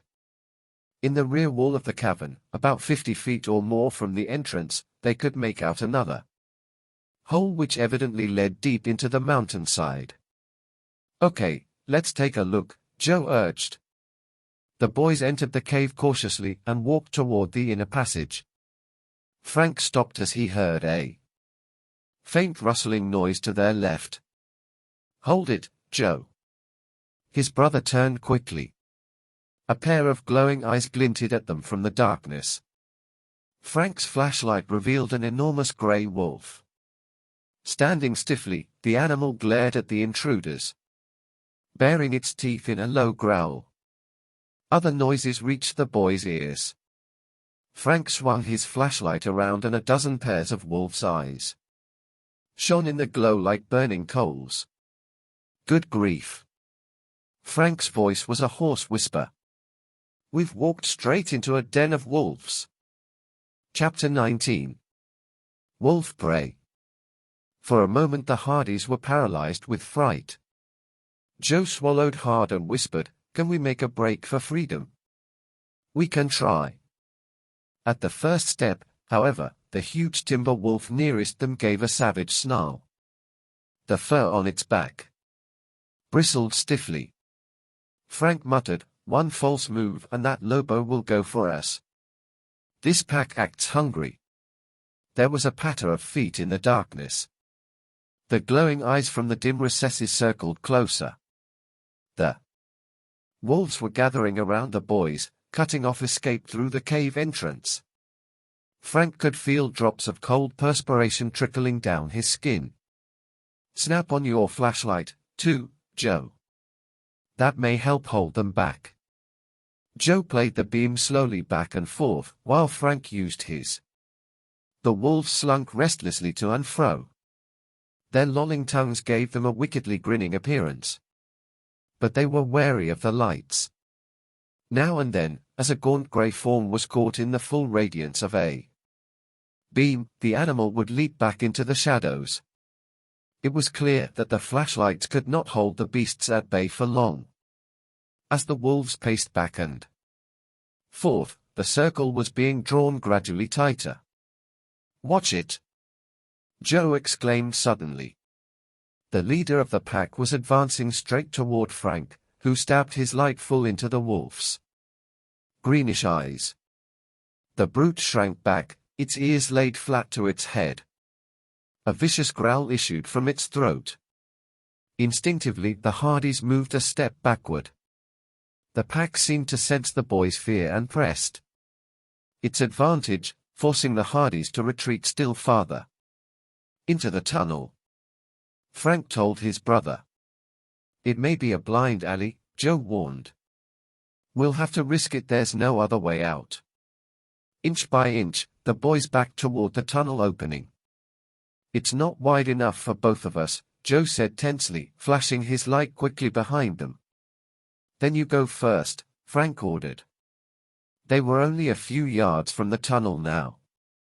Joe began working his way into position behind his brother. The wolves edged closer still, growing bolder, as if they sensed that their victims were trying to escape. Suddenly the leader gave a vicious snarl and shortened his distance from the boys with a quick leap forward. Again Frank focused his flashlight squarely into the huge beast's eyes, but this time the wolf refused to shrink back. Frank's heart hammered as he saw the bared fangs and slavering jaws. Any instant it would leap in for the kill. "Quick! A rock!" Frank gasped. Joe looked around desperately and snatched up a heavy, jagged stone. He hurled it with all his might at the wolf. The rock hit the beast squarely in the head and the wolf collapsed, with blood oozing from the wound. A chorus of low growls rose from the pack. The wolves seemed cowed by their leader's downfall, but their nostrils had caught the scent of blood. "Run for it!" Frank yelled. Joe turned and plunged into the narrow passageway. Frank followed, but more slowly, keeping his light aimed back at the wolves. The pack was gathering around its downed leader, sniffing and growling at the carcass. Suddenly Frank heard a cry from Joe. It faded abruptly somewhere in the distance. "Joe! Are you all right?" Frank glanced around hastily but saw only darkness. A loud snarl drew his attention back toward the main cave. Glowing eyes were peering into the passage, as if the wolves were nerving themselves for a renewed attack. Frank backed away fast, hoping to keep them dazzled with the flashlight beam. Suddenly the ground seemed to end. His foot encountered only empty space. The next instant Frank was plunging downward through a narrow hole. Instinctively he doubled up and a moment later landed hard amid dirt and rubble. Frank was breathless from the jolting shock. Luckily he was still clutching the flashlight. He rolled quickly to his feet and played the beam around. A surge of relief swept over him. Joe was lying on the ground only a few feet away. He, too, had fallen through the hole, but apparently had retained enough presence of mind to roll clear before Frank fell on him. Phew! Joe was struggling for breath. Had the wind knocked out of me? As Frank helped him to his feet, he asked, "What about those wolves?" "Guess they won't bother us down here," Frank replied. He shone his flashlight up the hole, which seemed to be a natural chimney in the rock, but he could see nothing. Meanwhile, Joe was examining the area into which they had fallen. This too appeared to be a passageway, but larger than the one they had ducked into while escaping from the wolves. "Frank, look!" Joe exclaimed. "What's the matter?" "Timbering." Joe's beam picked out a few moldy uprights and crossbeams, still in position at intervals along the passage despite years of disuse. "This place is a mine tunnel." "You're right." Frank's voice quivered with excitement. "This must be the tunnel of the Lone Tree diggings that Dawson told us about." "Feels like cold air coming from over there," Joe said, glancing toward his right. A curve of the tunnel prevented them from seeing more than 10 yards in that direction, but Joe reasoned, the entrance must be at that end. Frank agreed and added, "So the chamber with the bluish dirt walls would be the other way." "Come on. Let's find out." Shining their flashlights ahead, the Hardys plodded on. The tunnel was wide enough for them to proceed side by side, but at times they had to duck their heads to avoid bumping them on a crossbeam or a low-hanging clump of rock. Presently the boys' excitement grew as they noticed blue-gray streaks appearing in the earth of the tunnel walls. "There it is!" Frank cried suddenly. Far ahead, dimly revealed by the glow of their flashlights, the tunnel opened out into a wider cavern. The boys sprinted forward eagerly. As they burst into the underground chamber, Joe gave a low shout of triumph. The walls of the cavern were veined with bluish clay. "This is the place, all right!" Joe exclaimed. The Hardys excitedly shone their flashlights around the chamber. Several rusty picks and shovels lay scattered about, abandoned by the miners who had worked there many, many years before. The floor of the cavern was hard-packed, but in a few moments Frank and Joe discovered a heap of earth which looked as though at some time it had been dug up, then replaced. "Grab a shovel, Joe," Frank said. "I'll bet this is where Dawson buried the gold. Let's see if it's still here." Both boys set to work. Though the spot was not rocky, the digging was difficult. Frank exchanged his shovel for a pick and began loosening the earth. Then he switched to a shovel again and helped Joe scoop out the dislodged dirt and gravel. After several minutes the Hardys were streaming with perspiration from the exhausting job. "Boy, no wonder miners use dynamite." Joe took off his heavy jacket. Frank, too, removed his and the boys returned to the digging. Their flashlights had been propped nearby to illuminate the spot. Suddenly a yellowish-brown patch showed beneath the dirt. The boys frantically scraped and shoveled away the earth in a frenzy of anticipation. A moment later they could make out 4 bulging leather pokes buried in the hole. As Frank beamed his flashlight into it, Joe tipped up a bag. Suddenly one side of the rotting leather burst open and gleaming. Yellow coins poured from it. The other bags held nuggets. Dawson's and Onslow's gold. Frank cried out. The boys dropped to their knees, tense with excitement. Wow! Imagine how Mike Onslow will feel when he gets the news. Joe exclaimed. He never will, said a harsh voice directly behind the Hardys. Frank swung the flashlight around. Not 10 feet away stood a glowering man. Big Ol. Joe gasped. That's right. The gang leader gave an ugly laugh. Thanks for finding the gold, kids. Too bad you'll never live to enjoy it. Chapter 20. Windy Peak Prisoner. What do you intend to do? Frank demanded. What do you think? Big Ol rasped. I'm going to get rid of you brats for keeps. You've tried before, Joe said defiantly. I sure have.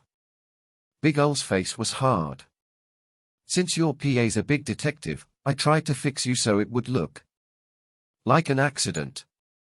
Then I made out like I'd gone over the cliff and got killed. But you punks were still camping there next morning, so I swiped your horses, figuring you'd wind up starved or frozen, and nothing could be pinned on me. That didn't work either. Frank regarded the outlaw coolly. So now, I've got the gold and that's all that matters. You kids'll never leave here alive. The outlaw's hand went to the holster he was wearing. Click off your light, Joe, Frank said in a whisper, snapping off his own. As Big Ol snaked out his gun, the cavern was plunged into darkness. Frank and Joe dived clear of his line of fire and clawed for their shovels. The outlaw's gun thundered as both boys hurled their shovels toward the spurt of flame. There was a thud and a cry of pain. At least one of the shovels had found its target. The boys closed in on Big Ol. Frank found the outlaw's gun arm and levered it backward with both hands. Joe was busy on the other side. Big Ol fought like a madman, but Frank and Joe hung on. The outlaw screeched in pain as Frank applied bone-cracking pressure to his wrist, and a moment later the gun dropped from Big Ol's numbed fingers. Frank heard it fall and for an instant slackened pressure as he kicked the revolver out of reach. The momentary diversion gave Big Ol the chance he needed. Digging his fingers into Joe's throat, he hurled the boy hard against the rocky wall. Joe sank to the ground, stunned. Now I'll take care of you, kid. Big Ol snarled at Frank. The huge outlaw was more than a match for Frank alone. Frank fought desperately to maintain his hold. But Big Ol grabbed his shoulder, jerked him loose, and drove a punch to Frank's face. Frank staggered back, tripped over a rock, and fell heavily to the ground. Don't try anything more or I'll beat your brains out, Big Ol warned as he groped for his lost gun. Meanwhile, Joe had recovered from the pounding Big Ol had given him, and was feeling around stealthily for one of the shovels. His fingers closed around a wooden handle just as Big Ol spoke. Seizing the implement, Joe sprang to his feet and swung hard in the direction of Big Ol's voice. There was a thudding impact, a gasp, and the sound of a body hitting the ground. I got him, Frank, Joe exclaimed. Are you all right? Sure, just woozy. Frank pulled himself together and began searching for a flashlight. A moment later he found one and switched it on. Big Ol lay stretched on the floor of the cavern, unconscious. Good work, Joe. I thought we were goners, Frank confessed, still panting from the struggle. Let's tie him up before he comes to. The boys took off their belts and strapped the gang leader's wrists and ankles tightly. Then, with Frank taking his shoulders and Joe his legs, they managed to lug their prisoner through the mine tunnel. The outlaw's roan horse was standing outside, hitched to a rock. "Stay here and guard him," Frank said to his brother as they dumped their prisoner across the horse's back. "I'll go and get the gold." Making 2 trips, Frank hauled out the 4 bags. Then he stood watch over the unconscious outlaw, while Joe went to retrieve their horses. Joe soon sighted the 2 animals wandering through the snow along the foot of the mountainside. Evidently the scent of the wolves, or their snarling, had frightened the horses away from the cave. Joe quickly rounded up their mounts and brought them back to the mouth of the mine tunnel. Big Al had not yet recovered consciousness and Frank was tying him fast to the roan. "I found some rope in his saddlebag," Frank explained. The boys loaded the gold into their saddlebags, then Joe attached the lead rope of Big Al's horse to the saddle of his own mount. The outlaw was showing signs of reviving. Joe rubbed snow in his face to bring him around faster. As the man's eyes opened, he roared with rage and struggled violently against his bonds. But he soon realized he was helpless. Big Al's face took on a sullen scowl. "I hope that gold brings you punks and Dawson and Onslow the same kind of bad luck it brought me," he muttered viciously. "That gold should have been mine 25 years ago." "You mean when you were Black Pepper, and you and your gang tried to snatch it from those 4 miners?" Joe asked. "You know that too, eh?" The outlaw glared at the Hardys. "All right, it's true. I was Black Pepper, and I'd have had the gold if that skunk Dawson hadn't cheated me out of it." "Cheated you?" Frank retorted sarcastically. "Because I'd put sand and gravel in the gas tank of his plane. But he managed to take off, and after he crashed a bad storm came up so we couldn't even find the wreck." Big Al went on bitterly. "Other jobs came up after that, and I was dodging lawmen. But I never forgot. There was a fortune in gold somewhere in these mountains. When my men and I came up here to lie low after that Peril robbery, I figured this was my chance. I'd have had the whole loot if it hadn't been for you." "Aren't you forgetting something?" Frank asked. "You'd never have found where Dawson hid the gold if you hadn't overheard us talking at the cabin." Big Al laughed harshly. "Sure. Even before you 2 showed up, I was hidden in the horse shed attached to the cabin and was trying to find out what was going on. But once I wised up to the fact that Dodge was really Dawson, I'd have choked the truth out of him." "Just out of curiosity," Joe said, "how did you find the mine today? For that matter, how did you survive the storm?" "I'm used to this country. Kid found a snug place to hole up for the night," Big Al said boastfully. "This morning I spied your tracks lead in to that wolf cave. But I spotted the pack before I went barging in. So I searched around and found the real mine tunnel. After that, all I had to do was keep striking matches till I saw where the tunnel ended." "Come on, Joe. We've spent enough time talking," said Frank. "Let's get started."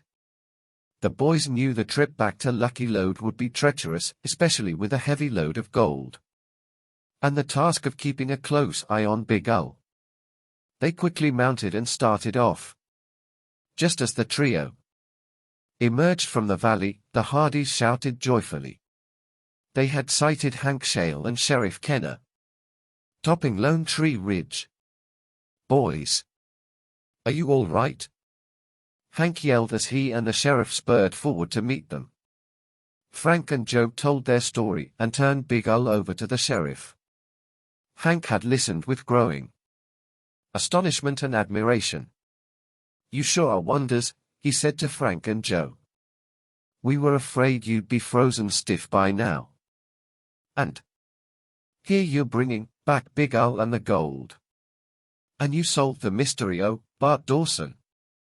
Your pa should be mighty proud of you lads. Sheriff Kenner added. The boys grinned and Frank said, I'm glad we could help out. Then he asked the men, how did you get here? The sheriff explained that after handcuffing Slim and Jake, he and Hank had tried to follow the boys and the fleeing gang leader. But in the darkness, with the other two outlaws on their hands, the chase had proved impossible. So we took them back to Lucky Lode, said Kenner. We arrested Burke. He made a full confession about being Slipgun the gang's spy in town and pushing the boulder into Hank's cabin. Later that day, we started back to search for you. We looked everywhere and had just given up hope when we ran into Dodge or Dawson, rather on his way back, and heard part of the story. How's Dad? Frank asked anxiously. Doing fine. Fact is, the doc says he can take the tape off and his ribs in another day or so, Hank replied. We practically had to tie him down to keep him from coming along. Late that night the lights of Lucky Lode were sighted and by midnight the party rode into town. Frank and Joe and their father held a warm reunion at Ben Tinker's cabin. Dawson was also on hand as the boys told their story of finding the gold and capturing Big Al. I can't get over it, said Ben Tinker. He chuckled. Regarding you, Dawson, being Dodge and you not knowing it. No wonder you didn't recognize me when I saw you one time up in Helena. Ben cackled with satisfaction. Reckon now folks'll believe I ain't given to imagining things. Frank and Joe, glad the case was solved, wondered what kind of adventure would come their way next. They were soon to find out when confronted by the Shore Road mystery.